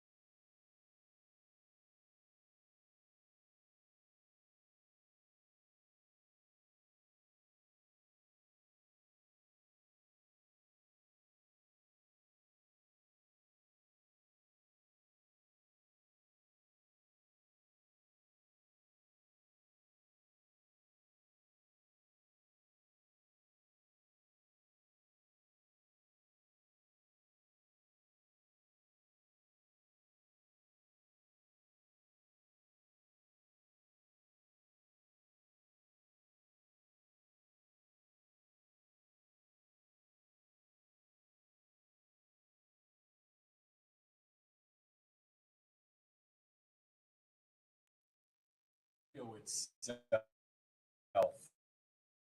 did you first learn of, who did you first learn of that video from? One of the witnesses that, or a email sent me that video. And to be clear, that would have been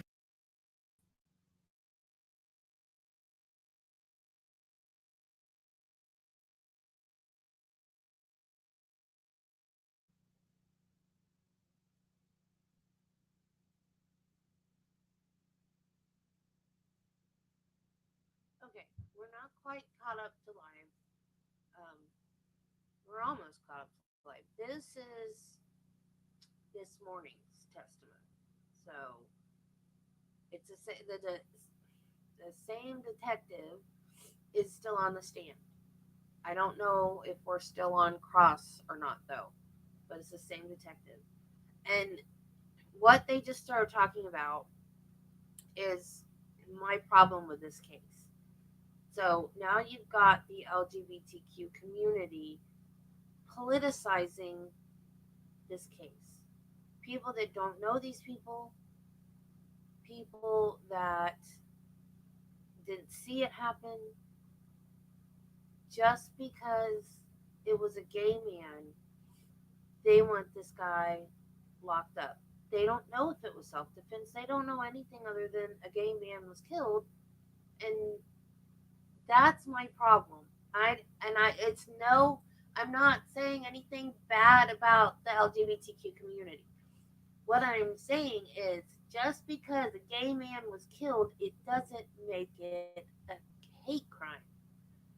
But I'm starting to change my mind and think maybe in this case it did. But that's what I'm saying. It's like when a black person gets pulled over and they immediately say, "Oh, you pulled me over because I'm black." I hate that. I hate that. You throw out the race card or the sexual orientation card or the gender card. I hate that. That drives me crazy, and that's why I wanted to watch this case. So we've gone there. I knew this was going to happen. We have gone there now, and this drives me crazy. This is the one thing that's happening in the world today that I just want to shake people and say it doesn't freaking matter what color your skin is or what you do in your own home behind closed doors. Leave people alone and let them live their damn life. I'm sorry. I'm sorry. I will get off my soapbox now. Miss Wolfley. Yes, sir. When did you receive the email? Screen again.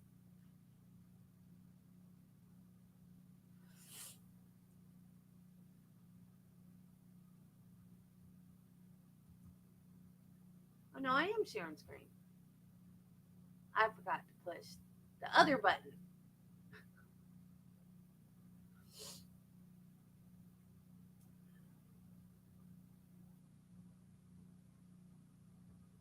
I'm just pushing wrong buttons today.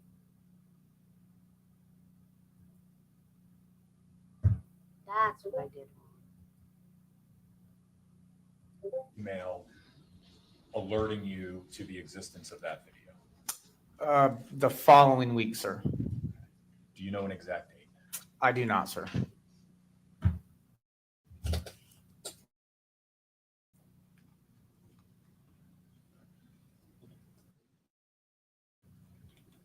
You reviewed that video? Yes, sir, I did. And that's the video that was presented during your delay, what appeared to be in the dog park, right? That is correct, sir. Advising that Mr. Radford had told him that he was going to die, he was going to die. Yes, sir, that's correct. Your understanding and knowledge, did your agency in the years leading up to February 2nd, 2024, ever receive a complaint or call reference threats of violence against Mr. Lay by Mr. Radford? No, sir, not that I'm aware of. There was a mention in that video that he was instructed by the police to record those videos. If I understand your answer to my previous question correctly, through your investigative resources within your own agency, you are unaware of any call service to the non-emergency or emergency line of Mr. Lay having any interaction with the deputy in your agency advising him to do that. That is correct, sir.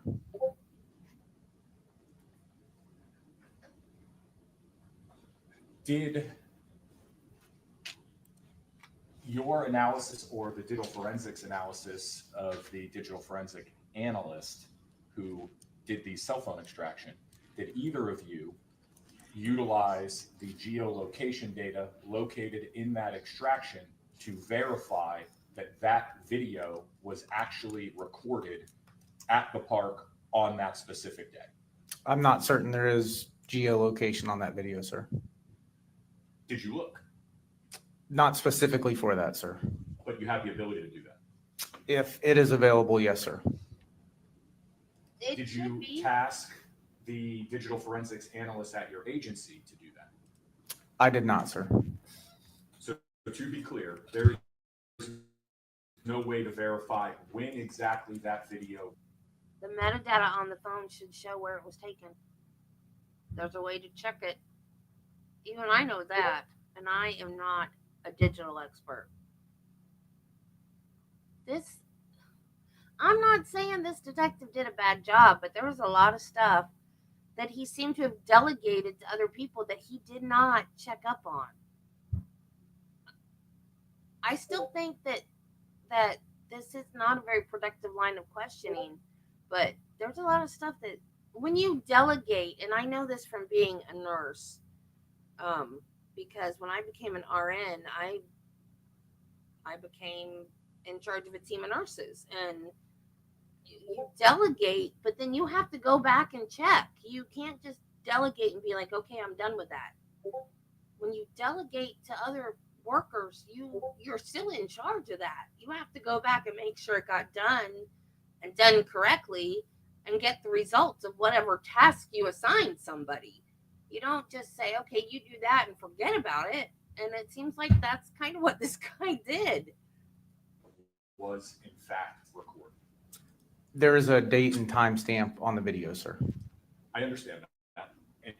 And to be clear contextually for the jury, that date and be when that video was saved on the phone, right? Potentially, sir. But in and of itself, that does not mean that that video was actually created on that date and time.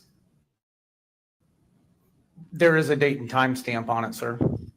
My question is, can you say that that video was recorded at that date and time? And the answer is no. I cannot say 100% certainty, but there is a date and time stamp on it. Is there any eyewitness testimony that you uncovered throughout your investigation that would corroborate that that actually took place that day? No, sir.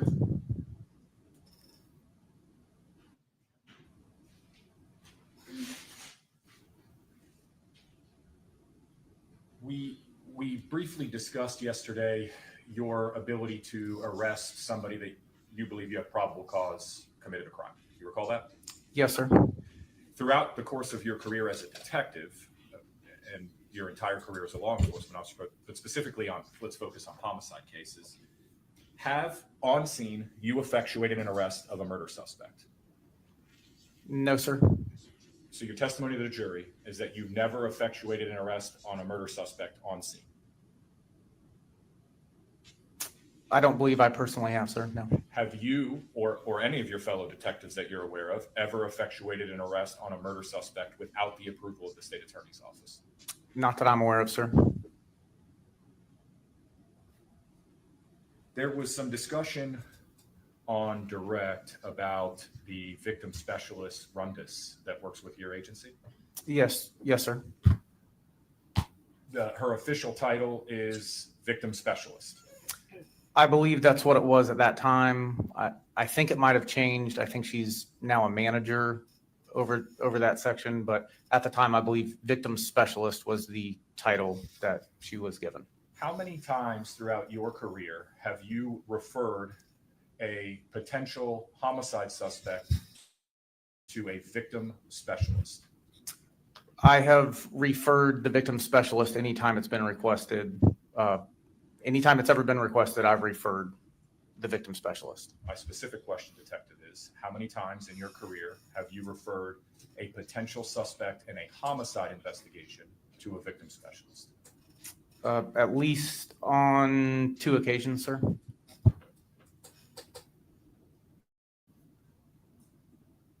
And a victim specialist, to be clear for the jury, is somebody that provides victim services, yes? Among other things, sir. And other things would include resources for trauma therapy. It could be, I'm not sure what their entire scope is, but they have a pretty large network. A network of resources to assist potential victims.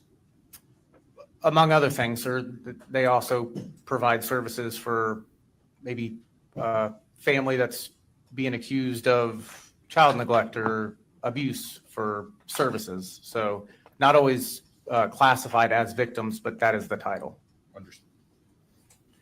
I want to discuss with you the text message that was discovered on Mr. Lay's cell phone.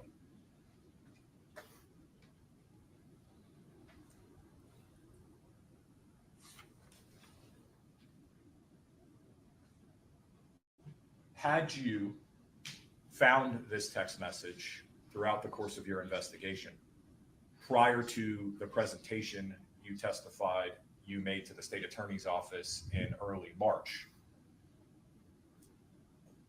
I assume that you would have presented this text message as part of that presentation. Yes, sir. Like mentioned yesterday, had I located that, that would have been documented, sir. And I'm publishing on the overhead what has been entered in as State's Exhibit 18, which is this text message. Now, did you speak to Sue Jones after learning of this text message? No, sir. Now, investigations, even though charges may have been filed, investigations can be ongoing, right? That is correct, sir.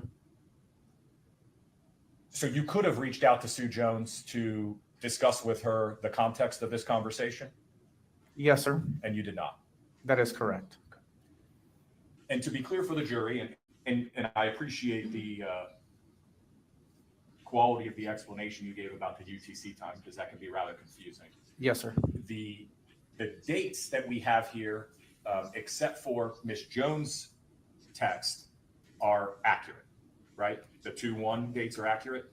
Yes, sir. Ms. Jones' text message was actually sent on January 30th of 2024? Yes, sir. I believe it would have been the 30th at, I think, 11/19/55. And what we have in State's Exhibit 18 is a text from Sue Jones to Walter Lay's cell phone, yes?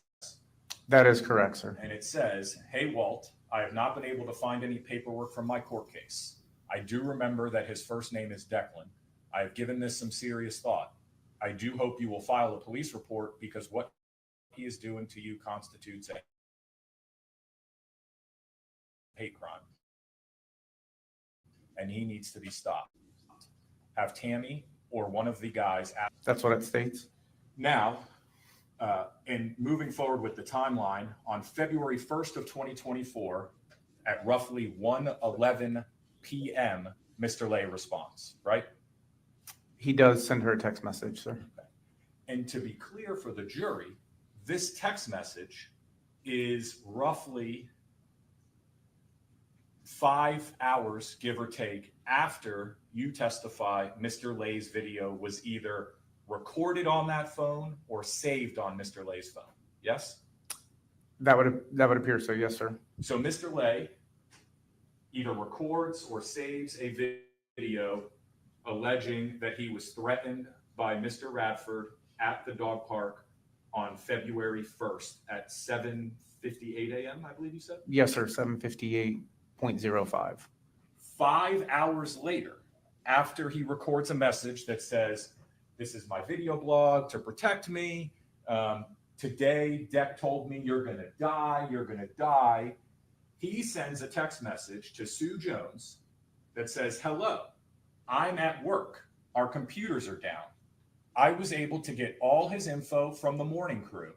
He's crazy. He doesn't have anywhere else to go. He doesn't really intimidate me. I'll keep you posted.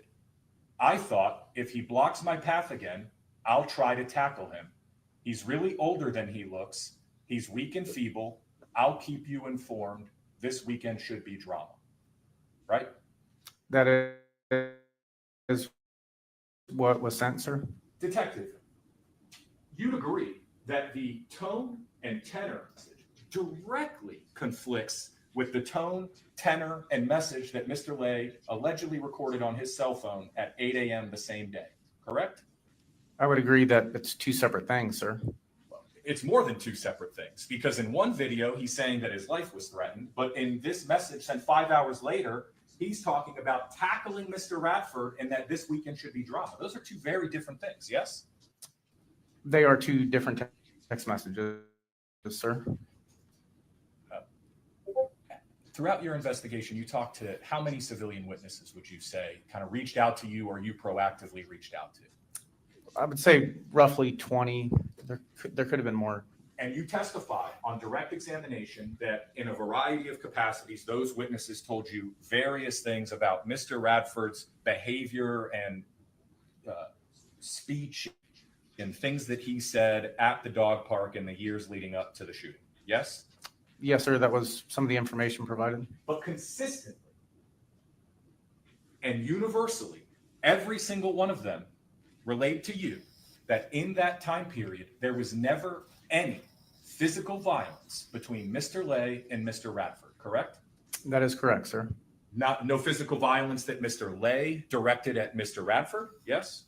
Correct, sir. And no physical violence generated or caused by Mr. Radford to Mr. Lay. That is correct, sir. I believe so. In roughly 18 hours after Mr. Lay says, if he blocks my path again, well, let me ask you this. Is standing in front of somebody a crime, detective? No, sir. Is being a jerk a crime? No, sir. The term has been introduced throughout this trial that Mr. Radford had referred to himself as an asshole. Is being an asshole a crime? No, sir. Now, while disrespectful, uncouth, socially unacceptable and frowned upon, being a jerk, blocking someone's path, those are not criminal in any way, shape, or form, right? Not regarding this, sir. No, sir. And if Unfortunately, and you watch somebody block somebody's path, and while you were watching that, that person whose path was blocked tackled or punched or assaulted with any form of violence the individual blocking their path, you would have probable cause to arrest them for a battery, for a crime, yes? Yes, sir. Because that would be unlawful. Yes, sir. With no provocation physically. Correct, sir. Is it a coincidence to you that 18 hours after this text message was sent, with a history of 2 years of no violence, verbal disputes, disagreements, animosity, but no violence, is it a coincidence to you that 18 hours after Mr. Lay says, I'll try to tackle him if he blocks my path again, that for the first time in the dynamic that you investigated and from the witnesses you spoke to, that Mr. Radford told you that he was tackled and attacked by Mr. Lay? Is that a coincidence? I don't know if it's a coincidence. That's what I was told. But you would agree that 18 hours after this message was sent, that Mr. Radford tells you he was tackled or attacked by Mr. Lay. That was stated, yes, sir. And shortly after the 1:11 p.m. text, Mr. Lay follows it up unprompted with, he's eat up with bursitis. I think he wants me to beat him in some weird, crazy sex, ... I don't know, LOL. Yes? Yes, sir. Now, you learned throughout your investigation that from Mr. Radford that he had, arthritis or bursitis or issues with his shoulder, right? Yes, sir. He informed me of that. And it's evident from these messages that Mr. Lay is intimately aware of those issues, yes? He does state it, sir. When you meet with the state attorney's office for a case presentation, they take your opinion into account? I would assume. Well, do you give your opinion? No, sir. I present the facts, known facts of the case. Do they ask you your opinion on whether or not you believe it is self-defense or homicide? No, sir. Overruled is already answered.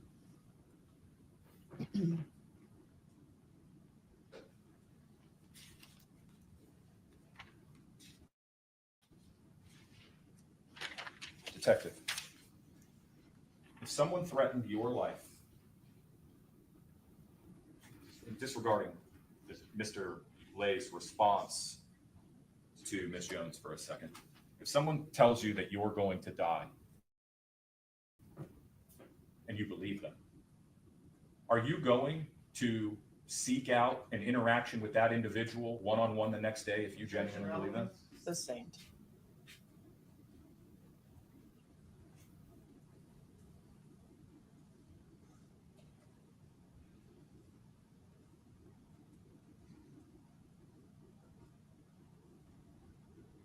Detective Harrop, throughout the course of the 30 plus days that you were investigating this case before you arrested Mr. Radford, you believed that this was self-defense, yes? No, sir. The truth is that you told Mr. Radford that you thought it was self-defense, correct? No, sir. Are you sure that you never told Mr. Radford that this was self-defense? Not just once, actually, but on 6, 7, or 8 occasions. No, sir. Do you recall giving testimony in a pretrial hearing on this case? Yes, sir. Would taking a look at that refresh your memory as to your answer to that question at that hearing? Yes, sir.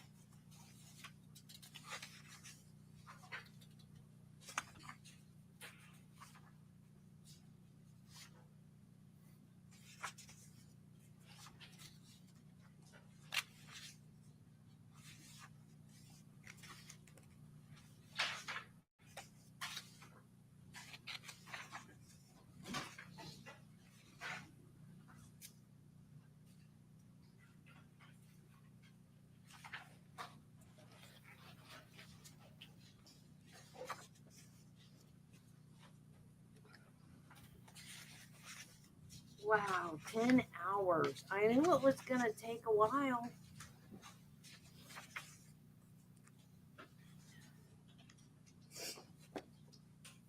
I could have one more.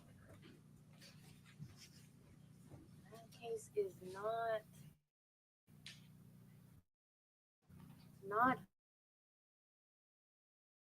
cut and dried.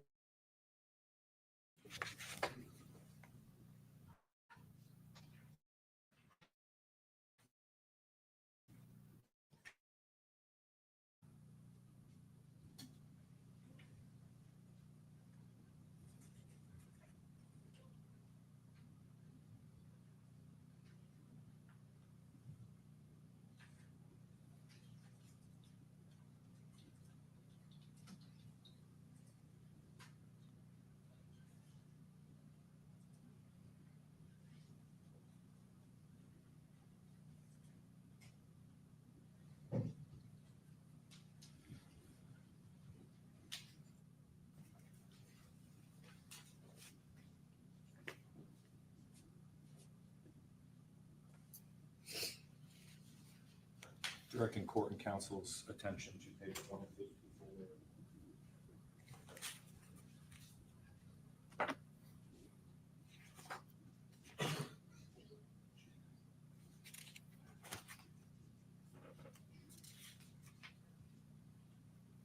Permission to approach the witness chair?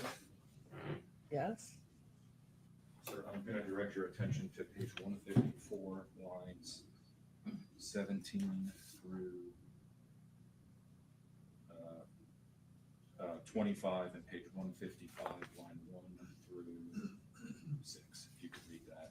Just 17 through 25. 17 through 25, and line 1 through 6. Yes, sir.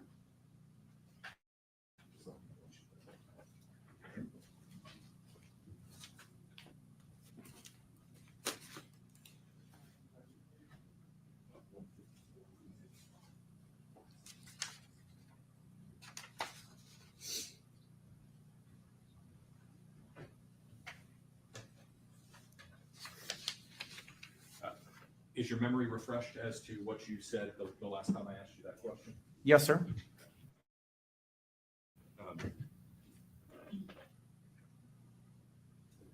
Do you remember telling Mr. Radford that you thought this was self-defense on more than one occasion? I did not say that, sir. In fact, I just asked you in front of the jury, did you ever say that to Mr. Radford? And your answer was no. That is correct. At a previous hearing, you were on the witness stand under oath, yes? Yes, sir, I was. Swore to tell the truth? Yes, sir, I did. And at that time, I asked you, referring to page 154, line 17, question, how many occasions did you tell Mr. Radford that you thought it was self-defense? Answer, I don't know if I ever specifically made that statement to him. Question, are you sure about that? Answer, I'm not positive about that. Question, so it's possible, in fact, throughout the course of the 35 to 40 days before Mr. Radford was arrested, that you actually told Mr. Radford, I think this is self-defense. Answer, I don't know if I ever stated that to him.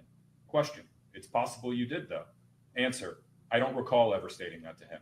Question, are you sure? Answer, I'm not, sir. So today, you've told the jury unequivocally that you did not say that, but previously, under oath, you in fact implied and said that it is possible you said that to Mr. Radford. Which is it? So at that time, during that hearing, I hadn't listened to every single interview or interaction that I had recorded. I didn't believe I had ever said that to him. Since then, I have, and I never stated that to him. So that's what it is. That's interesting, Detective, because you testified yesterday, investigation, right? I was not, sir. And so the only footage you could review is either the interviews that you conducted, which are a small segment of time, or the body cameras of other officers, yes? Yes, sir. And in fact, when those cameras aren't recording in the interview room, you're traveling with Mr. Radford to and from parking lots, you're talking about the case, you're going to crime scenes, but your interactions with him are not captured on those videos, yes? They are captured. Okay, so your testimony to the jury is that you had no conversations with Mr. Radford that were not captured on body cams. Is that what you're saying today? A conversation, no, sir. Everything that we talked about regarding the case was in some way, shape, or form recorded. I'd imagine that had you been wearing a body cam, the jury would know for sure if you're telling the truth or not, right? I mean, there would be body cam available. Yeah, so there'd be body cam footage of you traveling to Mr. Radford's house before you activate a recorder to interview him. And after you turn off that recorder and you say, hey, man, I think it's self-defense. This is a process. I've got to go through this process, right? I mean, that wasn't stated, but the case itself, the discussion regarding the case was either audio and or video recorded. Let's talk about the body cameras. Detective Hoffman, or the Deputy Sheriff Hoffman, his body cam is activated the second he starts traveling to the crime scene, yes? Yes, sir. It captures every interaction for hours that he has with other deputies, yes? Yes, sir. It captures every interaction he has with civilians, yes? Yes, sir. Even when He's not talking to anybody. The camera is running. Yes? Yes, sir. And had you had a body camera, we would know, and the jury would know, every conversation and statement that you made while Mr. Radford was in your presence. Yes? I mean, there would be body cam available. There are other modes that we record, i.e. audio and video, from my cell phone, which I did. But body cam, yes, I do not have body cam footage of myself. And when you are walking to and from interview rooms, if there was a body cam active, we would know exactly what conversations took place, correct? Yes, sir. We didn't like travel together in a vehicle or anything like that, but if I had a body cam, that would be available. Yes, sir. Do you think telling a potential suspect or somebody that you genuinely believe acted in self-defense, hey, I think this is self-defense, is a rather important statement to make in an investigation? Yes, sir. So when I asked you at that previous hearing, did you ever tell Mr. Radford that this is self-defense? And your answer was, I don't know. Why wouldn't you remember that? Because I didn't believe I had ever said that to him. Well, in fairness, detective, that was not your answer, though. Right? You could have said that. Well, in essence, that was my answer, sir. That was the substance of what I answered. We covered, and you agreed yesterday that words matter. Yes? They do, sir. And your words under oath at a prior hearing were, how many occasions did you tell Mr. Radford that you thought it was self-defense? Answer, I don't know if I ever specifically made that statement. Question, are you sure about that? I'm not positive about that, right? That was your answer. That is correct, sir. Okay, and today you are telling the jury, because you reviewed footage of other deputies, not your body cam footage, because we don't have that you are 100% sure that you never said that. Is that what you're telling the jury? That's what I'm stating, sir. I did not tell him that. Thank you, sir. I don't have any further questions. Anything else from the state? Yes, sir. Thank you. I was going to ask you yesterday if Mr. Fudge said words matter multiple times, but he did me the favor of saying it again today. Words matter, right? Yes, sir, they do. Okay. I think I left it. That was the only one I had. That's the one I'm happen to be looking for.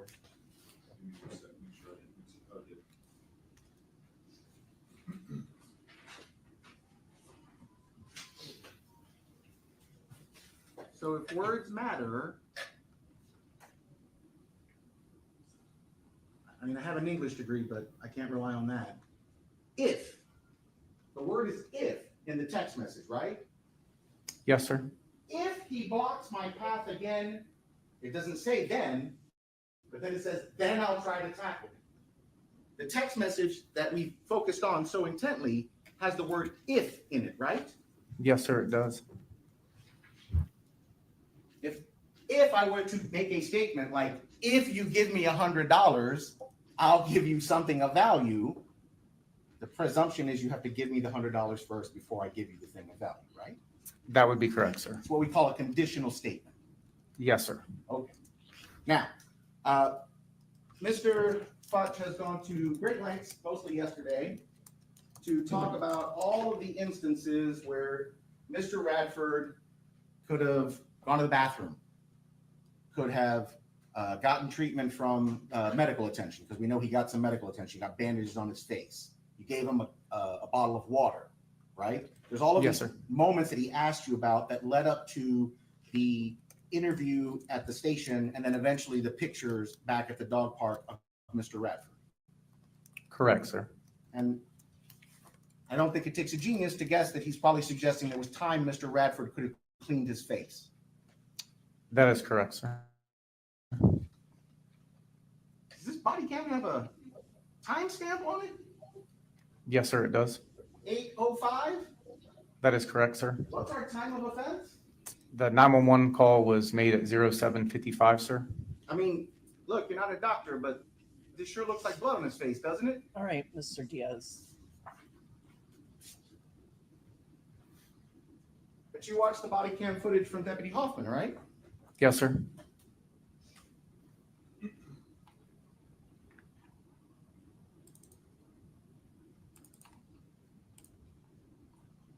I'm gonna play the body cam footage from Deputy Hoffman. What was wrong with that?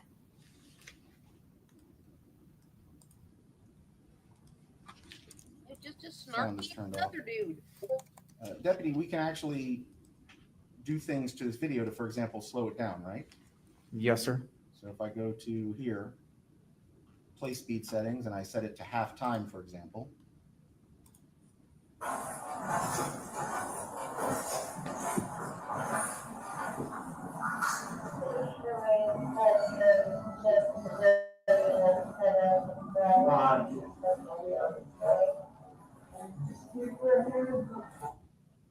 It's from a distance, but here we are at 8:02 and 14 seconds.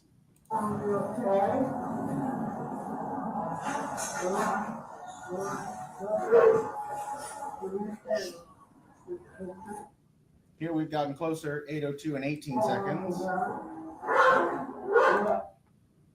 8:02 and 20 seconds.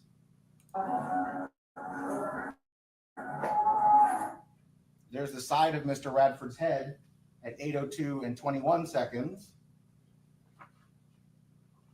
Do you see dirt on his face anywhere? No, sir. The defense was kind enough to put in pictures from the body cam of Deputy Hoffman of the knees of the victim, which they have asserted were in contact with the ground. Did you see anything like that dark black discoloration anywhere on Gerald Radford during any of the interaction you had with him? No, sir. In any of the body cams that you've watched, did you see any black discoloration like this dirt on the knees of the victim on Mr. Radford? No, sir. Mr. Fudge also went to great lengths to keep asking you about what did you do on February 5th? What did you do on February 6th? What did you do on February 7th? And then he kind of built a window of there was no new evidence between February 9th and March 8th, right? Remember that? Yes, sir. Isn't that exact period the time that we were trying to see if there was a video? Yes, sir. Did we know if we were going to get a video on February 9th? No, sir. Did we know what it was going to contain? No, sir. Mr. Fudge has just assumed that it would have been good for his client. Yes. Yeah, that wasn't good. That one wasn't good. But the other one, I don't see why he couldn't be just as snarky as the other guy was.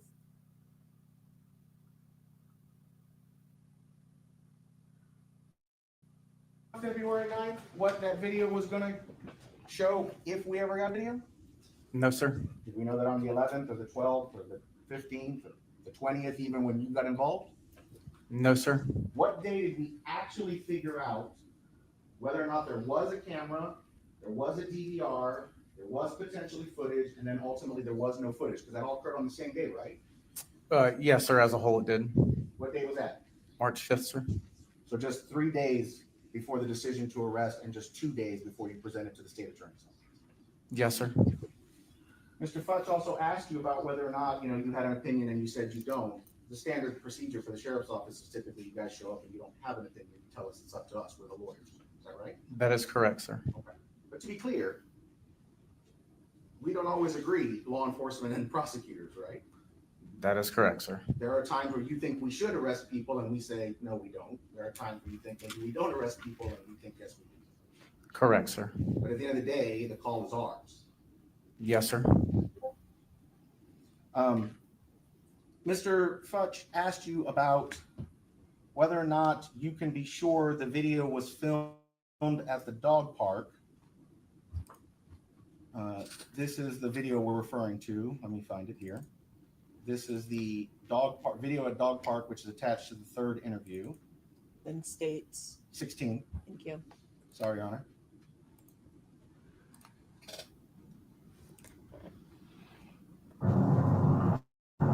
Hey, this is part of my video diary. Sir, I'm not going to suggest you're an arborist or a park expert, but does the background appear consistent with West Dog Park? Are there trees and big open spaces of basically completely uncultivated ground? Yes, sir.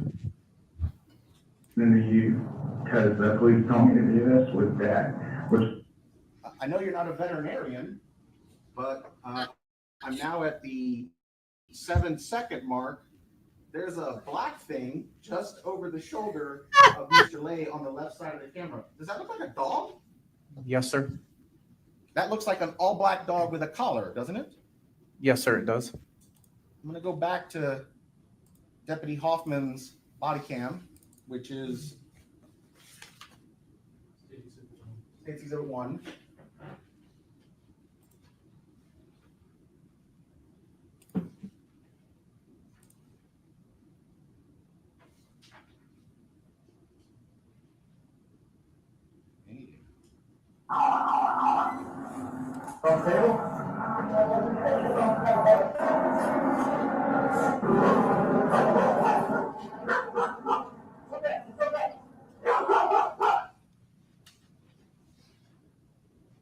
I won't ask you to comment on what that animal there looks like. I'll just let the jury look at it. But we are, for the record, at the 1 minute and 5 seconds. Sustained.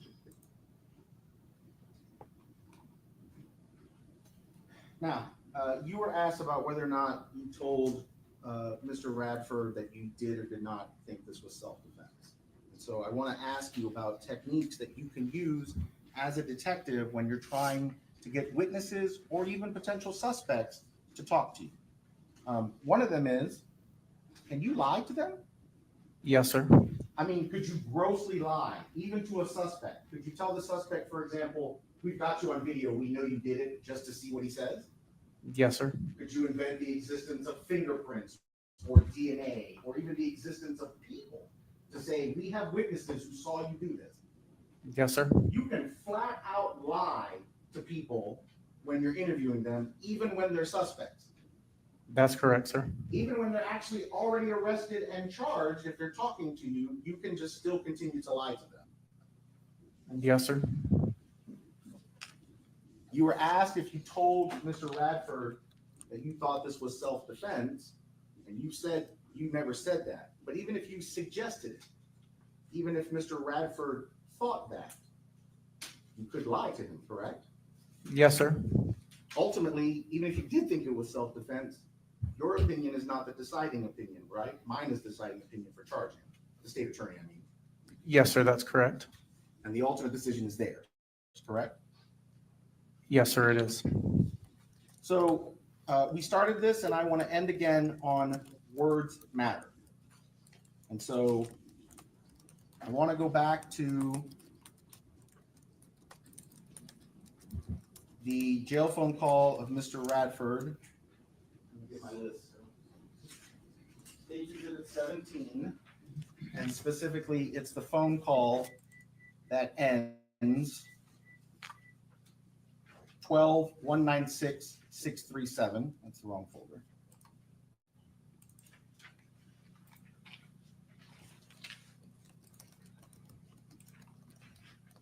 For English, press. And in a minute, I'm going to play at the 4 minutes and 33-second mark, roughly. But I want the jury to understand where we are chronologically in the progression of not just the investigation, but the case. This call we've already established is March 31st. Mr. Radford is arrested when? March 8th, sir. And on March 18th, did you testify in court at a different proceeding where the state basically put on the evidence of what we thought we had against Mr. Radford? Objection, Your Honor. Yes. More sidebar.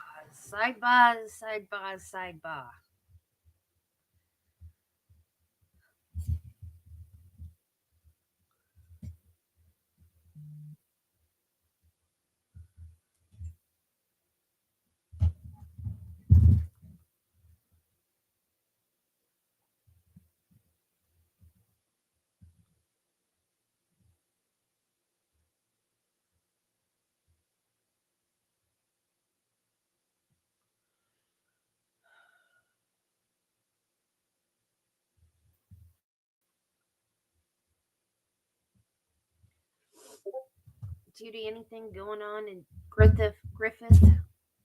The hearing, March 18th, 2024, where you came and testified, correct? Yes, sir. And as part of that testimony, Mr. Radford would have been in the courtroom and heard you talk about how the autopsy results did not comport with his version of events as he described the shooting, correct? They were discussed during that hearing, sir. So by the time March 31st comes around, he now knows that there's a piece of evidence he's never heard before until March 18th about the autopsy. Is that correct? That would be correct, sir. You've never told him the autopsy results prior to March 18th when he hears it in court. That is correct, sir. And so on March 31st, I will play it again. This is at the roughly 4-minute and 33-second mark.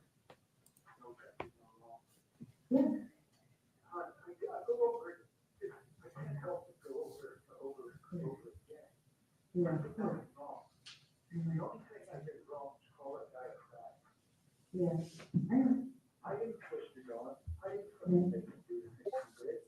I didn't give him HIV. And I sure as hell didn't want it from him. I turned around to look at the whiskey, and when I turned back around, he covered 10 feet in a matter of seconds. It's probably 15. But there was an airplane going over. I didn't hear a damn thing. I was fumbling with my phone in my hoodie, trying to put the volume down, and just bang! All of a sudden, I'm on the ground on my back, and he quit. Is Mr. Radford saying the victim covered 10, maybe even 15 feet, basically ambushed him while a plane was going overhead, and bang, he was hit, and all of a sudden he was on the ground? Yes, sir. That's March 31st.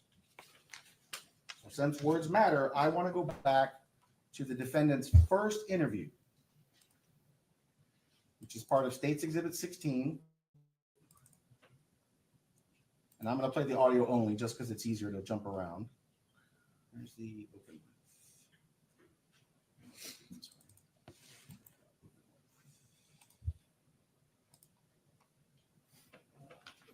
All right, today is And I'm going to go to 13:12 on the timestamp of just the audio version.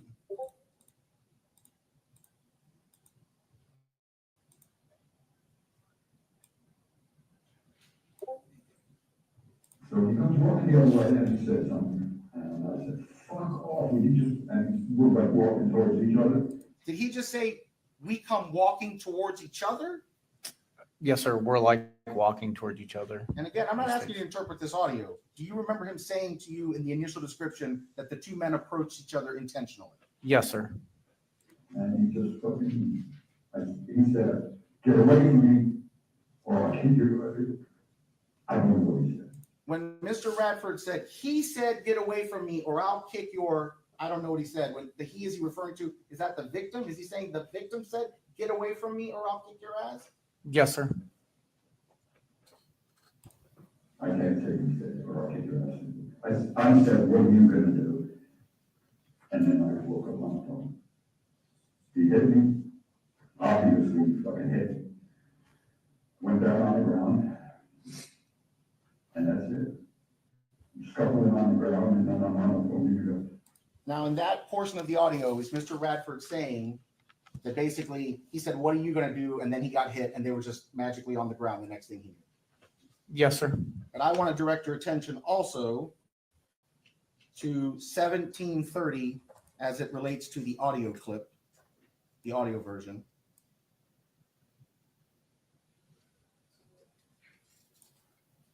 And then we started scuffling, I guess. So how did that kind of begin? I don't know.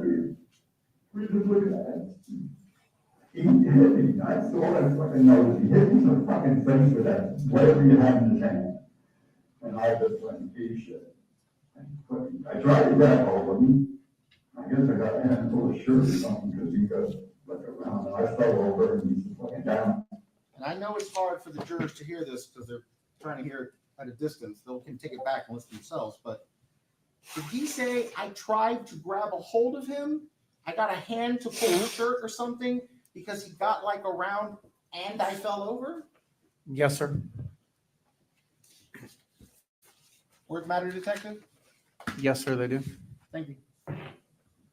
Right, you can step down, sir. Thank you. Thank you, Judge. Is he released from his subpoena? No, Your Honor, he needs to remain on stand. Does he need to remain here in the courthouse? No, no. All right, thank you. Thank you, Judge. You're welcome. Call your next witness.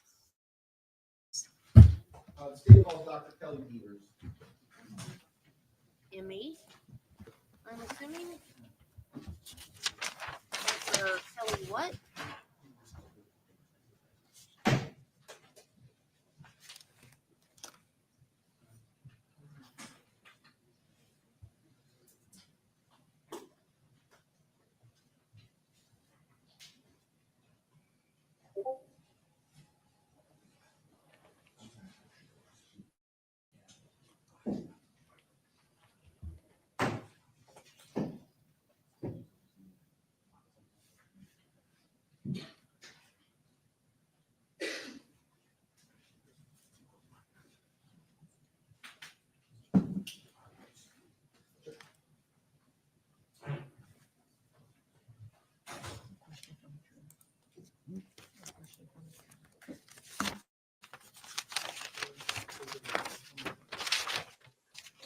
Raise your right hand, please. Do you solemnly swear or affirm that the testimony that you're about to give in this cause will be the truth, the whole truth, and nothing but the truth?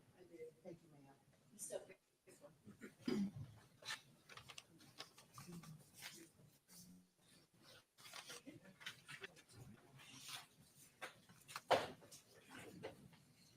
ma'am. Good morning. How are you? Good. If you would please introduce yourself to the jury and spell your name for us all. My name is Dr. Kelly Garland Devers, Kelly, Garland. D is in David, V is in Victor, ERS. Dr. Devers, morning. Good Where do you morning. work? The Hillsborough County Medical Examiner Department. And I think use the word medical. Yes, know more many commonly people here. are familiar, yes. Okay. Tell me how you became a medical examiner. I assume you went to medical school at some point. Tell about that. Yes, I actually was a nurse first. I got my bachelor's degree from Virginia Tech, and then became a registered nurse and worked in an intensive care unit for about 10 years. After that, I went back to school to medical DC.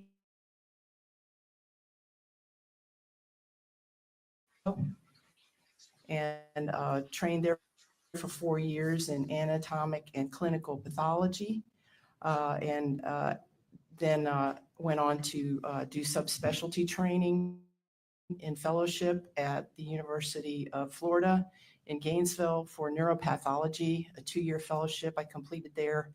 And then I came here to Tampa and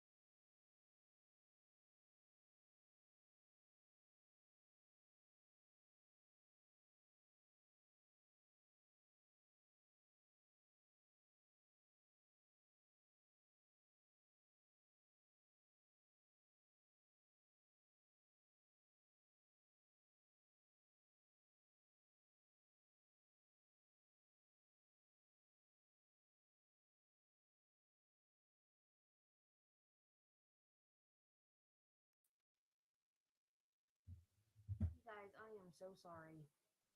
I had boiled eggs on the stove and I got up to take them off. I don't know how much you guys missed. It's been doing good today until I got up.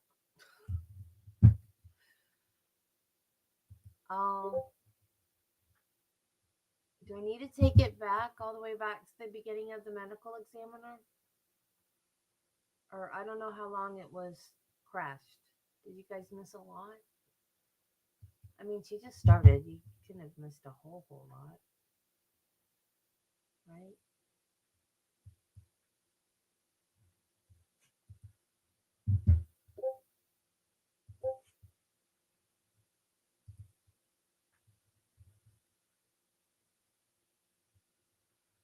I need to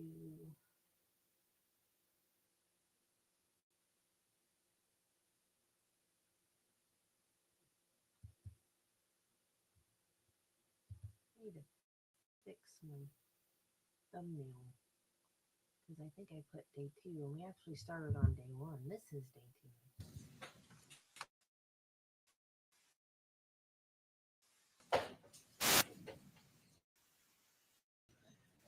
Good morning. How are you? Good. If you would please introduce yourself.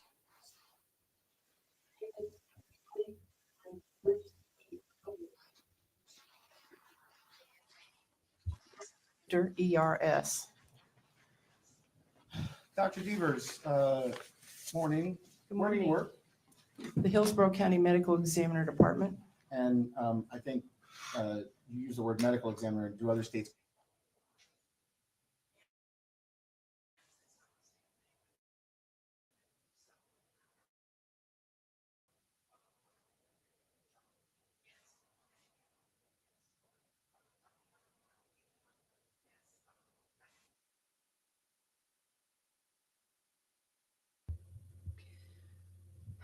And now it has lost connection with my. Yeah, that was cool that she was a nurse first. Because after I became an RN and started working in the hospital, any thought of ever being a doctor just flew out the window. I was like, no, absolutely not. But because that was before they changed the law where you couldn't work 24 hours in a row. After watching those doctors work over 24 hours at a time, I was like, not no, but hell no. Because I was like, there's no way. There is no way I can work that long. Yeah, I know. I know. Curses. I know. Your browser has lost connection to your screen share audio. I don't know why it does that.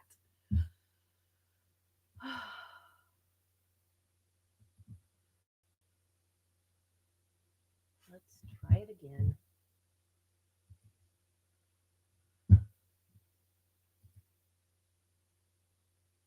Yeah, nurses that do this make me feel so inadequate. But I just have to remind myself that I'm physically incapable and it's not my fault. It's not my fault. And I was a good nurse for 17 years. I saved In tech, and then became a registered nurse and worked in an intensive care unit for about 10 years. After that, I went back to school to medical. Then I went to a residency program in Albuquerque, New Mexico, and trained there for 4 years in anatomic and clinical pathology.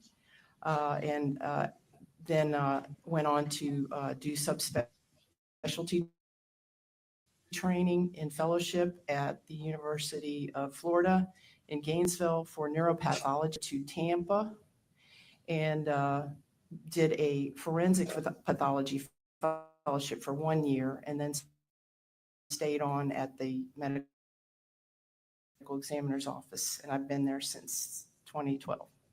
And how many years of schooling is that in total between starting medical school and eventually becoming a full-blown medical Like- examiner? 17, 18 years. Okay. How long have you now been a medical examiner? Since, officially since July of 2012. Okay, so not quite 13 years. Right. That puts you about 30 years in the field of medicine, not counting your years as a nurse. Yes. What is your current assignment or duty or responsibilities at the medical examiner's office? I'm currently the chief medical examiner, and I have a deputy chief medical examiner, and we all work together, and I'm supervise them. And then we also teach medical students at the University of South Florida and do other outreach for the community, as well as do our work, which is autopsies. All right, and so I know you probably have a variety of administrative jobs and whatever now in the work that you do, but in terms of a homicide case and a homicide investigation, what is the role of a medical examiner? What do you all do? What are you tasked with doing? So we're technically forensic pathologists. So we are tasked with determining the cause and manner of death in cases that fall under the jurisdiction of the Florida statute And what is- 4611. What is cause and manner? Why is that a distinction? What does that mean? Cause is the disease or injury that leads to the person's death. The manner is how it happened. So if it isn't a car accident, it would be an accident. So manner could be a natural death, like from cancer. It could be an accident from a motor vehicle accident or an overdose. It could be homicide, which would be death at the hands of another person, or a suicide, death at your own hand, or undetermined, meaning, for example, we find a skeleton in the woods and can't really determine the cause of death because of their state of their remains. Now, you say that you make a determination ultimately of manner, suicide, homicide, accident, natural causes, unknown. When you say homicide, though, that's not a legal determination, correct? Not for us, no, it's a vital statistics determination. Okay, so it's not like you're telling the jury this is No, definitely that's homicide. not our job. Our job is just to find out how they died. Okay, so walk me through what the process is of how the medical examiner's office would get involved in a case and what like the initial stages leading up to the autopsy might be. We would be contacted by law enforcement that, in this case, a body or a person has been found injured and taken to the hospital and died. So the law enforcement officers would call our office and talk to our death investigators and inform them that we have a person who has died and needs to come to the medical examiner's office for an examination. Now, if a case is a person is found dead, like in the woods, right, clearly dead, Right. they don't send them to the hospital, right? No. They go basically straight to the medical examiner's office. Yes, they do. But if life-saving efforts are, if a situation where life-saving efforts are rendered and a person is taken to the hospital, does the body then come to you all after the hospital? Yes. When the body arrives at the medical examiner's office in a case where a person has already gone to the hospital, what precautions are typically put in place to try and preserve any sort of what might have occurred? Sometimes there will be bagging of the hands to protect any evidence that's on the hands, and other types of photographs might be taken in the trauma bay. But if a person's at the hospital, for example, they're hooked up to machines and they got tubes put in them or whatever, and they show up at the medical examiner's office, do they still have all those things attached to them, or at least as much as they can? Some of the things, but not all, of course. Okay. So they try to keep the body as much as they can when they deliver it to the medical examiner. Correct. Were you the medical examiner assigned to the autopsy of a John Walter Lay in 2401188? What has previously been admitted as State's Exhibit number 19, the stipulation. I don't know if you want to read it. Might have to hide. Ladies and gentlemen, I'm going to read you what's generally called a stipulation regarding. Okay, guys, I might have to hide the screen because this is not being streamed on Court TV or Law and Crime. This is on just like a local Florida news channel. And I don't think they're redacting these things because yesterday it was full blown watching them do CPR on this guy. So, you might get my ugly mug full screen So, sorry about that, but I don't think you want to see the autopsy photos. I don't know if they will. I'm just saying they showed the dead body yesterday, so they might. So if you see just my face, that's why I'm blocking the autopsy photos. Identity. And a stipulation is simply a fact that the parties both agree to have been proven beyond a reasonable doubt. And in this case, it's stipulated between the defendant, Gerald Declan Radford, in the state of Florida, that John Walter Lay II, the person named in the information in this cause, died on February 2nd, 2024, in the vicinity of West Dog Park in Hillsborough County, Florida. And the autopsy of John Walter Lay II was conducted on February 3rd, 2024, by Dr. Kelly Devers under Hillsborough County Medical Examiner file number 24-01188. And it's signed by Mr. Radford, Mr. Futch, and Mr. Diaz.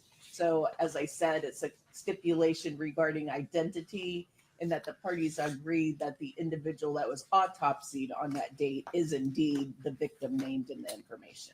Any questions about that? All right, great. All right, I'm going to start with what's previously been admitted as State's Exhibit number 20A. What are we looking at here, Doctor? This is Mr. John Lay. And it's basically just a picture to document who he is, the case number, all those sorts of things. It's considered an identification photo. I want you to talk about how an autopsy proceeds. What are the various steps or stages of an autopsy? After the body is brought to the medical examiner's office, photographs are taken as is after the body bag is opened up. A case number is generated. Then the body is brought to the processing part of the morgue where the more pictures are taken. If there's any clothing on the body, that would be removed. Fingernail clippings taken, and other types of identification, like fingerprints, scalp hair samples. And after that has happened, then the body is prepared for autopsy and brought to the morgue station where the body is again photographed in the as is state. And after the photographs are taken, then documentation of the external examination begins with it's called a body diagram. So we actually write down indications of injury, any tattoos, hair color, eye color, all of the external findings first from the front and the back of the body. And after we do that, then we would create a Y incision with a scalpel and open up the chest plate and open up and then remove the skull cap and look at the brain as well. And we will take pictures as we go along. I noticed that you didn't mention anywhere in there, but at some point along the way, as part of the preparation for the autopsy, is the body cleaned? Yes, after the quote unquote as is pictures are taken, then we would clean the body so that we can see injuries better and differentiate them from blood spots, that dried blood that gets on the body. All right, so and dirt and I'm all going to that. show you State's Exhibit 20B. This is after a body has been cleaned, right? I mean, he looks pretty clean here. That's correct. All right, so there was a time that he came in and he's still got all the medical equipment or whatever might have been attached to him, any blood or other debris on him. This is Yeah. after that. Yes. Okay. So we're looking at State's 20B. Tell me what you notice about this picture that is of initial interest to you in performing an autopsy. The right side of the chest, which is on the left side of your picture there, there is a wound consistent with a gunshot wound. Is this what you're referring to that I'm pointing to here, the sort of darker spot on the right side of the chest? Yes. Do you notice anything about the face, just kind of taking an initial look at it here? There are some injuries that we will focus on, and take more close-up pictures later. There's an abrasion under the left eye, and perhaps the chin. There's a little pink spot on the right side of his face, on his chin, that you can see in this picture. All right, so here's State's 20C. This is more of a close-up, and then eventually 20D. Now, doctor, what is it about this picture that tells you, and you saw it live and in person, what is it about this wound that tells you this is a gunshot wound? There is a hole in the center, which is in this picture looks pretty black. And there's a margin of abrasion, which is where the projectile passes through the skin and rubs the skin and creates this black rim. And then around that are these little red dots, and that's called stippling, and that's created by gunpowder that strikes the skin and causes tiny little abrasions or injuries to the skin itself. And then there's a faint purple rim around the hole, and that is a bruise or contusion. Taking all that together, this indicates to you that this is a gunshot. Yes. Can you tell if this is an entry or an exit wound? It's consistent with an entry wound. And why is it consistent with an entry wound? Because it has all the appearances of an entrance gunshot wound that we see on a regular basis. Now you talk about stippling. Is that, for example, these little spots of sort of... Yes. And See, I hate that. I hate that. As a nurse, she should be better at that. Asking the question,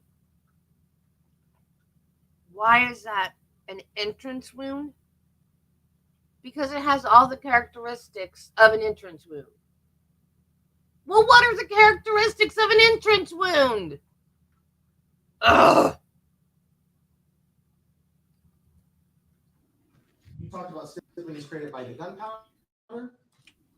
Yeah, the burnt unpurged gunpowder that comes out of the muzzle of the gun when it's fired. Does that indicate anything to you in terms of the distance between the firearm at the moment the projectile is coming out of the muzzle of the firearm and the person who's being hit by the bullet? Yes. What does it tell you? It tells me that this is not a contact wound, meaning that the muzzle of the gun is far enough away from the skin that some of the particles of gunpowder can spray out onto the skin itself. But this looks like a fairly tight pattern of stippling, so does it Yeah. give you an indication of, it's not contact, so it's not literally gun touching Right. flesh. But does it give you an indication of distance beyond that? It's a close range wound. And close, what would you define close as? Less than 12 inches, probably just a few inches. All right, so somewhere definitely less than 12, maybe Yes. just 2 or 3. We can't say exactly by looking at the wound. We have to have more information. Is this ultimately the fatal wound for Mr. Lay? Yes. And explain to us why this wound is fatal. This wound goes through rib number 2 on the right side of the chest, and then it passes into the right lung, perforates the right lung. Then it enters the pericardial sac, which is the heart sac, and it hits the aorta at where it comes off the heart, so that the aorta is that large blood vessel, the artery that comes off the heart and pumps blood to the rest of the body. The aorta gets perforated, then the projectile enters the heart itself and perforates the heart, and it continues sharply downward towards the diaphragm on the left side of the body after it exits the heart sac, and then it perforates the diaphragm, which is the muscle that helps you breathe. It goes through the diaphragm and it hits the stomach on the left side of the body. So if you feel your rib cage on the left side of your body, your stomach's kind of right under there. It goes through the stomach and it keeps going downward, and it again hits the aorta lower down towards the groin area, where, not really the groin area, but lower towards the pelvis. And then it hits the left renal artery, which feeds the kidney on the left side. And then it ends up going into the deep muscles of the back on the left side of the body and ends in the lumbar region, or the lower part of your back. And actually, the projectile could be felt underneath the skin on the left side of the back in the lower part. All right, we'll talk about the projectile in a little bit, but you talk about hitting the lungs, portions of the heart, or the arteries, things like that, hitting the stomach. How quickly is a person going to die from this? It usually would be seconds to minutes. We can't say exactly because every person is different. Will to live, health issues, all kinds of situations, the weather. But seconds to minutes is what we would usually say is a fair estimate of how long it would take. I asked you to bring something with you today, correct? Yes. What did you bring?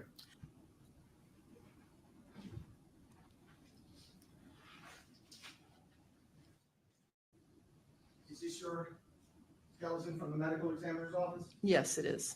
Judge, could I have Dr. Evers step down from the witness stand? Sure. I brought this property on, it's plastic, it's not real. I'm gonna give this to you, and I'm just gonna be a stand for your skeleton. Doctor, what I want you to explain to the jury is first, where is this hole in the body of Mr. Lay? Sure.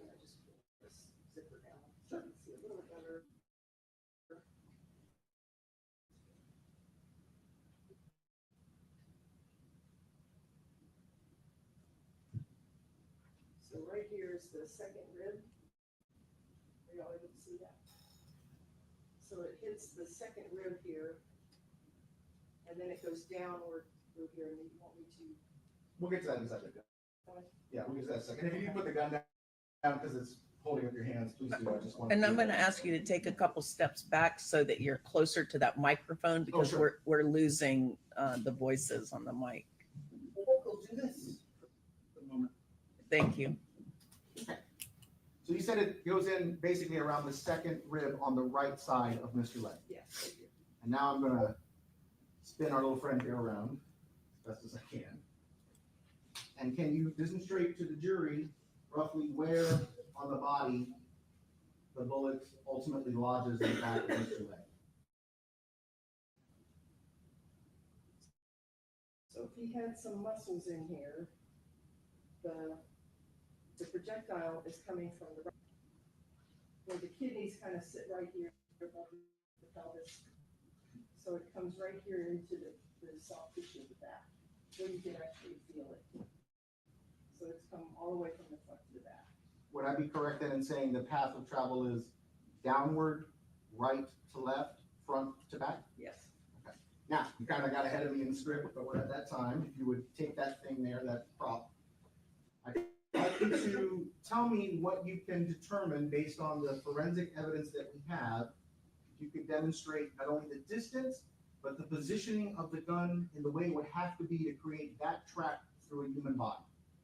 So it would have to be, the gun could be anywhere, and, you know, if you rotate it around, but it's the muzzle, the only thing I can say is that the muzzle of the gun had to be pointing in such a direction that the projectile, when it leaves the muzzle, is gonna go in this direction. So some, you know, close to the body, but not touching, and then going downward at this sharp angle from the right side back to down here.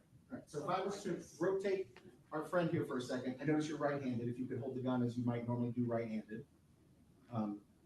And then instead I'd like you to do is, if I was to suggest to you that the shooter instead drew the gun with his right hand and immediately just sort of pointed it up, where would you expect that bullet to go instead of over here, going right to left downward? Well, if it was drawn and fired immediately, it would go here on the left side. Right, and would you also expect it to go something more straight front to back and maybe not as much up and down? Yes, if they're facing each other in some fashion. Okay. So if I was to suggest to you that there was evidence in this case that the shooter was firing, as he claimed, basically from the hip, let me see, if he was to draw the gun and just sort of immediately point it like this, you would expect the injury to be over here on the left, not on the right. Is that correct? Yes.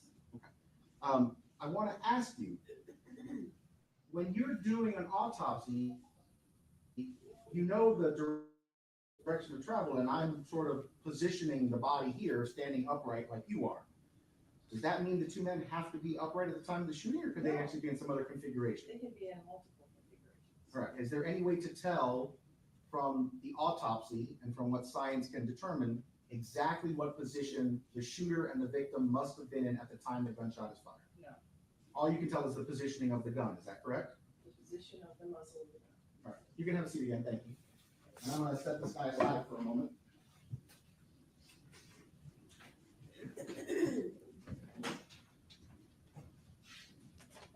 I happen to have one that's a little easier to move around.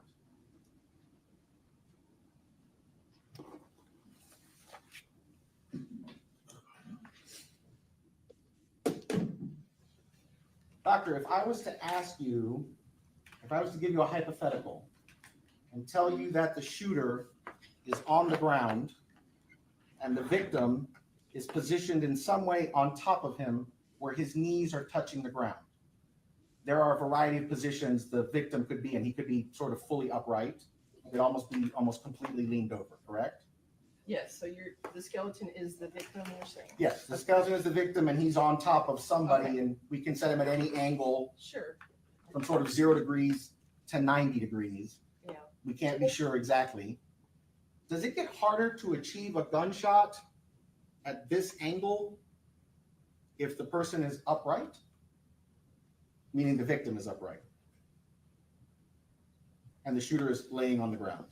Well, if you're kneeling, then that limits your motion. You know, you don't have as much mobility as if you would if you were standing. Right, but I'm asking if the shooter is on the ground Okay, and he's drawn the gun in my hypothetical again Right. with the right hand. yeah. Is it difficult for him to get his arm all the way up here to be able to shoot downward into the victim? If the guy's if he's straddling him. Right, if he's It's sort of harder. straddling him sitting Yes. 90 degrees. Yeah. Does it get easier if the victim is leaned over? Meaning now the shooter is shooting more like this. Yeah, probably. Okay. Does it make a difference if the shooter his face is right underneath the face of the victim? Can that change the equation? Well, it makes it harder to move that arm and get that arm in that position Well, we're going to get to that. if they're facing each other. Okay. And Your Honor, if I can use Mr. Cruz and we can use him as sort of a prop. Sure. Mr. Cruz, if you would please bring your step stool, and we'll get to the step stool in a minute. If you would. Doctor, I'm going to try and demonstrate a variety of things, and if it's easier for you to step down so you can see Oh, no, better. it's okay. Okay. So for this purpose, Mr. Cruz is going to play the shooter, and I'm going to combine it around that. Hang on. Stand over here if you would. Okay. If I continue on with my hypothetical, that the shooter draws the gun with his right hand, and now he needs to shoot me over here, would I be correct that the gun has to come up past the face and come back this way to my right side, basically? Yes, but it's also got to twist more. Well, we're going to get to that. In this particular case, if he was shooting me, you would expect the bullet to, for example, hit up here on my collarbone And it and would maybe go out that way. go out my right shoulder. But instead, the gun has to come across my face and turn back this way, doesn't it? Yes. So you not only have to get your arm in a weird position, you also have to sort of cock your wrist. Is that correct? Yes. Now, It's awkward. if I was to change the scenario and I was to say the victim has got both hands on the gun, now the shooter has to be able to move the gun all the way over here, and then something has to cause the shooter to turn the gun back towards the body of the victim and the face of the victim. Is that correct? Yeah. Now that's assuming the two men are sort of eye level to eye level with each other. Yeah. Okay.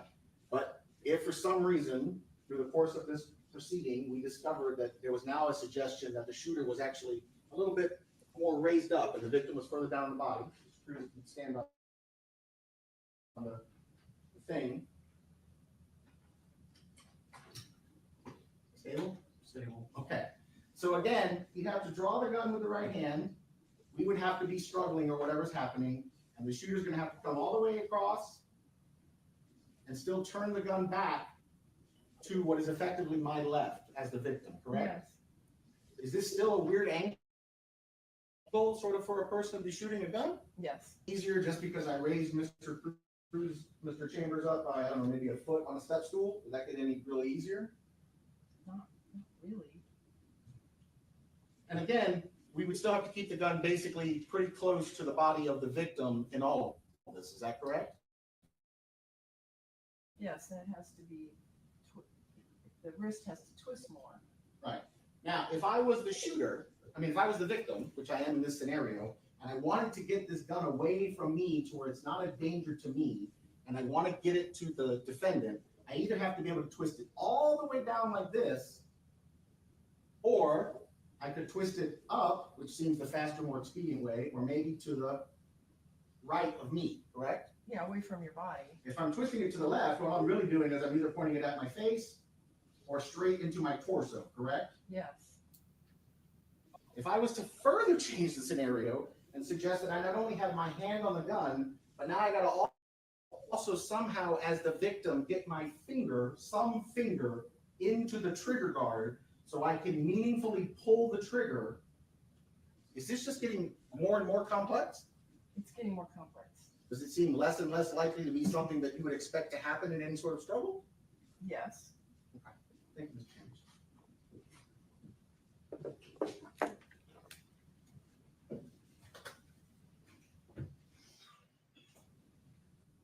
So how would they had to have been standing for that shot to have happened?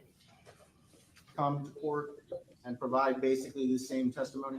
Yes. And at that proceeding, was the defendant present and would have heard all of your testimony regarding the autopsy and all of these different angles the gun could have been and the likelihood that it could or could not have been in any particular position?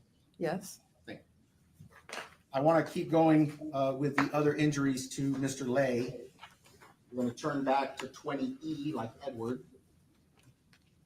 What are you noticing here on the face of Mr. Lay that becomes of note or of interest to you in the autopsy?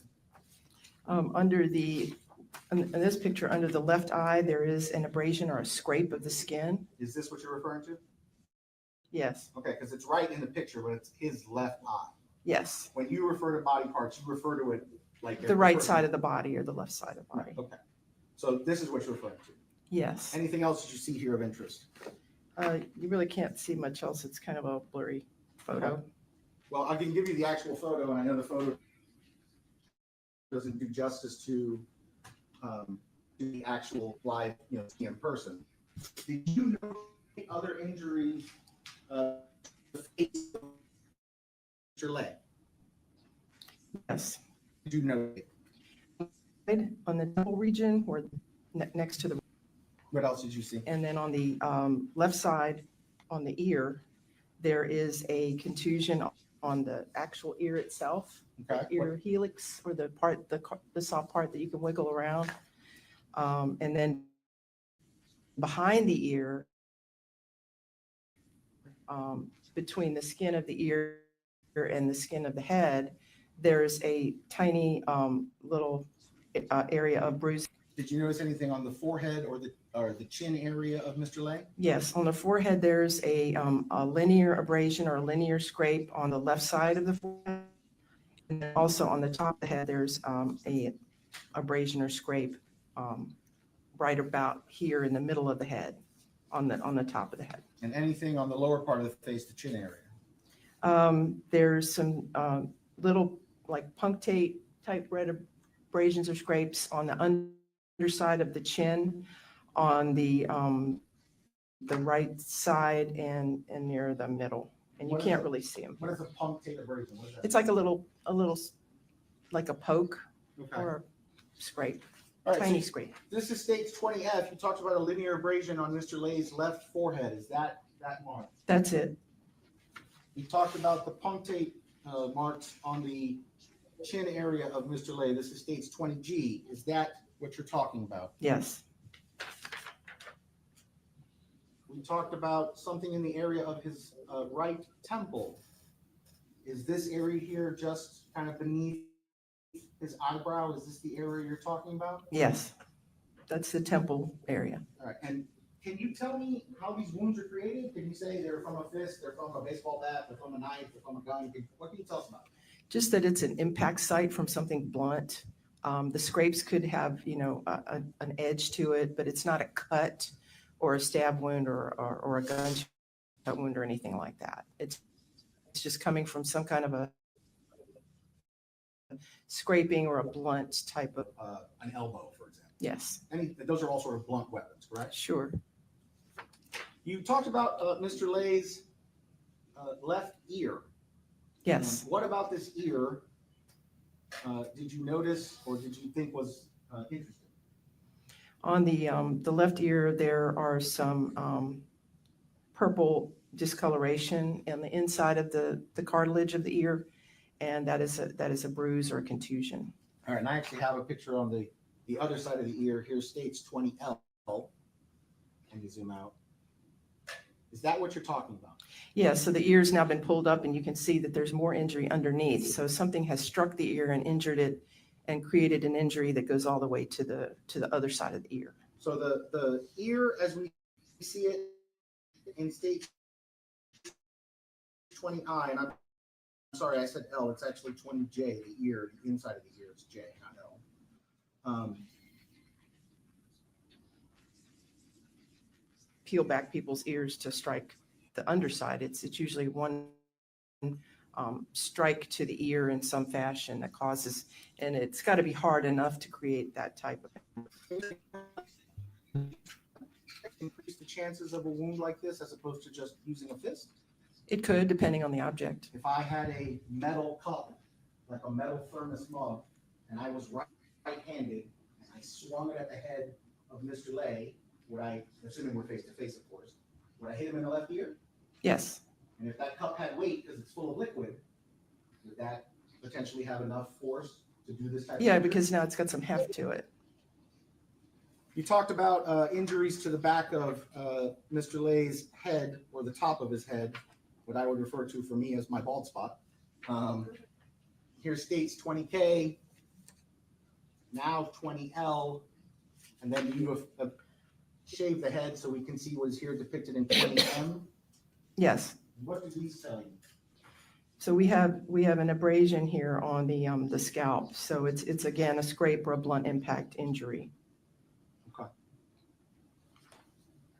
Did these wounds all appear, for lack of a better term, fresh, meaning they occurred at or around the time of Mr. Lay's death? They all have a similar appearance. And I want to ask you, do bodies bruise or get like, this is sort of red, this thing under his eye as depicted in states 20B. Do those things happen once the heart stops pumping? Usually they start to get a paler look to them. So the fact that this is red, for example, the injury behind the ear is definitely red. The injury to the top of the head, those sorts of things. Do those suggest that those are injuries that are suffered by Mr. Lay prior to the moment he expires? Yes. It doesn't suggest that, for example, somebody beat him up after. No, it doesn't look like a postmortem or a wound that's created after death. I want to ask you about Mr. Lay's arms and, well, I guess we should finish up with the gunshot wound first. So let's do that. This is states 21 and this is states 21A. What are we looking at here?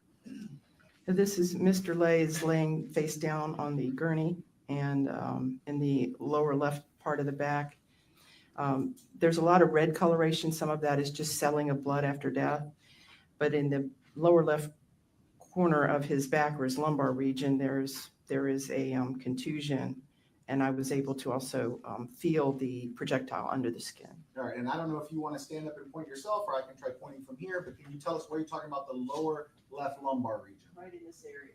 All right, and so on the left side of Mr. Lay's body, there appears to be sort of this configuration of three maybe slightly darker red spots. Is that the sort of area you're talking about? Yes.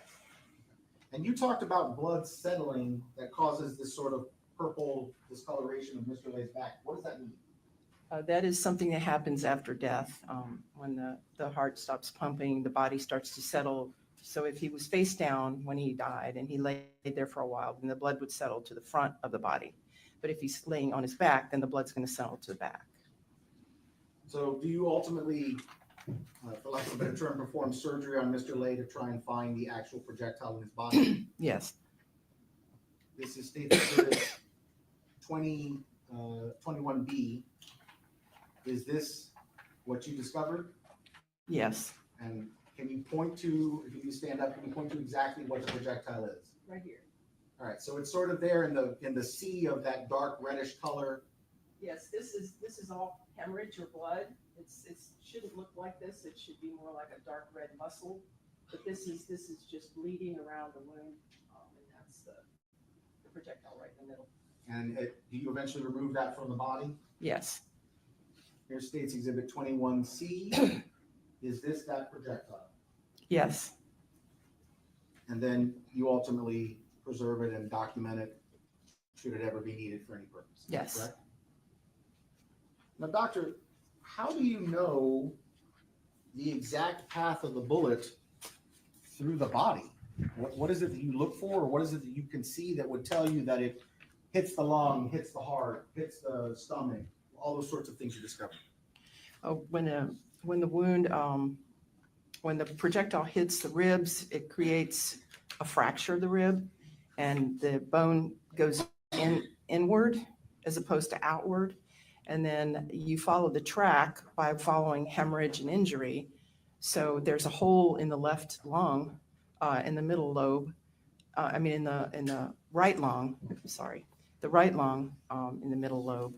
And then it keeps going and perforates and makes holes in places that there shouldn't be. So we're able to follow the track of the projectile through the different organs, because they create these wounds that tear the tissue apart and cause a track to form. And we can follow that track all the way to where the projectile ends. And even if the projectile exits the body, we know that we've got an entrance and an exit. We still have a track that we can follow. So I want to now talk about states 22.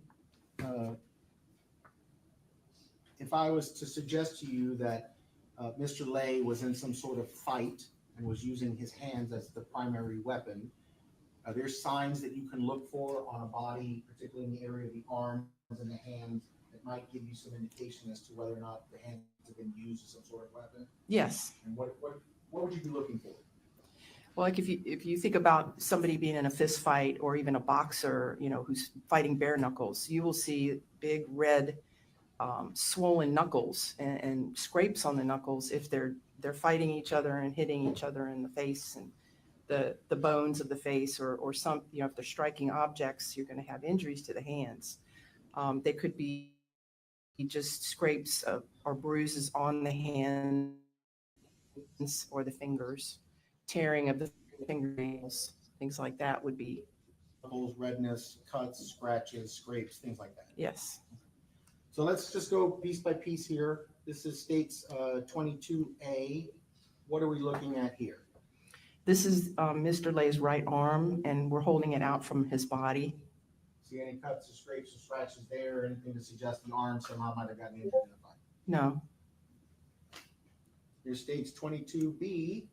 We can see the hand, but I want to focus more on the sort of the forearm. Any sort of cuts, scrapes, scratches, anything there that you know? No, just the forearm. The photo doesn't have any, and I didn't see any at the autopsy. There are no injuries. All right. From what you can see from this current positioning of the hand, anything that you see that suggests there's cuts, scrapes, scratches, bruising, redness, anything of that sort? No. We obviously will then flip the hand over. Here states 22C. Can you tell me which hand specifically this is? This is the right hand? The right hand. Yes. And it's a little hard to see in that version, but the defense also has a similar version. This is Defense Exhibit 3. Maybe the color's a little better here. There appears to be some redness or discoloration here on the, I guess, is that the pinky knuckle of the right hand? Yes. All right, so we see that. But looking at the remainder of the hand, other than that red discoloration, you got swollen knuckles? No. You got other bruising of the hand? No. Cuts? Scrapes? Scratches? No.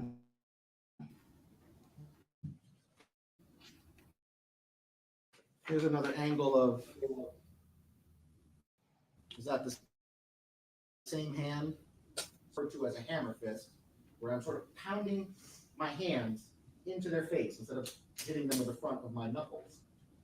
Is this the area where you would expect it to be a lot of bruising, cuts, scratches, redness of the sort? Yes. Other than that little area of discoloration on the pinky knuckle, you see anything else? No. Here's stage 20E. Any signs of injury there? No.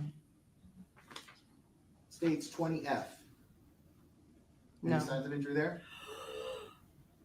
Now, doctor, I don't know how good you can see it. I can give you the picture. We have a verdict. Oh my gosh.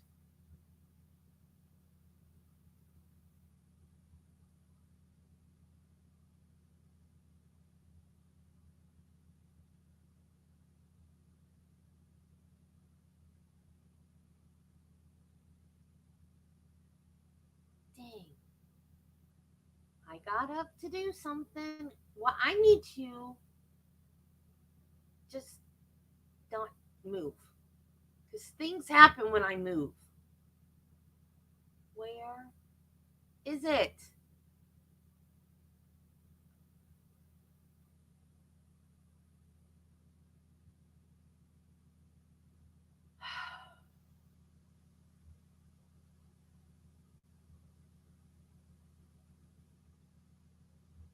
Dang it.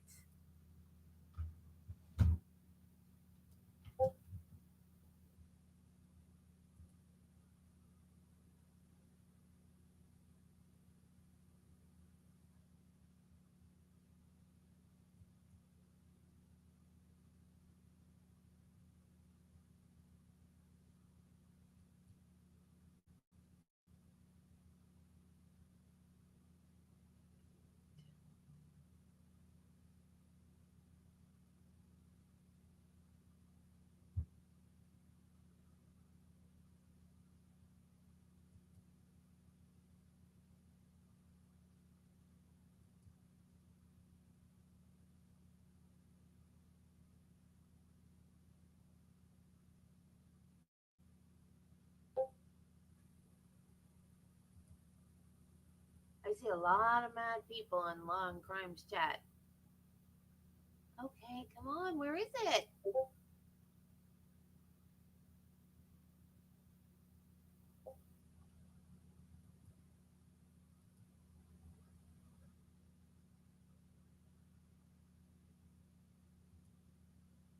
Dang it.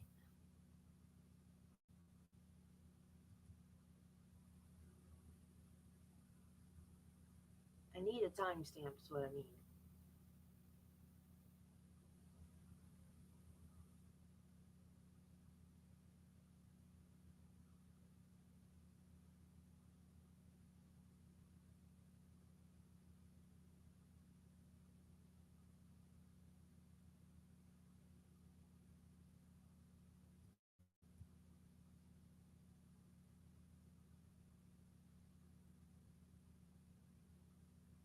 I guess when the clock stops.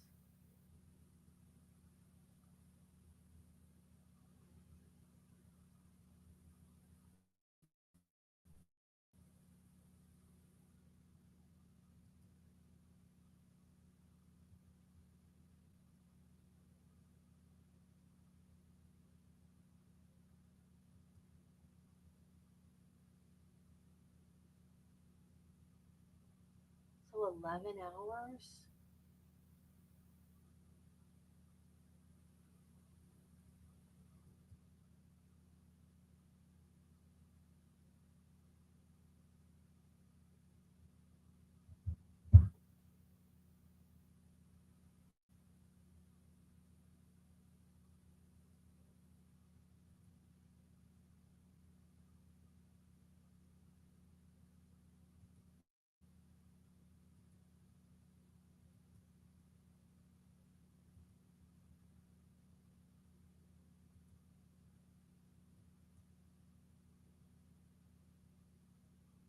Come on, do what I tell you to do, StreamYard.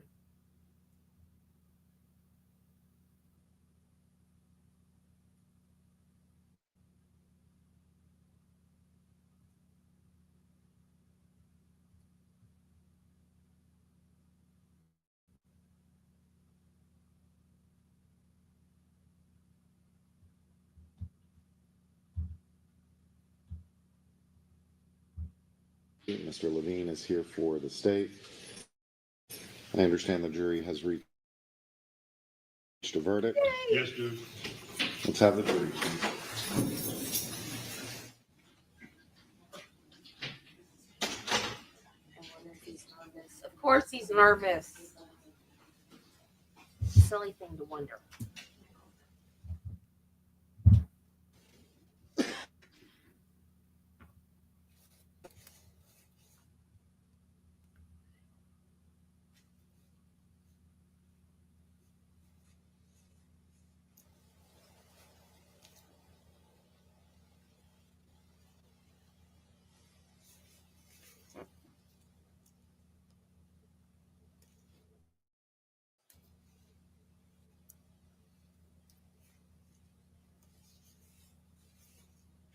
I'm gonna go right back to the other trial as soon as we get the verdict, guys.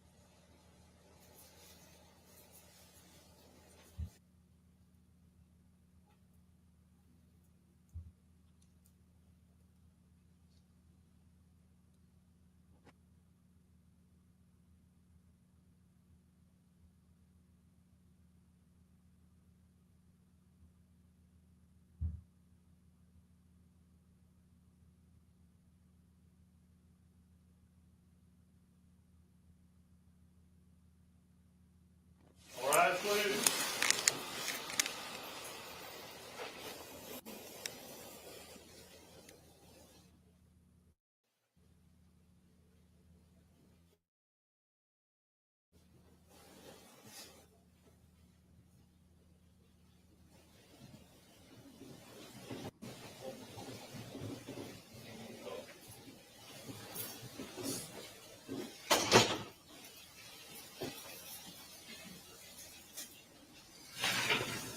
Please be seated.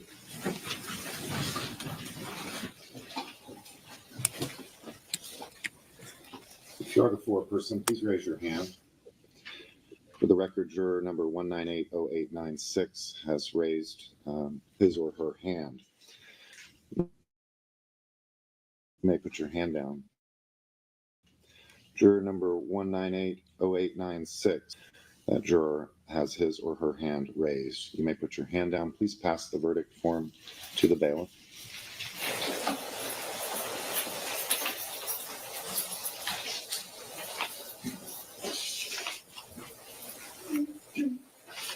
There are no defects nor omissions in the verdict. Counsel for the state, counsel for the defendant, rise and hearken to the verdict. Mr. Griffith, rise and hearken to the verdict.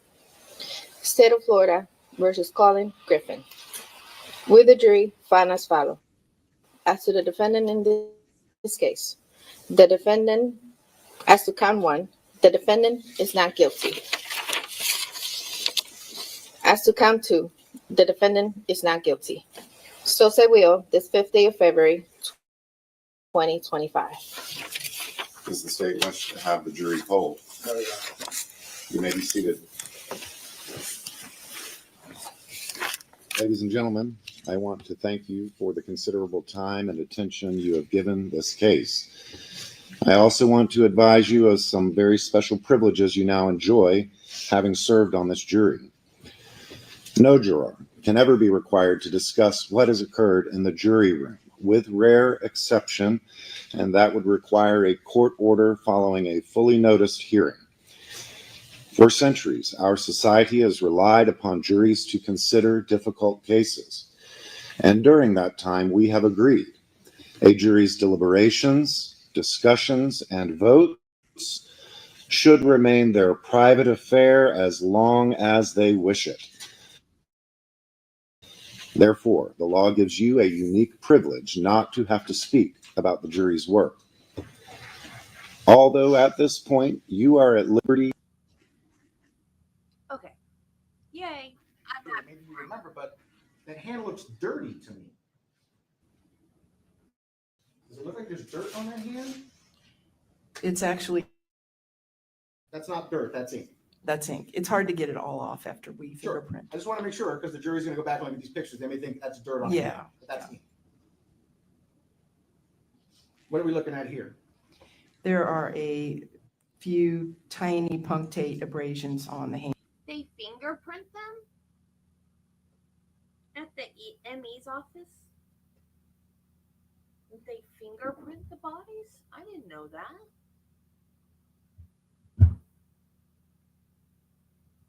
And you can see a little red spot near the wrist. All right, and for the record, this is states 20G, 22G. All right, so over here by the wrist, Yes. you see a mark. Yes. But what about over here, as we get to the fingers and the hands and the knuckles, anything? No, Are these this is states 22H? These the fingernail? yes, Any sort of, are there anything of interest? no, What hand are we looking at here? This is states 22I. it's the right hand. This is the right hand. There appears to be something here in sort of the bend in the index finger. Is that correct? Yes, What are those? little abrasions, very, very superficial pink scrapes. Can you tell anything about what would have caused that? No, I mean, can you tell me, for example, oh, that's definitely because a finger was in a trigger, pulling a trigger? I can't say definitely. I can't tell. I mean, light. Yes, And finally, here is states 22J. Anything you notice about this hand?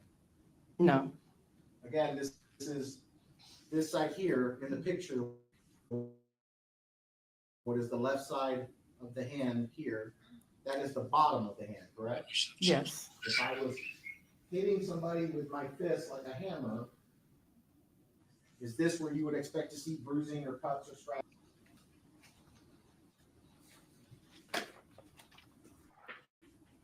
Here's a states 22K. Any signs of injury on the left arm? no. The only thing you see is the needle puncture mark at the crook of the arm where they were trying to resuscitate him. Okay. Here's states 22L. Any sign of damage to the forearm? No, 22M. Other than the discoloration from the ink, I assume again, any signs of injury to his left hand? no, I'm just going to go through several of these. 22N, 22O, no, 22P, no, 22Q, no, 22R. no, I mean, I got S, I got T, I got U.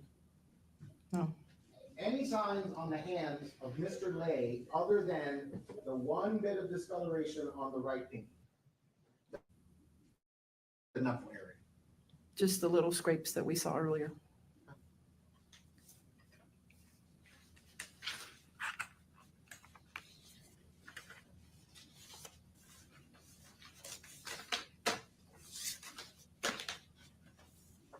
I want to finally talk with you about Mr. Lay's knees. This is states 23A. What do we see here that's of interest? There are multiple little scrapes or abrasions on,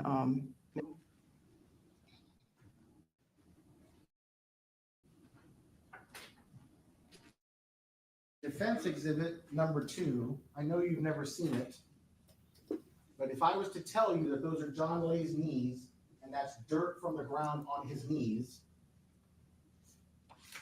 now when I show you states 23B, is this the knee after it's been cleaned up? yes, somewhat. Right, I was gonna say, somewhat. Even after you've cleaned it, there's still Yeah, so some we've kind of brushed off the dirt and you can still, and now you can see.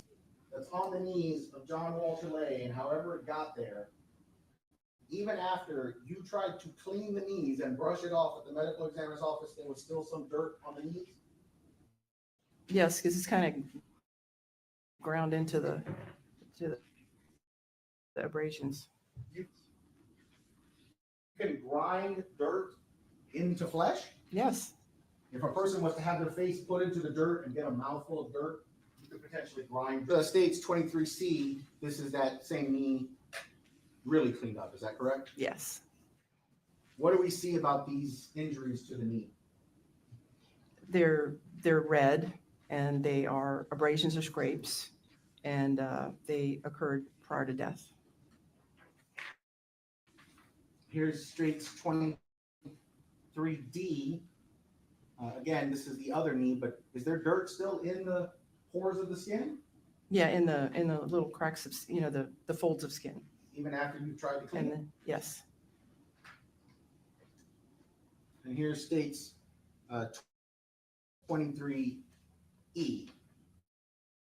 Is this the other knee of Mr. Lay? yes, Now, doctor, if I was to turn contact with the ground, there are like rocks. Not quite fine gravel, but smaller rocks. yes, And he's on the knees struggling. Yes. Would this be potentially consistent in terms of injury? yes. But does that tell you in any certainty whether or not Mr. Lay's knees are on the ground because he's straddling another man, as opposed to Mr. Lay's knees are on the ground because a man is standing over him? I can't tell the difference. So either one of those is perfectly plausible. Is that correct? Yes, I want to ask you, I'm going to borrow my little skeleton again. Actually, I'm going to borrow your skeleton.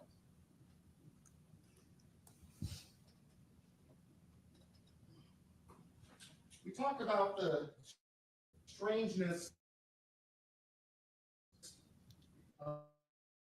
of the angle, or the steepness of the angle in a position where the shooter and the victim are face to face.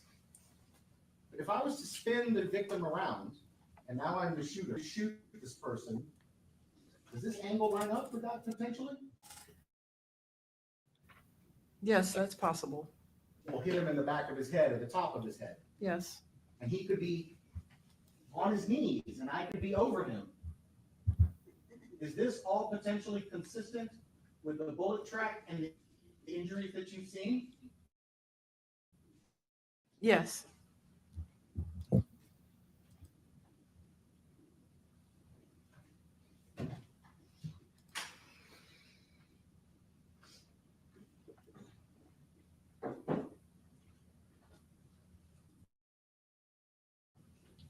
Doctor, were you able to reach a final determination, and can you render an opinion as to the cause autopsy that you performed on February 3rd? yes. And what is your opinion as to the cause and manner of death? The cause of death is perforations of heart, aorta, lung, and renal artery. And the manner of death is homicide, shot by another person. Thank you, Doctor. I'll pass it over. All right, we're going to take a morning recess at this time. All rise.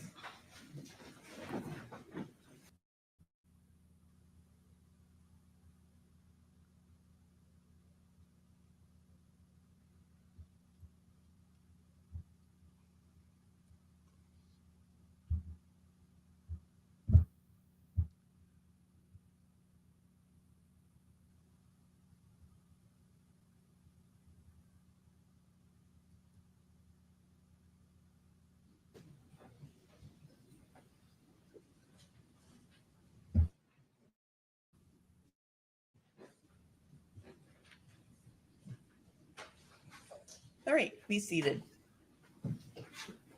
Cross-examination.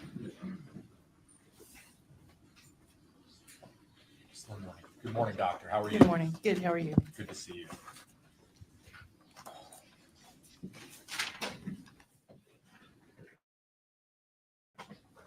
On direct examination, you discussed with Mr. Diaz and explained to the jury kind of the process you go through when somebody that's deceased comes to your office for an autopsy.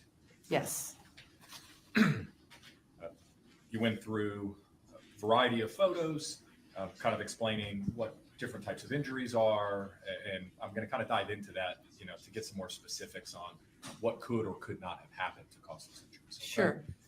First, as it pertains to the abrasions or scrapes, as you call them, you have no ability to testify with any specificity exactly when those occurred, right? Not exactly, no. In fact, there's a time window that these injuries could have occurred in. Yes, Okay. And so you can't say that they happened a minute before the fatal gunshot wound, or hours before, or I know that there's a extreme to where you can say, I know they didn't happen 3 days prior, right? right. Right. but you can't say with any specificity as to when they occurred. Not exactly, no. You do agree that the stippling that you testified to around the gunshot wound indicates that the firearm was in very close proximity to the chest when the gun went off. Yes, And that would be consistent with some type of close quarter struggle. Right? yes, it is. And the tiny abrasions we see, as I understand it, can be burnt and unburnt gunpowder impacting the area around the wound. Yes, The more spread out that stippling is, or the absence of it, lead to believe that, hey, there's no stippling. right.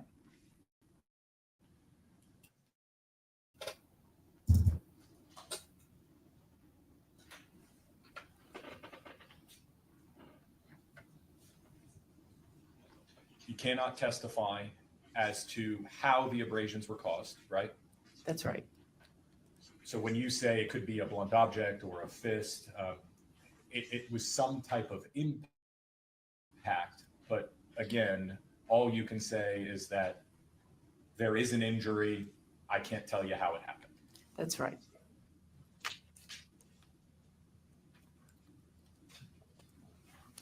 Now, your role in these cases is to determine the cause and manner of death. Yes, And to analyze injuries on a body. that's right. To the best of your ability, you can give a time as to when those things occurred, and not specify with any certainty as to those pieces of information. That's right. You are also qualified to tell the path of a projectile, but you cannot anybody at the time the fatal gunshot was fired. That's correct. And so, Mr. Diaz, Mr. Chambers, utilized some demonstrative aids.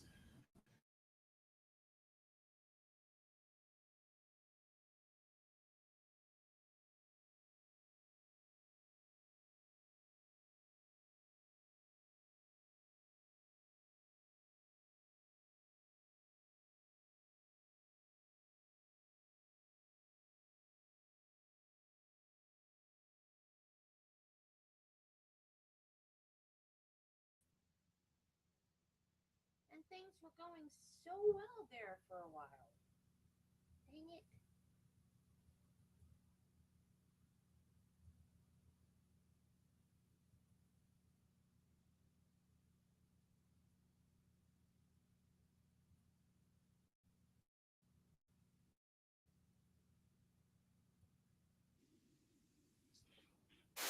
Or that would be awkward, or I would expect. You can't say in any way, shape, or form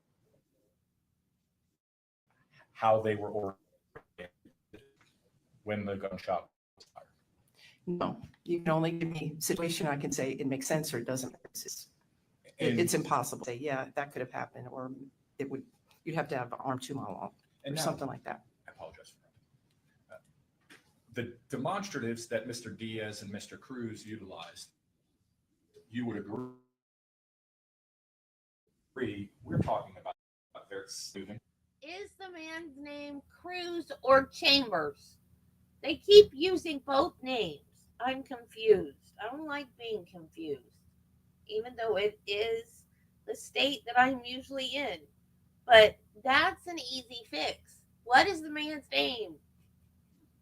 Right.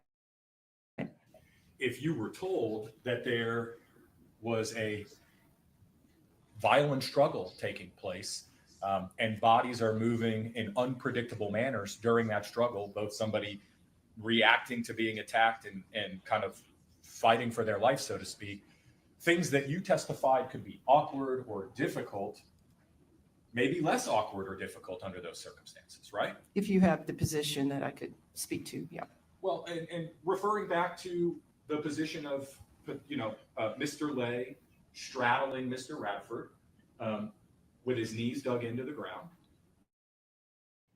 and they are struggling over a firearm, and they're, both individuals are moving in an unpredictable organically in a static vacuum was pulling a firearm, you know, as you demonstrated, you know, up and into the torso. But if somebody's laying on top of somebody and they're fighting over a gun up here, and Mr. Lay is holding that gun, these difficult or awkward situations become more plausible, right? Yes.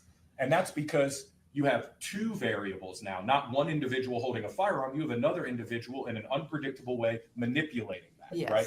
So if I'm holding a firearm and somebody's manipulating that firearm in what would ordinarily be a very awkward or minimally awkward manner, my arm's going to move with it, as will my hand and as will that firearm. Yes. And so when you say things like, it's hard, it's difficult, it's awkward, I did not hear it's not possible, it's impossible, or it's unlikely, correct? That's right. And that's because, as you've candidly told the jury, in no way are you able to testify as to the orientation of the bodies when that shot was fired.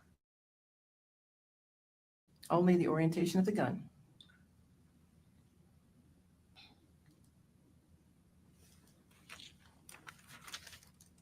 Standing, laying, prone on top of Mr. Radford, right? No. Of course, if Mr. Lay is in the position where his knees are straddling one of Mr. Radford's legs and he's hitting him, and Mr. Radford were to pull a firearm, under those circumstances, he would have to reach up and kind of point that firearm down, which in your words would be difficult, awkward, strange. Sure, yeah. Right? Mhm. But if he's prone on top of him and they're struggling over the firearm, it goes from awkward and difficult to very possible.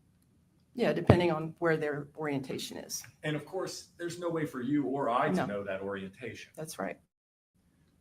And in a real-time, chaotic, organic struggle, you would agree that orientation would be impossible to predict, right? Yes, sure. Absent additional evidence. Right, like a video. Like a surveillance footage. Yeah. That would be incredibly helpful in comparing your analysis of the wound path to how the bodies would have been oriented. Yes. And you'd say, look at that. That's exactly Yeah. how it happened.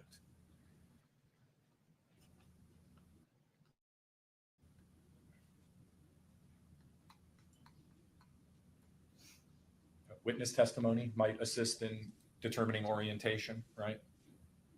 Like Yeah. additional witness testimony, like Yes. eyewitnesses, Yeah.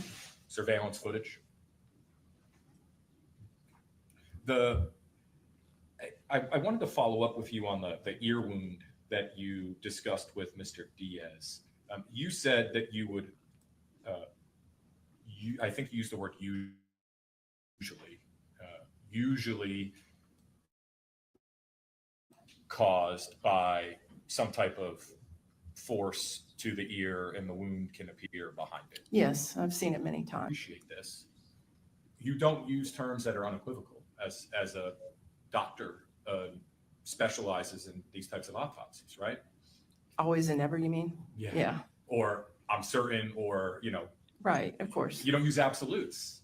And so when you say usually, it's because that's usually the case, or probably the case. But the reality is that wound could have been caused by a variety of different mechanisms, or It's just that I can say it's an impact. it's an impact. Yeah. Now, there could be an impact to the ear, but the actual wound behind the ear could have been caused by something else, right? It could have been caused by something coming behind, like landing on something on the ground or. So But if somebody it's- was tossed off of me and landed just right on a stick or a rock or some type of a root coming out of the ground, anything, it's possible to have a wound caused. It's possible. Okay. And so what I'm getting at is that there's no way to say exactly how those injuries were caused. All I can do is describe them and call them blunt impact injuries.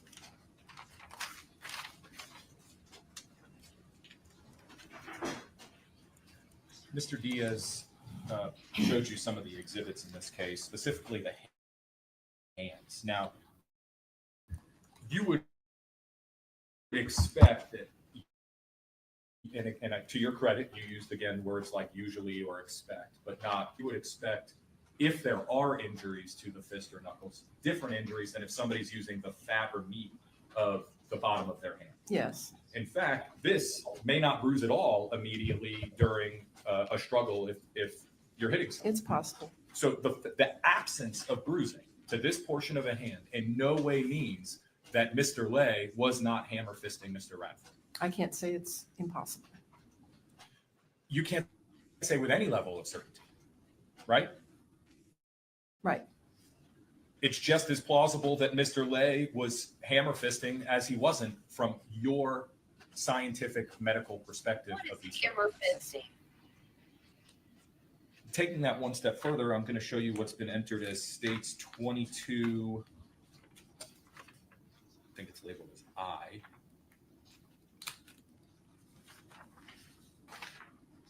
We see this abrasion to Mr. Lay's, I said abrasion, I think you used the word scrape. That's just a layman's term. Scrape or abrasion to the finger. That could have been caused by any type of abrasive object. Yes. Would you agree? Now, again,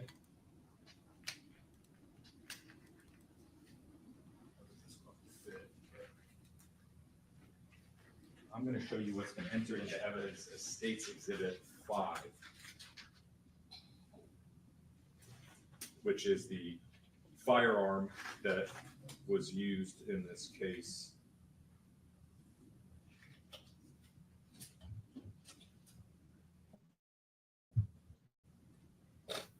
If I were to show you, Doctor, the sharp portion of the front sight of this firearm with the sharp edges, if Mr. Lay was grabbing Mr. Radford's firearm during the struggle, could that have caused that Yes, abrasion? it's an edge that could create a wound.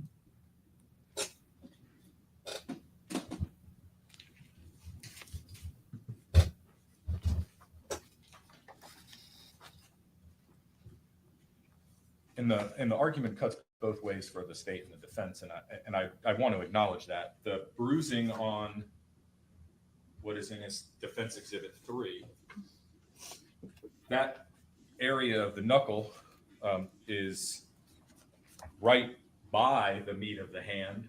Would that be consistent with someone hammer fisting? Not usually, because that's the flat side. And this would be more consistent with the knuckle striking something directly. It has to hit something hard to create a contusion. So if Mr. Lay is trying to come down in a vertical motion, again, we're talking about, you said usually, and, you know, strikes a hard portion of Mr. Radford's face and actually catches it with the knuckle, could that cause that bruising? It's possible. And what I'm gleaning here is that there's a lot of possibles, usuallys, but Yes. you cannot say anything definitive about the timing of the injuries, right? That's right. The orientation of the bodies. Right. The absence of bruising does not mean that Mr. Lay was not Yes. hammer fisting Mr. Radford. Right. Now showing you what's been entered into evidence as State's Exhibit 23A through E. And I'm going to, for reference of the record, we are looking at D here. That is Mr. Lay's right knee. Yes, you can see his left leg there at the And bottom of the picture. I know you testified that you kind of brushed off some dirt, but to you, it was clear that there was dirt actually embedded into these wounds. Yes.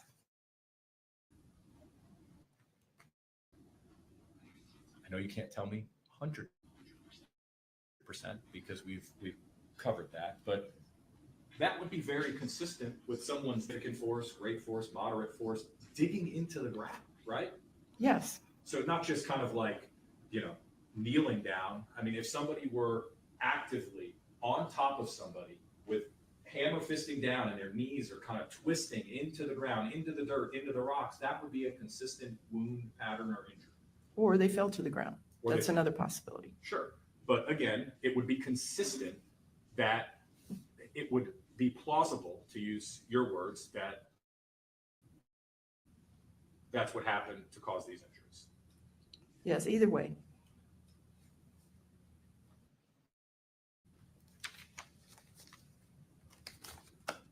You would not expect dirt to be embedded into the wound if somebody had just kneeled down or fallen down.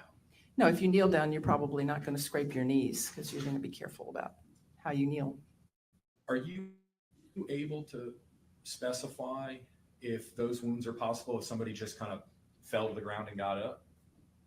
If they fell hard, like say they're running and they trip and they go wham. But they'd have to go down simultaneously on both knees in a way to get those types of injuries into both knees? Well, not necessarily. They could be on the ground moving. You know, I can't say again how it happened.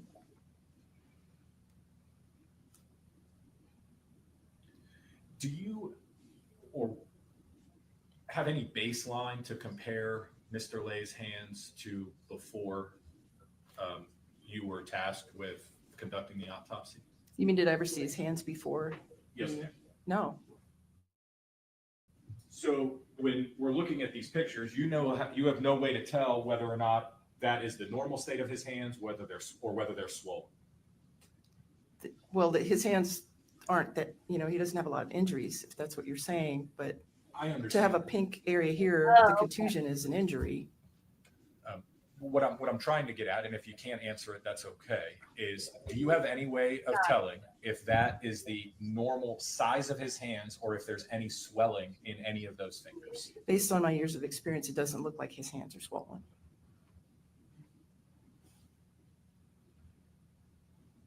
Now, if Mr. Lay is hammer fisting down on somebody, and he's hammer fisting down on, let's say, a hard surface, a desk, a piece of steel or metal, you would expect different injuries than, say, if he's hammer fisting down on the chest of somebody with multiple layers of clothing. Yeah, you have, you know, the layers of clothing are soft, or is there something hard on the clothing? It all matters. The only thing that matters really is that there is, you know, texture. So you've got texture and hardness. So you've got them hard like this, or you have a concrete that's got rough edges. Things like that are going to make a difference. It's going to give a different look. I know you've agreed and told the jury that in absence of a bruise or swelling on the meat of Mr. Lay's hands, not mean in any way that he... I've never heard that term before, but I can see it now. I understand. I can see it in my head. That makes sense. I just had never heard that term before. Using them in a hammer fist type. Correct. Thing, right? But an explanation for that, a plausible one, would be that, you know, not only was he, you know, making contact with a face, but if he was hammer fisting down on somebody's chest or padded clothing. He could be, yeah.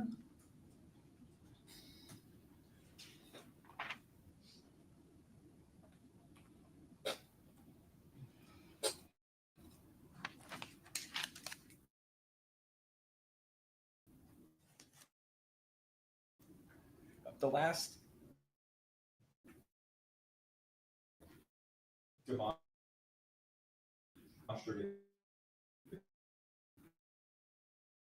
that Mr. Diaz did demonstrated your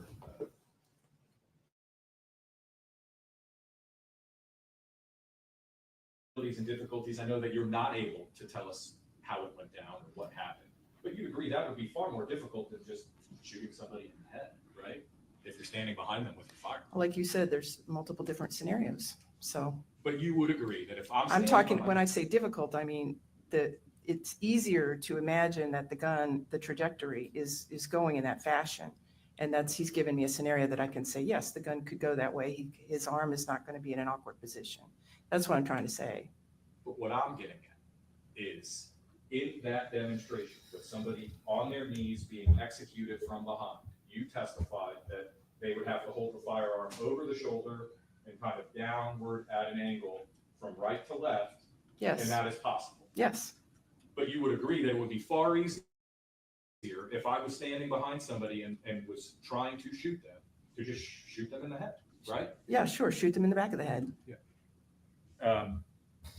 And when you're talking about possibilities and awkwardness and difficulties, sure, if I'm standing above somebody and I'm left-handed and I shot somebody on their right to left, it would be possible if I'm standing over them to do that, right? Yes. But if I'm on my back and they're prone on top of me, it's just as possible.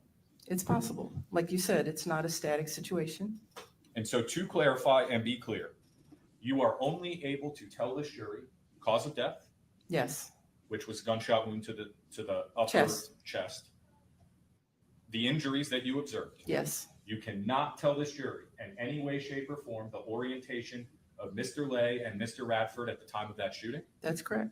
or when those injuries occurred. Yes. I have no further questions, Judge. Thank you. All right.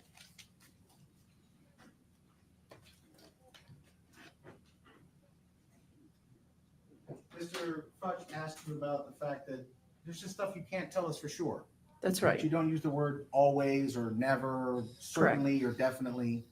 But there are a few things you can tell us for absolute certainty, correct?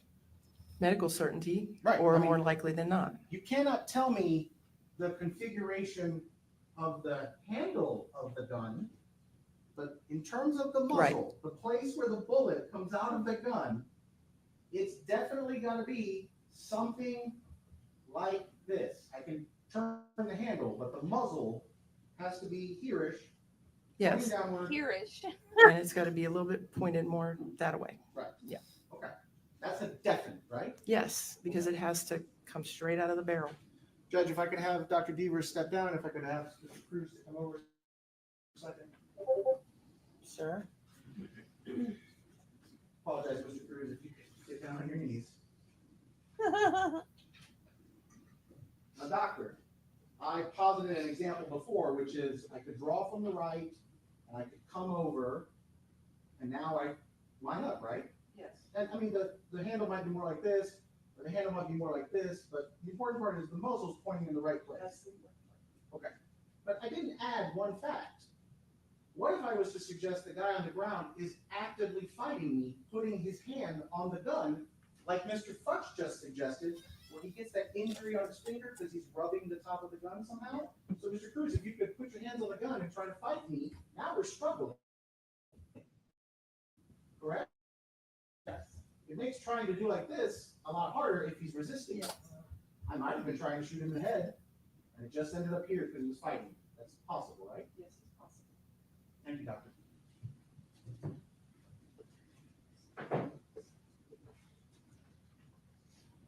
Judge, I don't have any other questions for Dr. Devers.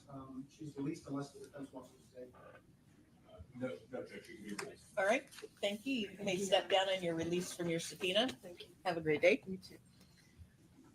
Call your next witness. Judge, at this time, we're going to read in the testimony of the Okay. proceeding. I got 1 second to return Dr. Devers. Sure. Thank you.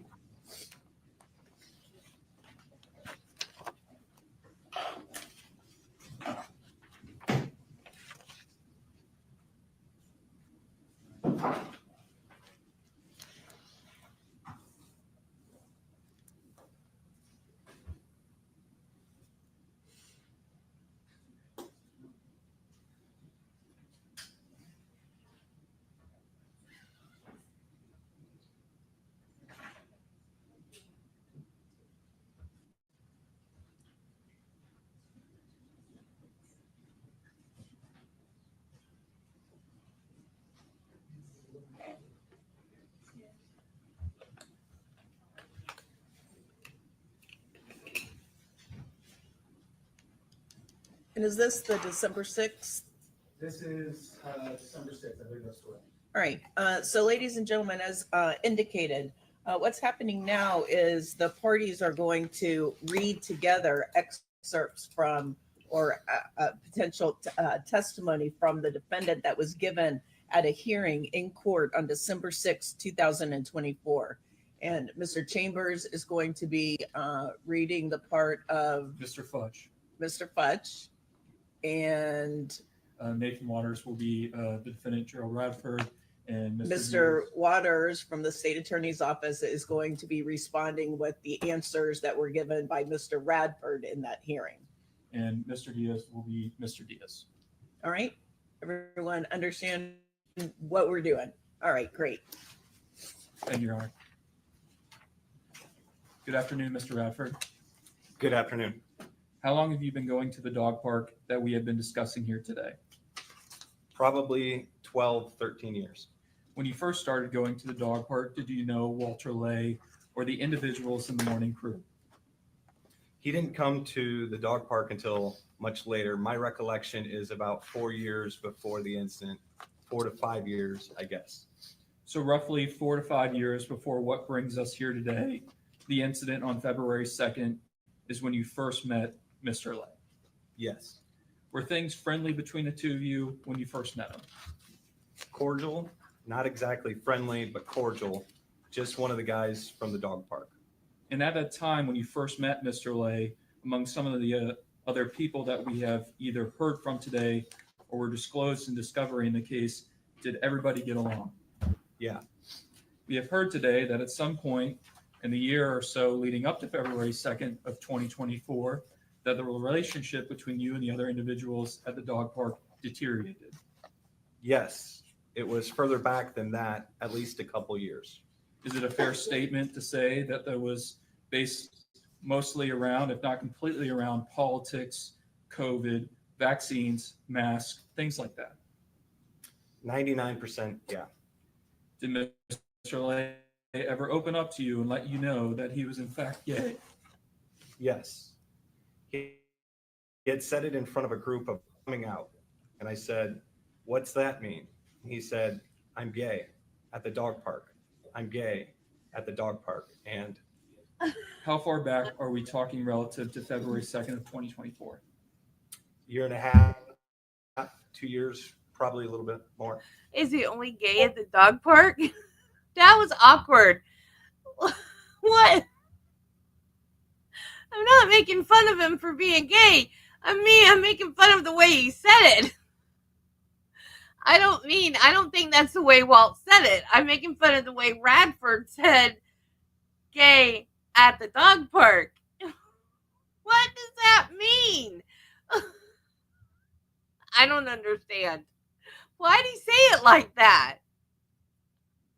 What was your reaction, Mr. Radford?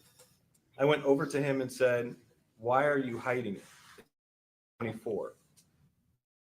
Why didn't you just, I don't like seeing people live in the dark about things." With Mr. Lay being gay? No. Now, we've heard from a variety of witnesses today, and you have had the luxury of sitting through this hearing as the accused, and you have heard that these witnesses say that you have used terminology or slurs or homophobic statements, fag or faggot, in your communications with Mr. Lay. Yes. Yes, I did. And you acknowledge that?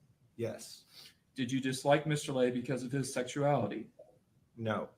Did you use those terms? Yes. Did you understand that those terms are offensive to people? Yes, I do now. Yeah. Was there ever an occasion in the months or years leading up to February 2nd where Mr. Lay made statements or threats to you? Yes. Can you describe those for the court, please? The one statement that a couple people said, "You go to blows someday." And a few months after that, or maybe a month and a half after that, he said, it went from "we're going to come to blows" to "I'm just going to kick your ass." I'm sorry, could you? He said it went from "we're going to come to blows" to "I'm just going to kick your ass." And then another few altercations after, "just going to cave your head in."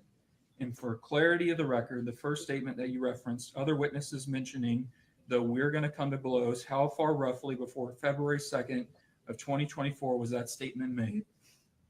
I'm really not good with time frames like that, but probably a year. And the second statement you testified to the court was what? "I'm going to kick your ass." And when was that statement made to you? That was made a few months after the first statement. 6 weeks, 2 months, 3 months. The last statement about kicking your skull? "I'm going to break your skull in," or something like that. And when was that said? That was, it's been nearly 9 months since I was arrested, and 5 weeks before that was the incident. So I'm going to say a year ago. So sometime in the last December of 2023? November, December, around there, yes. Let's talk about who's at the dog park and when. How often do you go to the dog park? Almost every day. Almost every day? Yeah. Some weeks 5 or 6 days, other weeks 7 days a week. Yes, Did you ever go twice a day? on rare occasions. How often did you see Walt at the dog park? 4 or 5 days a week, I guess. What time would you arrive at the dog park? 90% of the time, I would be the first one there, probably between 7 and 7:30. Who would be the second to arrive on most occasions? Walt. Walt. So is it fair of me to say or ask that for some time, at least until others arrived, you and Mr. Lay are the dog park regularly just the two of you? Yes. So while some witnesses have testified to certain things they may have heard Mr. Lay said, are there witnesses to some of the other statements that you have testified to the judge that Mr. Lay made to you? I'm pretty sure that there was at least 3 or 4 other people that heard all these statements, all 3 statements. Okay. He wasn't shy about anything. Did you believe him when he No, made these statements to you? no, not at all. So in the moment in the year, 10 months and 3-4 months before the incident, when he says these things, in that moment, you didn't believe him? No, sir. You never thought that he would actually attack or tackle you? Yeah, I never thought he had the guts to tell you the truth. I don't think he would. You have heard today witnesses say that they viewed you as aggressive, verbally aggressive. I think some of them acknowledged, I believe it was Mr. Gumpert, calling you an asshole. The court records or records that that I nod at this point. I admitted to it. I can be an asshole. Did anything ever get physical between you and Mr. Lay at any time leading up to February 2nd? No. You have heard some talk about a text message today that was discovered on Mr. Lay's phone. You have also heard mention of the video that Mr. Lay recorded of himself. Were you aware that Walt had sent that text message when this incident took place? No, not at all. You didn't become aware of that until recently? Yeah, you told me. Actually, my wife told me, alluded to it on the phone, and then you told me in our meeting, or was it, I think it would have been Mary actually told me when she came up. The state has played a variety of interviews, some jail calls, where it appears that you have indicated that your memory is returning. You've been going to therapy. Can you describe for the court why there were additional details disclosed later on?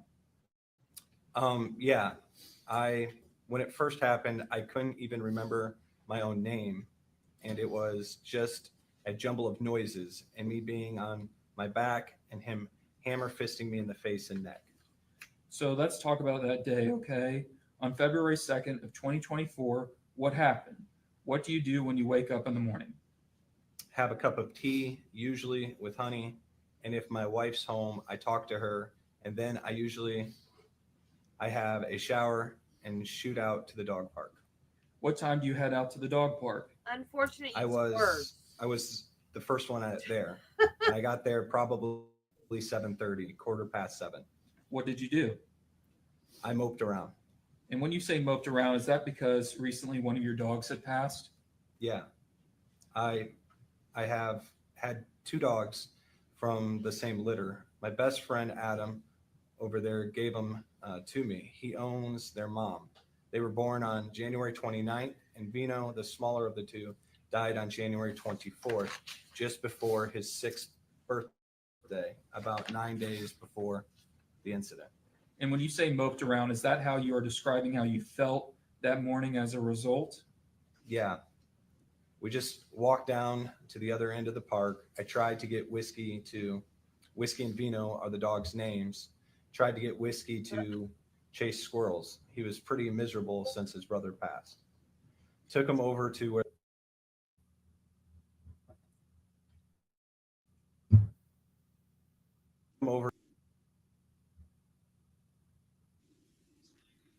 and there's a little black bag, and the 3 of them use the fence fight and run 50 yards each way and barking and playing, and they had a real good time.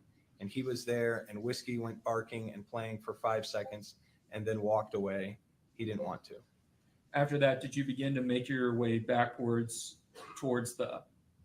Yeah, there is this clear area down the far end of the park away from the pavilion and then there is like trees.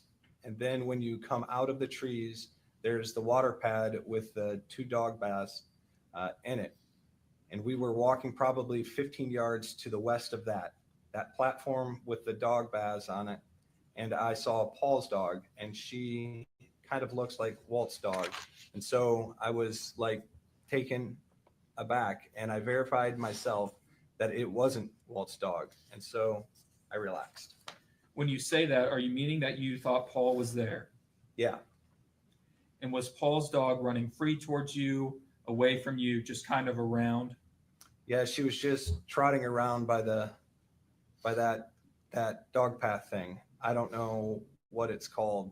Patio? The water tubs? Yeah, it looks like a concrete slab and 2 tubs on it with a hose. At that point, are you heading towards the pavilion? Yes. And for clarity purposes, there are different tables or pavilion areas. There is the 1 pavilion and I believe 2 other tables, no pavilion. You're heading towards the pavilion where you normally Right. hung out, where previously the entire group would congregate? Yes, and others because there were strangers coming and going at all different times. When did you first see Mr. Lay? He walked directly towards me after coming in the gate, and he insisted of going to the east side of the Not what it says. He walked directly towards me after coming in the gate, and he, instead of going to the east side of the platform, he came around it and walked past me and said, "Why do you still come here? We fucking hate you here." Mr. Radford, I'm showing you that what's been entered in as States Exhibit 8. When you say east, do you mean heading down this path to that table that Mr. Lay would ordinarily sit at? Yes, he would come in and go between the path and the dog platform. So somewhere in this area. And he would go that way south to the table. And on this morning, if I'm understanding you correctly, he went to this side of the platform and walked past you. He walked between me and the platform probably 10, 15 feet away from me. And he said what exactly? He said, "Why do you still come here? We all hate you here. We fucking hate you here." Do you recall what you said back? I said, "Walt, get away from me. I'm tired of your shit. My dog just died. Leave me alone." What happens next? I turned. He's now gone past me probably 10, 15 feet. And I turned around to see where he was. And he said something else that I didn't hear.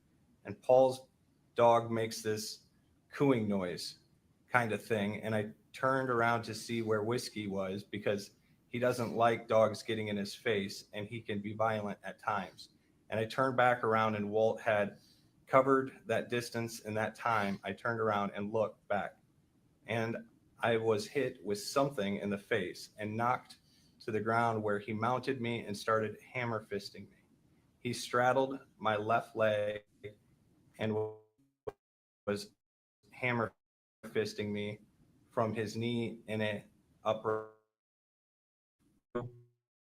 Yeah. Something like this? Not with his knuckles. It's a martial art. How much? Let me ask you this.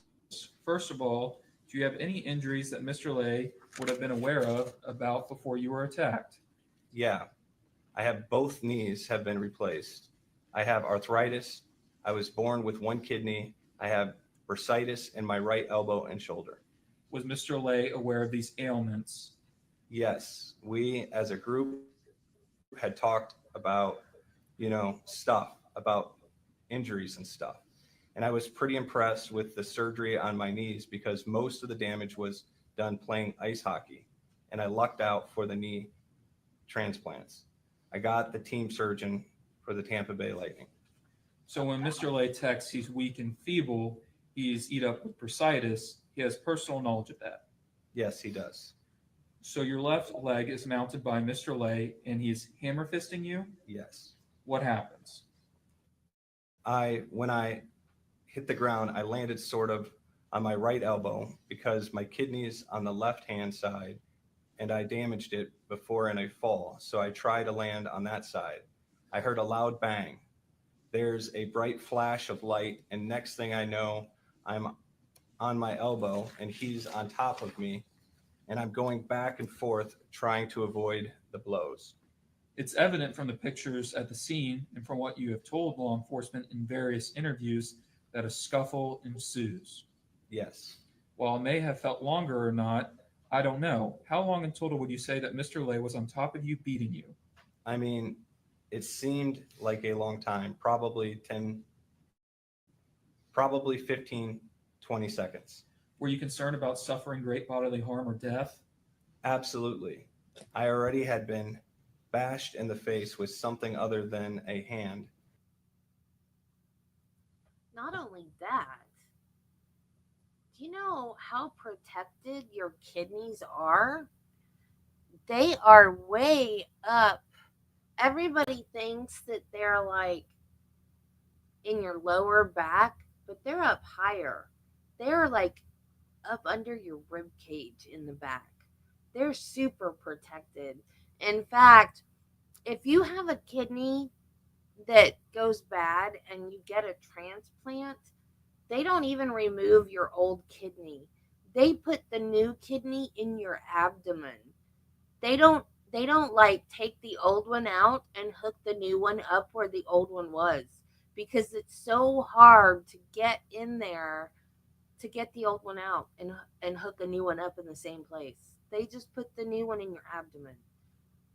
So, I mean, I guess if you had a super, super bad fall, you could maybe, but you've also got to break ribs and do stuff like that too. Your kidneys are extremely protected. So, yep, I can't argue with you there.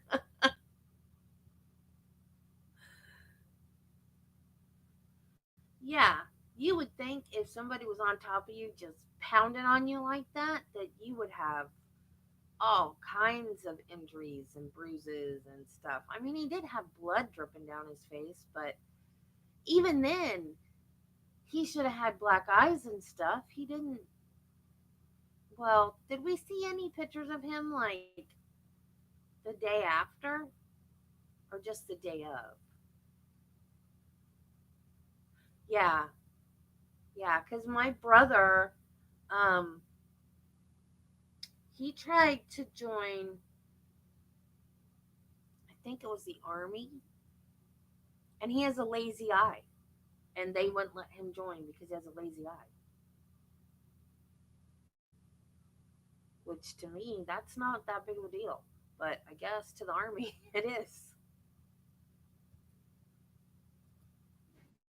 And he was continuing to hit me in the face and like on my collarbones.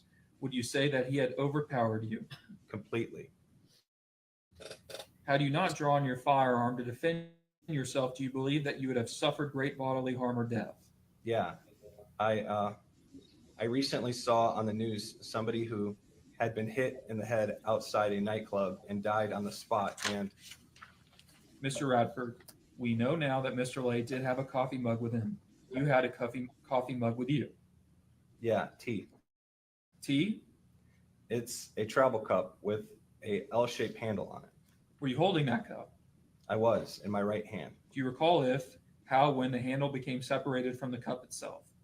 I have no idea. I just looked down because I felt something in my hand and the cup wasn't there.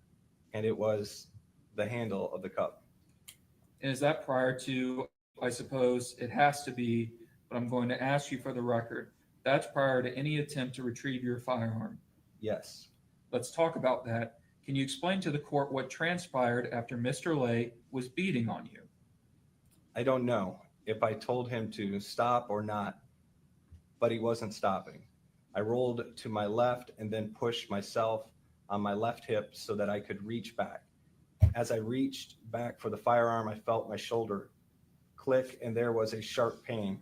So I thought there might have been some damage done when I landed on my elbow.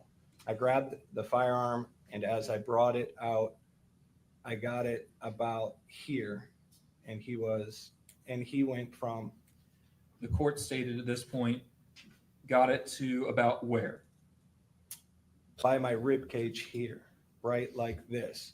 And then he was upright, as far as upright as you can be while still pounding on somebody. I'm going to pause you there for a second for clarity. Is he on his knees? He's on his knees. But his torso is upright, pounding on you. Slightly forward while his fists are hammer fisting me, alternate blows from each hand. And so now the firearm is about your ribcage on your right. This hand, I think, was trapped under my jacket and under one of his knees. The judge stated, this hand, what hand? My left hand. And I think it was trapped under my jacket because I couldn't lift it up. I tried to push him off and couldn't lift it up. I reached for the firearm, got it to about here, and when I say dove, I mean he reached out quickly with both hands and grabbed my hand like this on each side of the firearm. So if I'm holding a firearm in my left hand, putting his hands around it like that, and I was pushing it upwards, towards him and up, and he was trying to twist it down. I felt a finger on top of my trigger finger. I don't know if it was a thumb or one of his fingers, but it was on, and he was twisting it down, trying to pull the trigger. But I couldn't find the safety, so it was still engaged.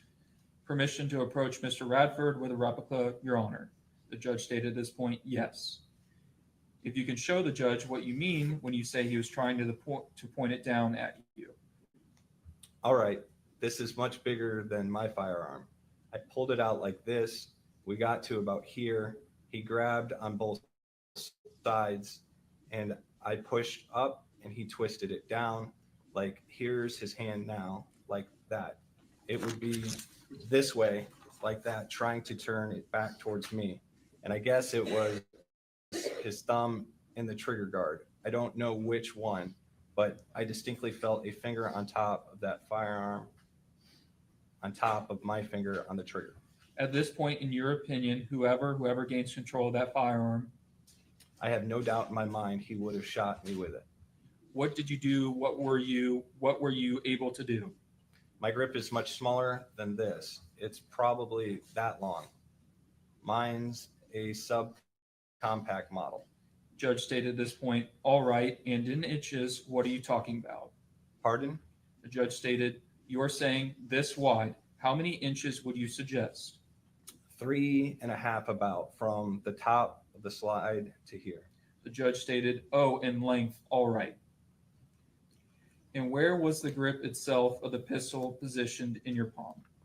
Normally with the short grip, it comes down to just the middle of my pinky. It's that short of a grip. It was almost between my second and third fingers. Is that as a result of the struggle? Yes, of him twisting the firearm. So what happens? I guess I got adrenaline and pushed hard, and the gun, being that he was twisting it, was now pointing like that. You know, I don't know if the EMTs did much because I didn't see them in any of the video footage, but I did hear on the 911 call because he called 911 and he talked to the 911 operator, and then he said, hold on, I'm going to get you over to EMS, don't hang up. And then he talked to, I guess, the 911 operator for EMS, and he said, oh, are you the calling about the shooting in the park? And he said, yes. And she said, okay, we have people on the way. And that was all I heard about EMS. And on the video, I blocked it so it wouldn't show it. But the first responding cops were doing CPR, and the woman that was doing chest compressions was not using enough pressure to do anything, but she was trying. And that was it. So I don't know if they ever showed up because the video stopped. So I don't know if they did anything at all. They might have got there, and I mean, I know they're not supposed to do that. So I doubt they got there and was just like, oh, he's gone. But maybe because the cops were dealing with Dex, and he was, maybe they were trying to save him even though they couldn't. Maybe they didn't do anything at all with Dex. I don't know what happened after the video quit. So, but I do know they did say that they were calling for them to go there. And they did mention something because they asked about the scene, like the scene being disturbed. They asked about paramedics when they leave a scene, about them leaving behind things. Because I remember saying, oh yeah, they do not clean up after themselves, because many times when I worked in the nursing home, I've had to go behind paramedics and clean up, because they, all the caps and everything off of syringes or whatever they use, the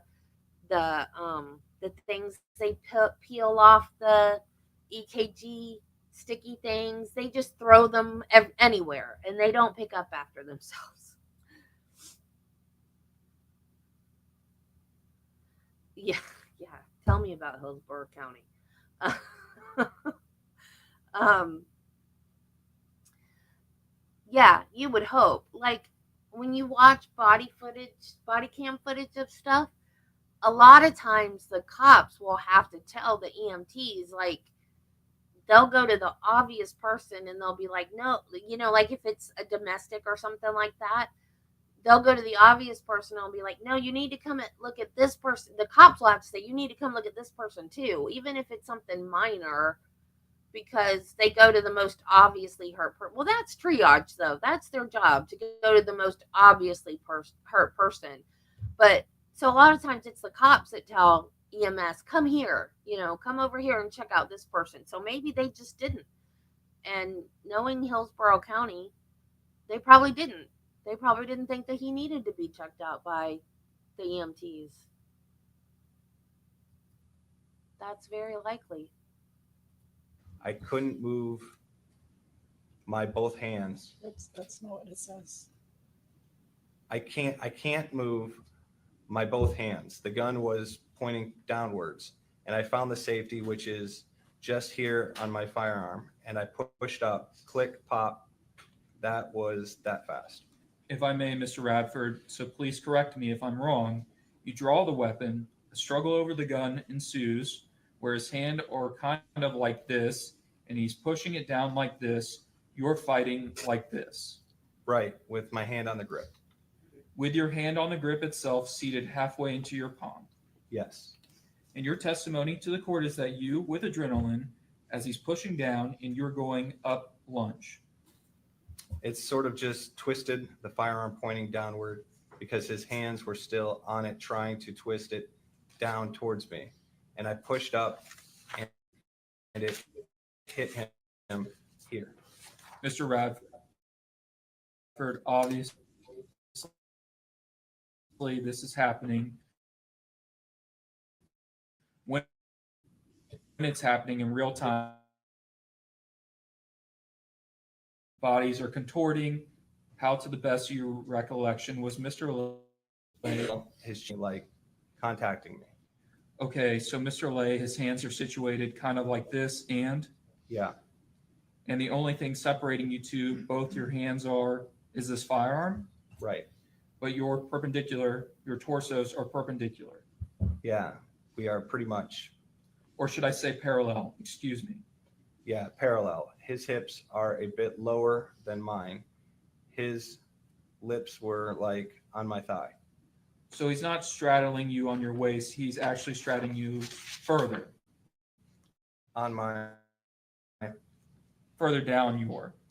And the court stated, okay, y'all can't. He's not straddling your waist. He's straddling your left thigh. Yes. He collapsed on me. His face was like right here and fell onto my chest. And the judge stated at this point, and right here means? Like below. His face was below my chin. I didn't have a beard at the time. The top of his head was like right here on my chin. I tried to shuffle him off by like shuffling my body out from underneath him.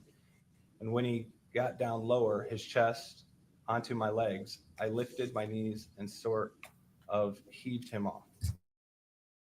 What did you do next? I yelled at him. I said, "Look what you did, you son of a bitch. Look what you did." What did you mean by that? He attacked me and caused this incident. Was there anybody else there? There was one other person there, but he was on the little dog side, and he was all the way down the other end of the park. It's just a sort of dip with a little bench on it on the small dog side. So I doubt if he could have seen or heard anything, because there was a plane going over at the time. Did you call 911 right away? I dialed 999 first. Why? Because that's the number in England. And why would that be something that came to your mind? Because I never had to dial 911 before. For the court's purposes, did you live in England? Yes. For how long? 11 years. Okay, so you dialed 999 before 911. And then I realized as I was dialing the last 9 that it was the wrong number, and so I dialed 911. So you dialed 911, tell them what happened. Yeah. You wait for law enforcement to arrive? I did. I first made I walked from where the scuffle took place, walked to the table, and at Well, yeah, he water, wasn't there was arrested. 2 rounds. You know, when they finally let him go at the end of the day, he could have gone to the hospital if he needed to. Jammed in the slide. The stovepipe round that didn't eject, and the follow-up round was pointing inwards with the primer out, and that couldn't load into the chamber because of the stovepipe round. So it just had it blocking the slide, and it took me a few tries to get it to fall out. And I know that that round fell out because it hit me in the foot. It wasn't an empty shell. This hit me in the foot. It had bullet weight behind it. Did you pick that round up? No, I did not. Do you know if law enforcement found that round? I believe they did. They brought in a metal detector and scanned the whole area. In fact, they had the metal detector with them when you were doing the walkthrough. I believe so, yes. Why were you clearing the stovepipe in the mischambered round? Because I wanted to make the gun safe. And that's because you knew law enforcement was coming? Yes. And you wanted to be safe away from you? Yes. Did you freely speak to Detective Harrop? Yes. And you gave him your clothes? Yes. Consented to search your car? He followed me to my house after the interviews, and then he picked up my clothes at that time. At some point, I recall one of the deputies removing your jacket and putting it in their trunk. Did they keep it for safekeeping for some time? Yeah, they still have it. Detective Harrop asked you if you'd go speak to him at the police station. He did. And you agreed? Yes. Did you have anything to hide? No. Some implications have been made during some questioning by the state of Detective Harrop of your answers in that first interview. Describe for the court your mind were you clear-headed after being hit in the head? No, not at all. As time went on, memories came back? Yeah. Were you seeing a therapist for that? Detective Harrop sent me an email at my request with Miss Jenna Jontas. I believe her name was. Her title was victim advocate. The judge stated at this point, do you know how to spell that? Pardon? The judge stated at this point, do you know how to spell the name? JENNAJUNTAS,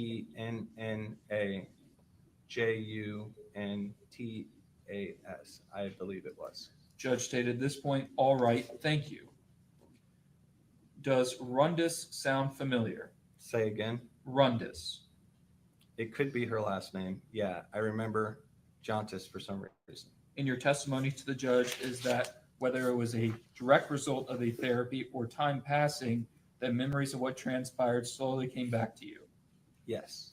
I know that the state played snippets of the first interview and that the court has viewed the whole thing. Do you remember telling Detective Harrop that you felt helpless? Yes. And when you were on the ground? Yes, I did. Do you remember telling him, I just wanted it to stop? I believe I did say that, yes. Do you recall saying how surprised you were by Mr. Lay's strength? Yes. Had there ever, in the time, the 4 or 5 years you interacted with Mr. Lay, been a physical altercation started by you or he? No. Could you tell the court, was there ever an instance where Walt told you that he wants to rile you up? Yeah. He, there were a few other people there, Kim being one of them. Kamatha was one of them. And he said, hey, Deck, can I talk to you for a minute? And I said, sure. And he said, can you go over here? I said, no, you stay right here. You talk all your crap in front of these people. You can talk. Tell me this in front of them too. Do it right here. He says, I don't know if I should tell you that. And I said, come on now, you started. So, you know how we have this contentious relationship. And I said, we don't have a relationship. And if by contradicting everything I say is contentious, then yeah, I do. I do know. And he said to me, in pretty much these words, he says, well, I've been doing it just to see what kind of reaction I can get out of you. Mr. Radford, there's been testimony, and I know you acknowledge using terms that are offensive. Yes. Fag and faggot? Yeah, I have a North Elizabeth, New Jersey vocabulary. Mr. Radford, did you hate Mr. Lay because he was gay? No, I didn't hate him at all. Do you hate anybody because they are gay? I don't hate anybody at all. Do you understand that those terms are offensive? I do, yes. Did you murder Mr. Lay? I did not. But for you drawing your weapon, struggling over that firearm, and utilizing it to defend yourself, did you have any doubt that you would be subject to great bodily harm or death? No doubt at all. One moment to confer, Your Honor. The judge said yes. I'll tender the witness to Your Honor. The judge stated, all right, cross. Go ahead.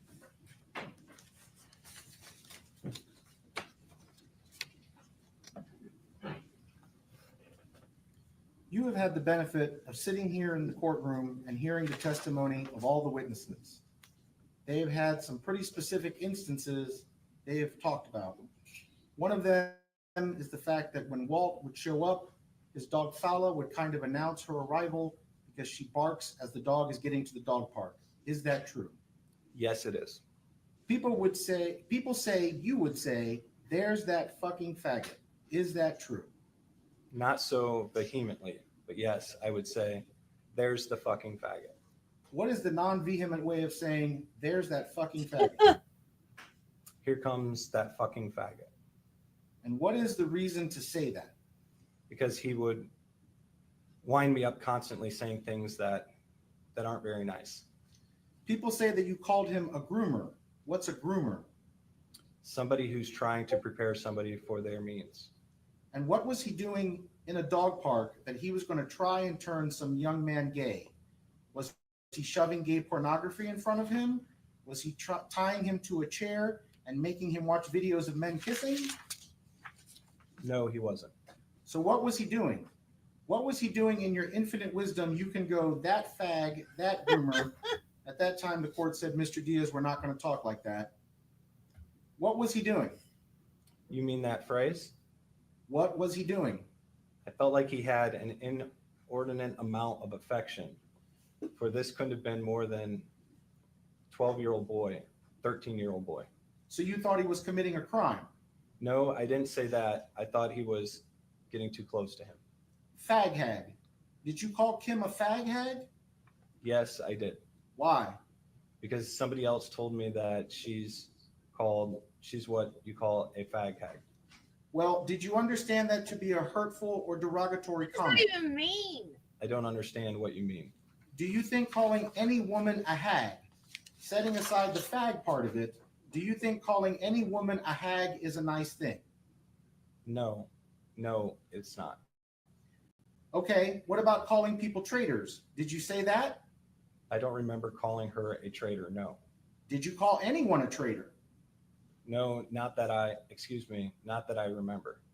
Mr. Radford, I have suggested more than once in this trial that you had a sense of grievance, that you were aggrieved that you had been going to this dog park for a long time, more than a decade. You certainly made it part of your daily routine and your identity. You had a group of people who were at least friendly to you initially, and then here comes Walter Lay. Your friends don't want to be your friends no more. They don't want to sit at the table with you anymore. Some of them don't want to associate with you anymore. And now they are scolding you for your language and your behavior. Am I wrong for suggesting you might have felt at least a little annoyed or pissed off No. at the way you were being treated? Oh. Nobody scolded me for my behavior at the park. When Mr. Darlington sat here and told you that you can't use that word, you can't use that language. Why? He was jealous. That's what it was. He was there first. And this other guy came along and started being friends with everybody. And they liked him better. And he got jealous. I bet you that is how this whole thing started. Can I not use it? And he can use the language that he used. Well, I want to be clear.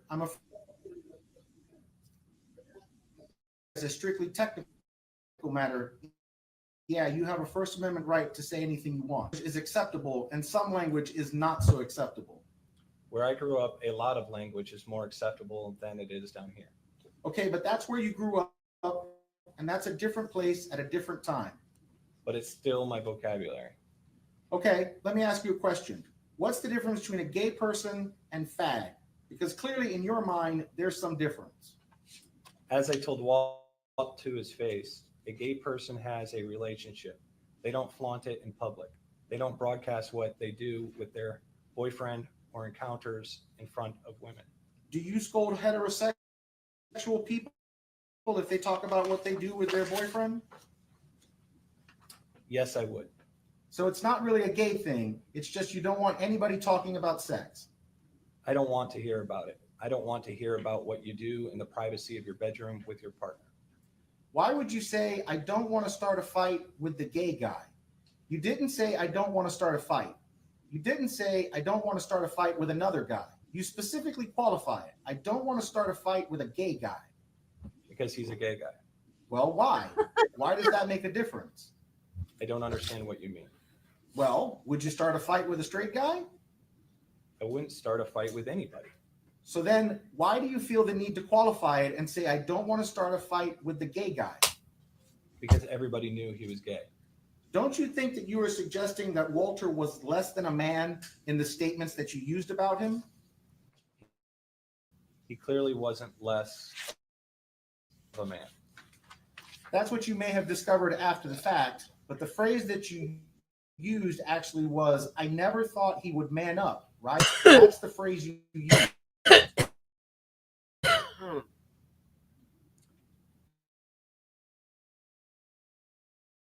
I believe so. I also said I never thought he would have the balls to do it. The balls. Again, people who don't have balls are effeminate, right? Either. Well, okay, because the way he treated me. What was the thing that you said when Kim would come up? Did you yell out to people at the park, oh, here comes the fag hag? I never called that. I never called her that to her face at all. Well, Jeff, actually, one of your witnesses came up to me and said, oh, there he is with his fag hag. What about the time where Kim says that you encountered her and she said, I don't like the way that you're talking? Remember, she had a specific instance. She talked about you guys were talking and you were asking, why don't you talk to her anymore? And she said, I don't like the way you are behaving. And you called Walt a fag. And she tells you not to use that word. Again, another person telling you not to use that word. And you say something to the effect of, you two are made for each other or you can have each other. Did that happen?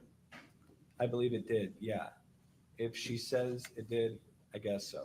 And that predated the date you shot Walt, right? Obviously, yeah. And the day that Albert told you not to use that word and you shouldn't use that word, that predated the day you shot Walt, right? Obviously. And then you shot Walt February 2nd. You give an interview. You give a walkthrough. You give another interview February 8th. You give another interview March 7th. And you get all the way into March and May, and you are still using that word to call him that. Why?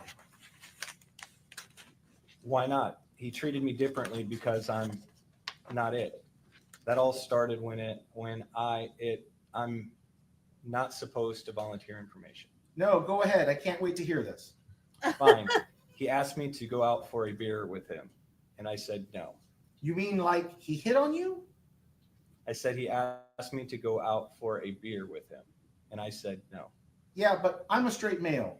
There's a difference between me asking Mr. Futch and maybe me asking Mrs. Bailey. One might think if I ask Miss Bailey, would you like to go get a beer? It's because I'm making a sort of romantic advance towards her. Or maybe you just want to have a beer. Sure, maybe, but that's not the way you took it. You weren't really upset that he wanted to get a beer, right? You were upset a gay guy wanted to go get a beer. I told him that I'm straight and I'm married, and if I go out for a drink, it will be with my wife. Right. You said, I'm straight and I'm married. The thing that caused the dispute between you was the gay guy made an advance towards you, and you decided to say, no way. In your words, yeah. Well, you know what's weird? It's not my words. Because even Walt in the text message, he says he thinks you want him to fight with you over some weird sort of sex thing. That's his mind, not mine. All right. So to be clear, the falling out, because we've now gotten to it, thank you for offering it. The falling out, the thing that gaslit you, because gaslighting is where a person misleads you, deceives you, makes you believe something is true even when it's not. That's what gaslighting is. Okay, the thing that was the falling out was Walt hit on you. He asked you out for a beer, right? He asked me out for a beer, true. Right, because? And then the court said, and when was this? Oh gosh. Before all of the animosity started. And then the court said, so a year before the shooting? Easily a year, yeah. So you gave a very specific sort of statement when I played it in the first interview. You talked about, there was this period of time and everything was fine. And then you said you were gaslit. And when you say gaslit or gaslight, you are talking about Walt came on to you. No, I'm talking about him contradicting every word I said. But contradicting is not gaslighting, sir. Well, obviously, I didn't know the true definition of gaslighting. Well, where did you learn this word? As it turns out, I remember gaslighting was the Merriam-Webster dictionary of the word for 2022. That's how pervasive it was. It was the word of the year in 2022. So where did you hear the word of the year a full year before you started saying it was happening? If you don't know what it means, where are you hearing it? Somebody said it to me. Said, sounds like he's gaslighting me. And so what does gaslighting mean then? Well, you just read the definition, so. Manipulate arguing with someone, that's not contradicting someone. No. You and I may have different politics. That doesn't mean I'm gaslighting you. Right. Obviously, I misused the word. Okay, Mr. Radford, I want to ask you about a couple of these items that are depicted in one of the photos. There is a phone on the ground and there is an orange speaker next to it. Let me find the relevant picture. But do you know what I'm talking about? Yes. Is that your phone? It is. Is that your speaker? It is. How did they end up on the sidewalk leading to the pavilion? The police told me to put them down. So you had them on you? Yes. How do you carry your phone? In my pocket. In your pocket? You carry it in a specific pocket? That day, it was in my hoodie. Your hoodie pocket? Yeah. The speaker, where do you keep the speaker? That's usually on my hip. Like attached to your belt? Yes. So you had a full-on fight on the ground, rolling around, man on top of you. Your speaker stays attached to your belt and doesn't come off the belt? No, it's on the floor. At this point, the court asks, I'm sorry. It's on the floor. The court then asks, what's on the floor? The speaker. Well, it's on the sidewalk where you put your phone down when the police showed up. Yeah, I picked that up off the ground. Oh, you picked that up too? Why wouldn't I? It's mine. That's what I'm asking, Mr. Radford. I'm asking how many things were on the ground when you started to walk away from Walt. Where was your phone? My phone was in my pocket. But the speaker was on the ground? Speaker was on the ground. In the dirt. In the dirt. In the sand. In the sand. There's not a speck of sand on it. It got brushed off. It got brushed off. Not even wedged into the little holes of the speaker is there sand. So let me see if I get this straight. You shoot and kill another person. You are a pretty religious man, I know that. Pretty deeply Catholic, right?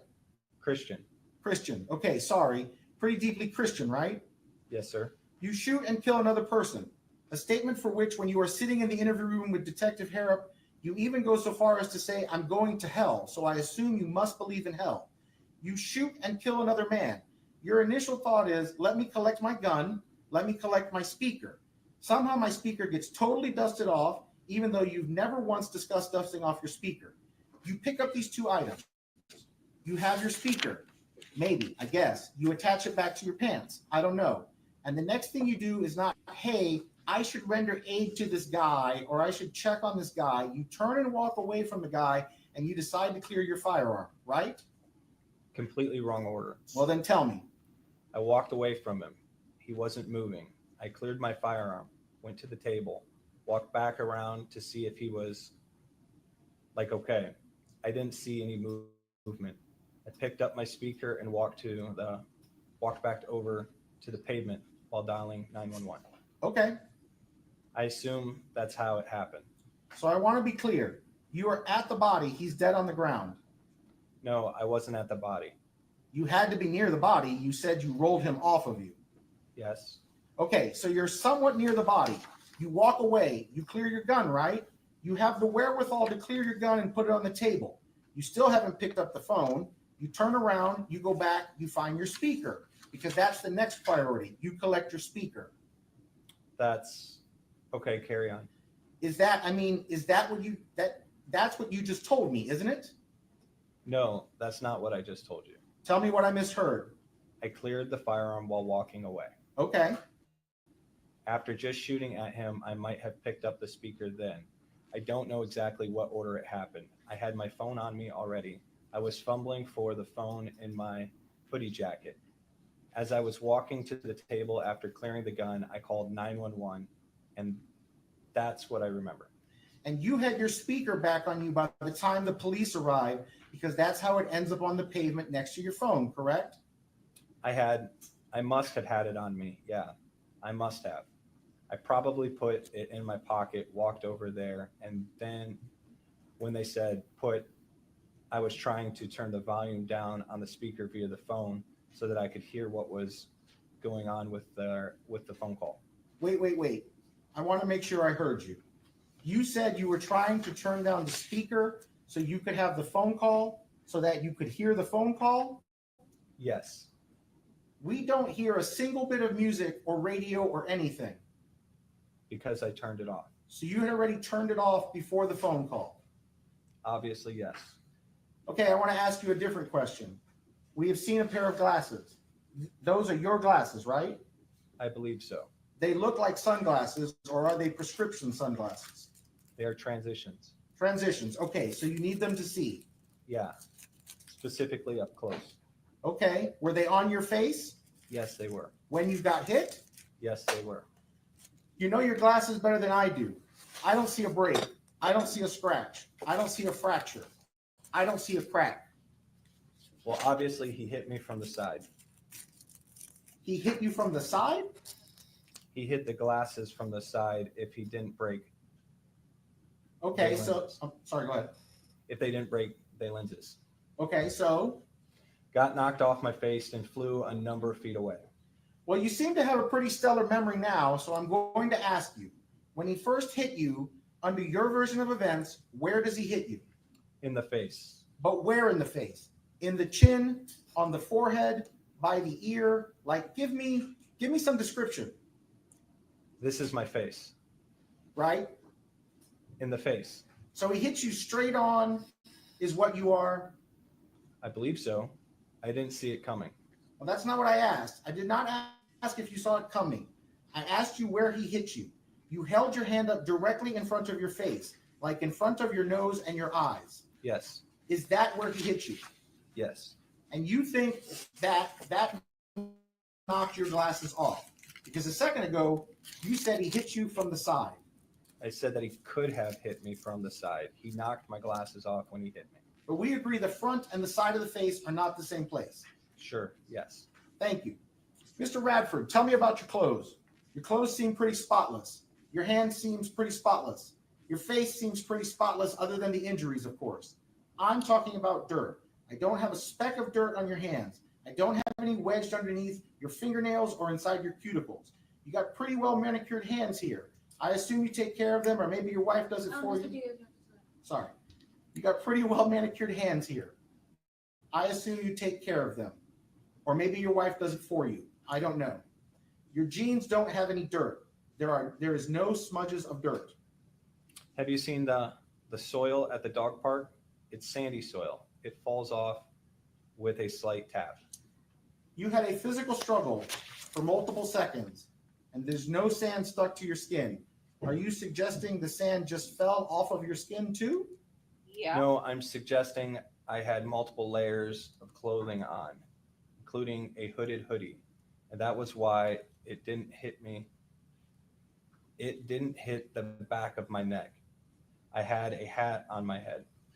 How many times did you hit Mr. Lay? None. None? None. You put no hands on him. I put no hands on him. How do you account for the ear? I have no idea. Might have got it before. He might have got it when he fell on top of me. I did not strike him. So he's got an injury under his left eye, an injury on his forehead above his left eye. He's got marks on the side of his right temple lobe. He's got a bruised ear. He's got an injury behind his ear. He's got 3 marks under his chin, and he's got a spot on the back of his head, kind of where a lot of guys would have a bald spot like me. And you are saying you didn't do any of that to him? I didn't hit him, is what I'm saying. I did not strike him. And again, you don't have any way to account, and I noticed you didn't have a great explanation for why the handle of your cup completely snapped off.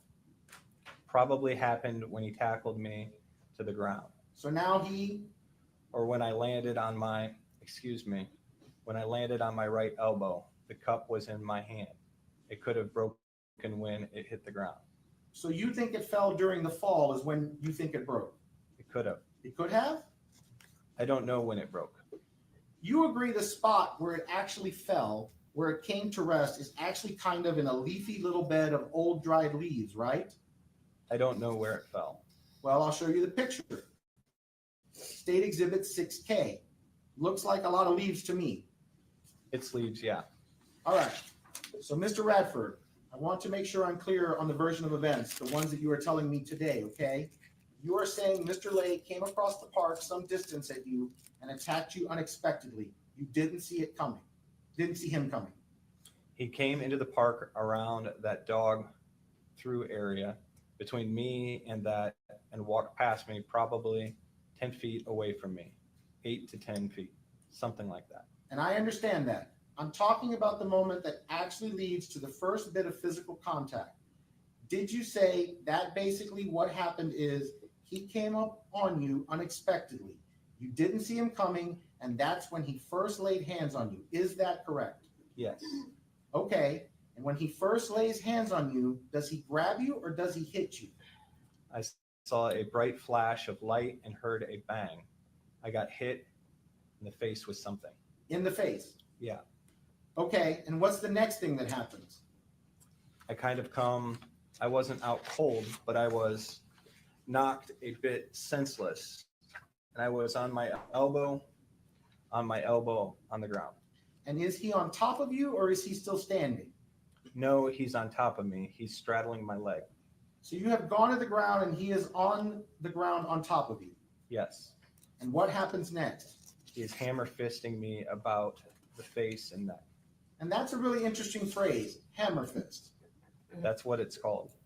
But we agree that in the sum total of a 7-minute 911 call, a 1-hour first interview, 11.5-minute crime scene walkthrough, a nearly 16-minute second interview, and a 14-minute third interview, you have never once used the word hammer fist in any of the descriptions of the fighting that occurred in those interviews. Okay. In fact, you have never used the word hammer fist ever, not even in a jail phone call. The jail phone calls, you still don't use the word hammer fist. So now, are you saying there is specific attacking occurring, hammer fisting? He was hitting me about the face and neck with his hands, this part of his hand. Okay, and that's what I think most people know is hammer fist if you watch fighting. There you go. I watch UFC, so I have a pretty good idea what a hammer fist is. But you never described that. You never described him hitting you with the flat of the bottom of his hand, the hammer fist. You never said the word hammer fist, never once. You've got over, 2 hours worth of interviews, and you have never once used the word hammer fist until today. Didn't occur to me. It didn't occur to you? Okay. So now he's on top of you and he's hammer fisting you. Both hands? Alternately, yes. And you have seen the photos, and there isn't a single mark on the bottom side of either his right or his left hand. There's no bruising. There's no redness. There's no cuts. There's no scratches. There's nothing, right? Yeah.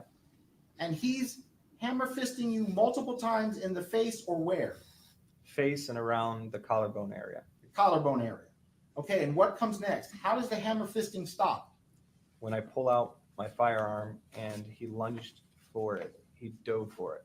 Well, wait a minute. Hold on. No. I got to get the skeleton, I guess. You fall and he's on top of you. Yes. Knees on the ground. Knees on the ground. And he is hammer fisting you. Sitting back slightly on my leg. Is that roughly fair to say? Lean it forward, give or take. And hammer fisting you. Yes. And then you said you reached for your gun. Yes, sir. I pushed my shoulder off the ground and reached back for my firearm. So you have a full-grown man who we have already established multiple times through your defense attorney is 50 pounds heavier than you, and somehow you were able to roll your body, but he still stays on top of you. Yes. It's not a hard thing to do. Okay. And then you said, I paid real close attention, you said he dove for the gun. Dove, lunged. Because he was standing up? No, he wasn't standing up. Oh, that's very much what you said. No, I did not. I said he was kneeling on top of me, and when he saw the gun, he lunged for it and grabbed it on both sides, is what I said. I didn't say anything about him standing up. Okay, so you didn't say that. Now he has grabbed the gun by his hands on both sides. Yes, sir. And you have the gun in your right hand? I do. And you have your thumb in the position where you can disengage the safety with your thumb? No, it was canted, as I explained it before. The grip of my firearm is a lot shorter than that, and it was up almost pulled out of my hand, and I was reaching, trying to find the safety, and I couldn't find it. This is your safety? Yes. So you can it can be disengaged with your thumb? Yes. So you had to have your thumb, I mean, you're effectively holding the gun in the normal position. You would expect a person to hold the gun. No, I wasn't. You weren't? As I explained before, the grip is a lot shorter on my firearm than that model that you have. The grip was up here on my hand. So you're holding it like this? I'm holding it like that, and it's twisted down a little bit, so my finger's on the trigger. Okay, and so you're holding it basically by the end of the magazine or the end of the handle. And don't forget, that's a lot longer than my firearm. Right, your gun's a subcompact. Yes. Because it's a subcompact, everything is effectively smaller or shorter on it. So that's a deceiving look. Including this trigger guard. Because it's a subcompact, the trigger guard is smaller. It's not a full-size trigger guard like a Glock 40. But you can fit 2 fingers in it. Well, whatever the position is that you are holding the gun exactly, and you know we can't simulate it here because I don't have an exact replica of your gun, you are holding the gun in a way that you can disengage the safety. If I can find it, yes. And you can still pull the trigger. The tip of my finger was still on the trigger, yes. Okay. And so you gave a statement, or you made a statement in one of the jail phone calls that you heard the clicking of the gun. Did that happen according to what you are telling us today? Because I didn't hear you say it earlier. I don't understand what you mean. In the Did story, that happen? in the story you told here in the courtroom today. And the truth? Yes. Okay, and I'm not saying story in a negative connotation. I'm saying the version of events that you've told today, you didn't mention the part about the clicking of the gun before the safety is disengaged. I felt his finger on top of mine trying to pull the trigger. Okay, but that's not. The only reason I wasn't shot is because the safety was still engaged. But in the jail phone call with your wife, because that's who you were talking to on the two jail phone calls, you were talking to your wife, right? Yes. And the woman who loves you, and the woman who loves you and who stood by you through all of this. Yes. The woman that you love dearly. Absolutely. Right. And I applaud you for your loyalty to your wife and her loyalty to you. But what I'm saying is, you are talking to your wife and you're telling her there's the clicking. I hear the clicking. He's pulling the trigger. He's trying to get it to work. I covered this earlier with Detective Harrop. You heard that, right? Yes. But you didn't say that today. I don't understand what you mean. It happened. Well, that's what I'm trying to figure out, Mr. Radford. You have given different stories at different times. And so I'm trying to figure out which part of the stories that you have given at different points in time coincide with the story you are telling here today. And again, I'm not using the word story negatively.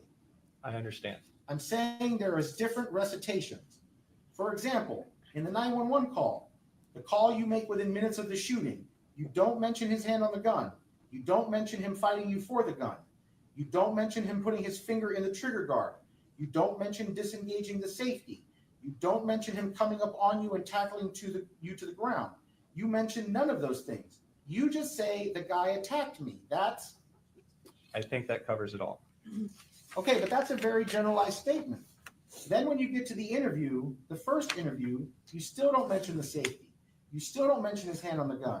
You still don't mention the clicking of the trigger. You don't mention any of that. And you get it completely wrong as to where it is you say you shoot him.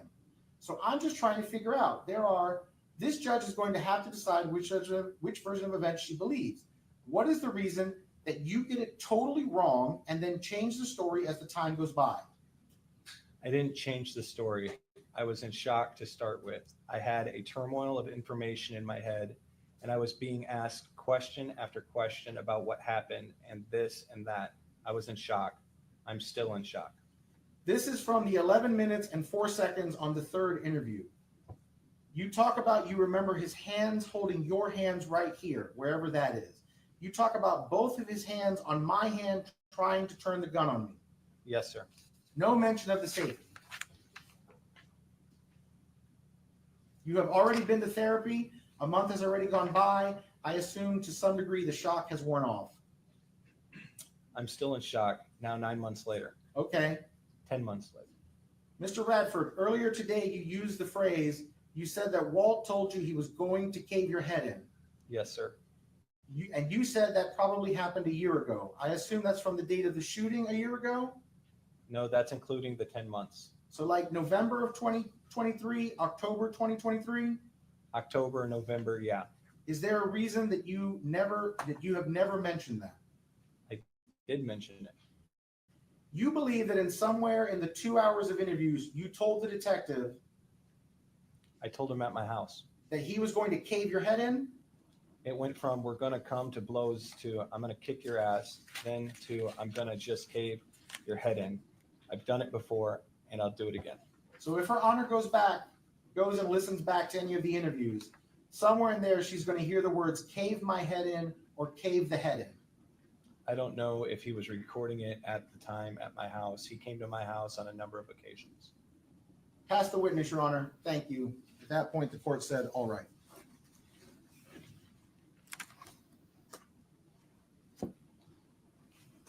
No questions, Judge. The court stated all right. You can step down. Thank you, ma'am.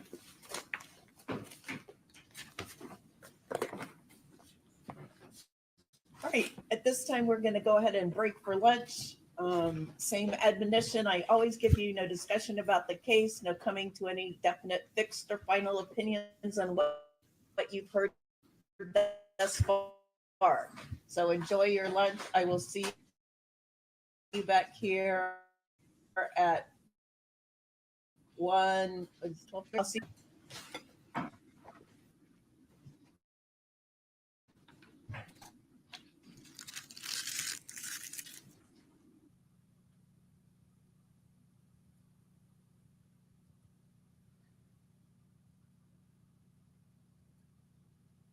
Okay, guys, that's it for today. We're still not caught up to live yet, but we're getting there. So I don't know what time the Karen Reed hearing starts tomorrow. Since we're not caught up to live, let's do the Karen Reed motion live in the morning, and um, then keep doing this. Since we're not caught, Debbie, not cut, caught. Since we're not caught up to live with this one, and since this is going to be just a motion hearing and it's just scheduled for the 6th, since they're not going to do the Daubert hearing thing, let's go ahead and do the Karen Reed one live tomorrow, and then continue doing this one and continuing trying to get caught up, and then maybe we can get caught up before Monday, and then like maybe get caught up Saturday if we don't get caught up to the live. Wait, no, tomorrow's Thursday. Oh yeah, but tomorrow afternoon we're gonna have to quit early tomorrow because I'm getting new internet. Yay! I just got a text too, confirming that they will be here tomorrow from 3 to 5, and I texted back, I am so ready for you to come give me new internet. So yeah, so let's do Karen Reed in the morning because we're gonna have to quit early. We're behind on this one anyway, and then Friday we can try to get caught up. Why can't I say that word today? Caught up to the live, and then if we don't get caught up, we can get caught up on Saturday, so then we can start live on Monday and go from there. So I guess that's everything. So I will see you guys in the morning. Have a good evening. I'm going to go lay down because I fell flat on my butt. I was on the edge of the chair. I am making Maleficent. I have one of her horns done. And I'm working on the horn. Everything else is done. She's done. Except for her horns. And I made her cape. And her little cape. And I lost it. It was underneath papers on the desk. But I thought I dropped it somewhere and one of the dogs had carried it off somewhere. They've done that before. So I was looking on the floor. So I was on the edge of my chair and it rolled out from underneath me. And I fell flat on my butt. So I'm going to go lay down on my nice soft bed because my butt hurts now. Like I need to hurt my back any more than it already does. Okay, bye guys. I will see you in the morning. Love y'all.